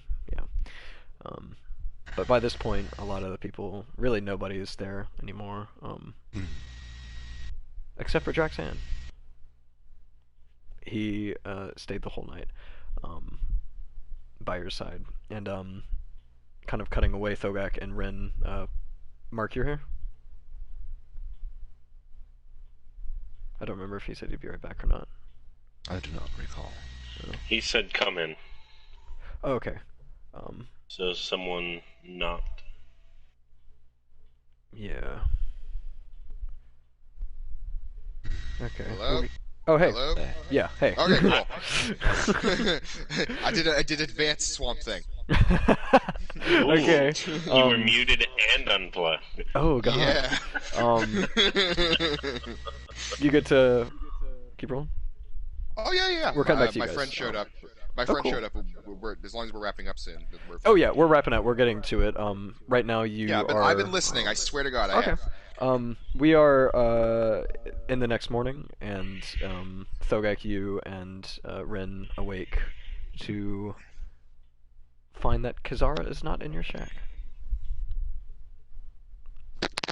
Well, I expect him to be mourning to some capacity. So I am gonna just keep thumbing through books, finding which ones feel relevant. Like anything that says a clockworker's guide to fucking bullshit, now throw that. But if it says how time affects the space around you or something like that. Like that one I keep. Yeah. You don't really find any of those, honestly. It's just a bunch of Fuck. menial stuff. I mean, you would infer that all of the books that were missing were the ones like that you were looking for. Yeah, I figured, but I was hoping that I'd find one. They You missed. basically, like, the only thing about time, if that's is specifically what you're looking for, that you find is Time or that city that I can't remember the name of right now. yeah, you don't see anything about that. And the only mentions of time that you find are going to be in like his like scribbles, like little poems or something, nothing revealing. Just like vanity stuff that he was working on, but nothing helpful, I'd say. Okay. So honestly, you'd probably be done looking through this stuff just because all of the books you could probably easily, I imagine what you're doing is like looking at the book, flipping through the pages to make sure there's not a note stuck in there, and just chucking it over your shoulder. So all of the books are pretty useless. The notes take a little while to pick through, but you could have done that in your like 2 hours of, the time that you don't have to sleep, and you can still get a long rest in. Okay. Also, everybody take a long rest. Yes, a long rest. Stone's endurance comes back. Yeah! So get hit points back, please. Yep. Before you take a long rest, using the healing spells you want to use, Mark, to heal Thogak. He'll heal after the long rest. That's true, but will he get all of his health back? Yeah, that's how long rests work. Oh, long rest, that's right. I thought you had to do hit points for some reason. Yeah, Yeah. that's only short rests. That's right. You know I'm what I'll just an do? idiot. You know what I'll do? I'll cast Leomund's tiny hut. Okay. I'm gonna be extra safe tonight. Yeah, but yeah, so it's morning, and you've kind of gone through everything, and there's just nothing super useful from what you got from his office, but Kaz is not with you.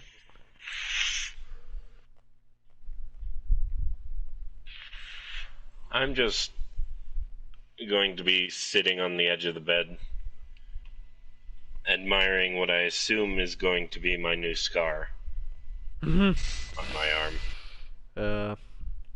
Yeah, it's pretty nasty.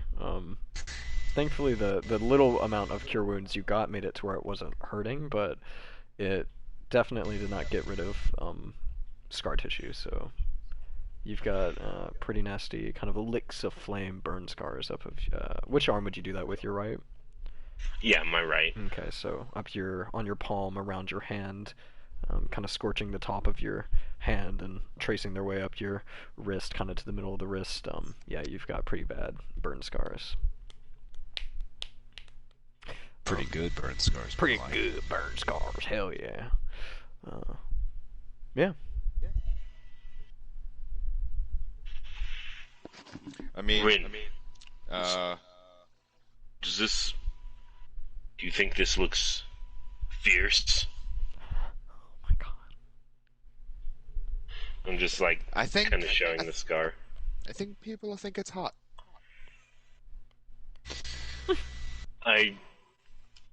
It was, but I'm talking about the scar.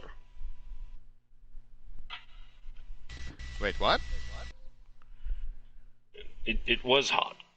Yeah, But yeah, it's fun. Right. Hold on. You're with the Goliath.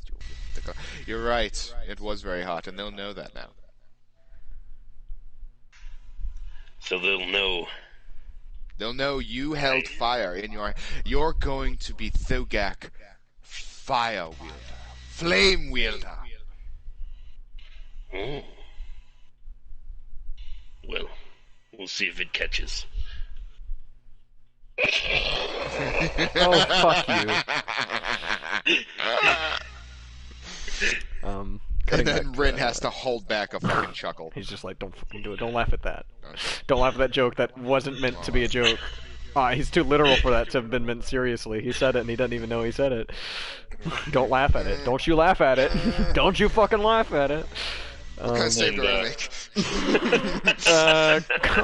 Fucking Constitution. Charisma save. Make a charisma save. Oh! Yeah, you're good at those. I am. Ha! I rolled an 18. Yeah, you So don't lie. it's high. Yeah. But, Kaz, cutting back to you, eventually Draxan does get up and, kind of just touch, touch you on the shoulder, pat you on the back, and walk into, the throne hall.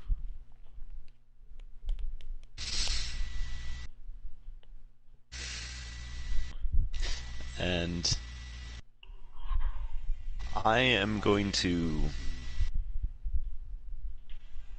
nod at him. Mm-hmm. I'll be only a little bit longer. And I'm going to stay there for a bit, for Okay. a while. Yeah. So a little while passes. We'll say probably like 10, 15 minutes. Eventually, there's a knock on your door, you two. Is it Rapping on food? the chamber door. Does Thogak ask that? Yes. No, sir. I walk over and open the door, just filling up the whole door. What? It's the half elf that you recognize, the guy that led you, Okay. to Draxan the first night, and Oh. then to him the next morning. It's you. Yes, Draxan has requested your presence in the throne hall. Rin. Yes. Let us away. And I make sure I gather everything I have. Same. Which I no longer have rope anymore. No, honestly, it's really just your weapons, and I'm trying to remember what else, because you left your pack at the owl. A It's potato still there. sack? You have a potato sack, an empty potato sack, unless you want to I'm fill it back keeping up with that shit. books. Yeah, you've got a potato sack. Look to Rin. You want me to carry the books? No. After going through them, they're all quite useless. I roll it up and then go, and then I take off his backpack that I was putting on, and then just hand it back. Yes, thank you. Rin, do you follow? Yes, I follow. Okay, yeah, so he just kind of leads you into the, throne hall, where Draxan is waiting, with another figure who you don't initially expect to see, but give me just a second, we'll reveal who that is. Someone sticks their head out, or actually, sorry, fuck, I messed this up. Yeah, as you guys are walking to the throne hall, as you're being led, you see, a very thin trail of smoke, white smoke kind of heading into the air, and eventually you kind of catch a sight line through the tents, and you see Kazara kneeling next to it.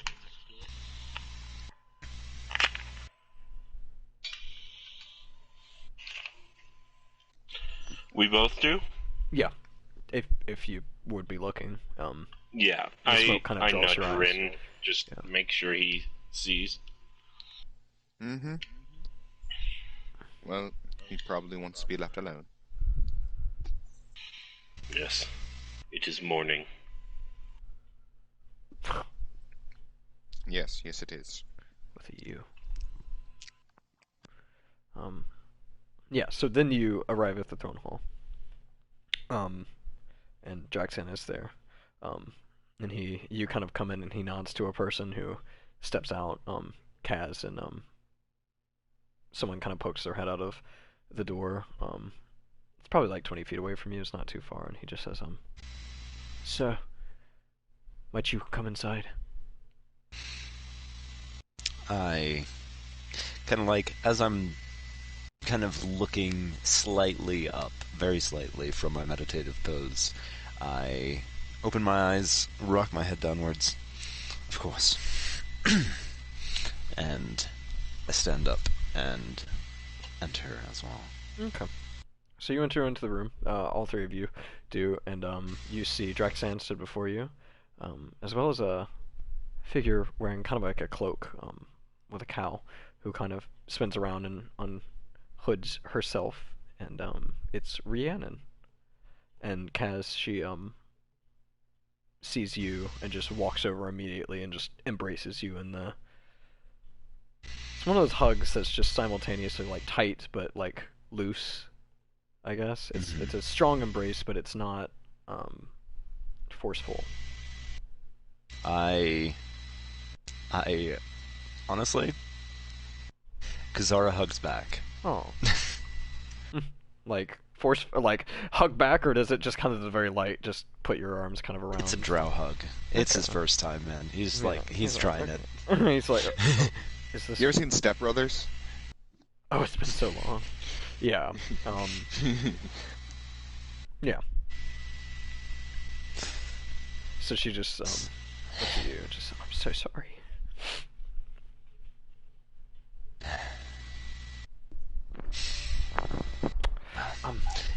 You did more than enough. He was a good kid. He really was. And she looks at Draxan, and he just says, "Right, I will take my leave." And he walks out the back door. The door you entered into, Kazara, just now. So he kind of walks back out, and everybody except Rhiannon leaves the room. And she, kind of takes her cowl down and pulls off the cloak and kind of tosses it aside, and she just kind of stretches it a little bit. She's like, okay,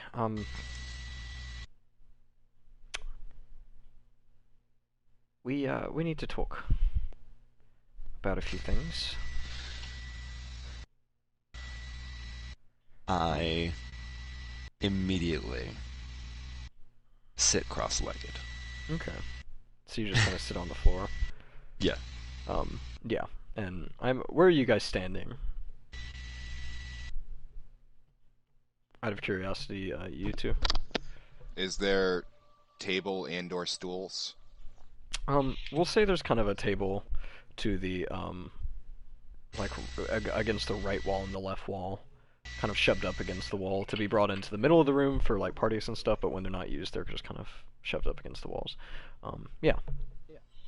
I'm dragging one of those to the middle, and then sitting there. All right. Wait, a stool or a table? Table. Table. Or stool. Oh, okay. I'll sit on the fucking table. I don't give a Just fuck. sit on the table. I say dragging because there's no way I could lift it. Assuming that's what I'm supposed to do, I grab one as well. So you just pull the tables into the middle of the room. Rhiannon kind of just watches you like, what the fuck? So she's standing between, so she kind of scoots out of the middle of the room, and she's standing between you and the door right now. And she's just pacing back and forth,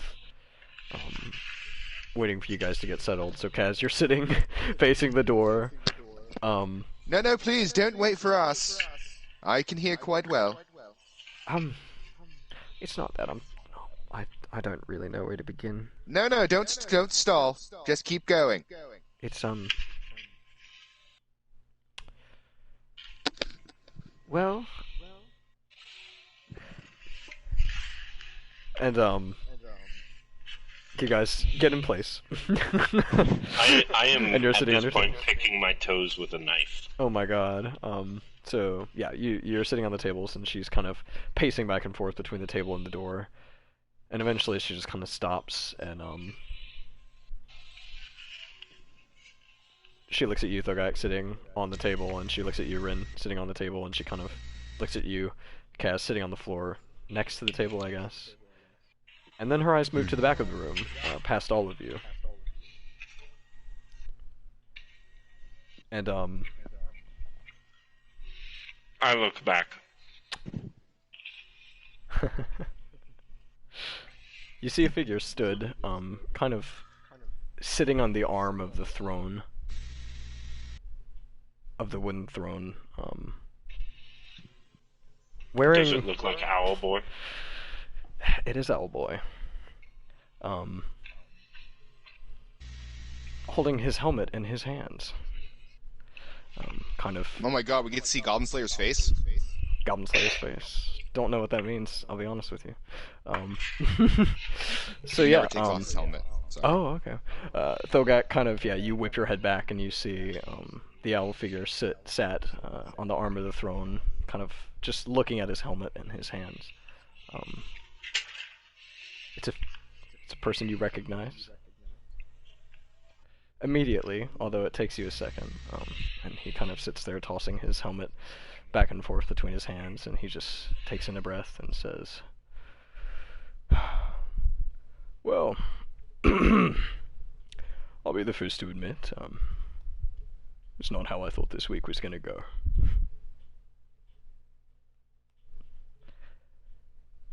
And I think that's where we're gonna end the session. All right. So, for clarification, because Because voices. because voices, Thogak, you recognize this individual as someone who you have traveled with in the past, and who you spent about a year and a half looking for Nadia and Evelyn the first time they disappeared. I just before you- point like, and then Before you sit someone you know as Tarathiel. All right. What a bitch! I mean, hey, I know What a that guy. fucking badass. Oh man. Fuck yeah. So fuck, That it's was been a long ass session tonight, goddamn! Yeah, 5 hours About- nearly. It was like 4 hours 20 minutes, I think. Probably like Long time. 4 hours, yeah. Longest session we've had. Probably the most eventful session we've had, honestly. I'll say. Goddamn. If you don't mind, I'm sending an invite immediately to Rose. This poor girl please thought do. it was I going to feel be a little normal bad. time. Yeah. And fucking Anakin all over us. Oh god.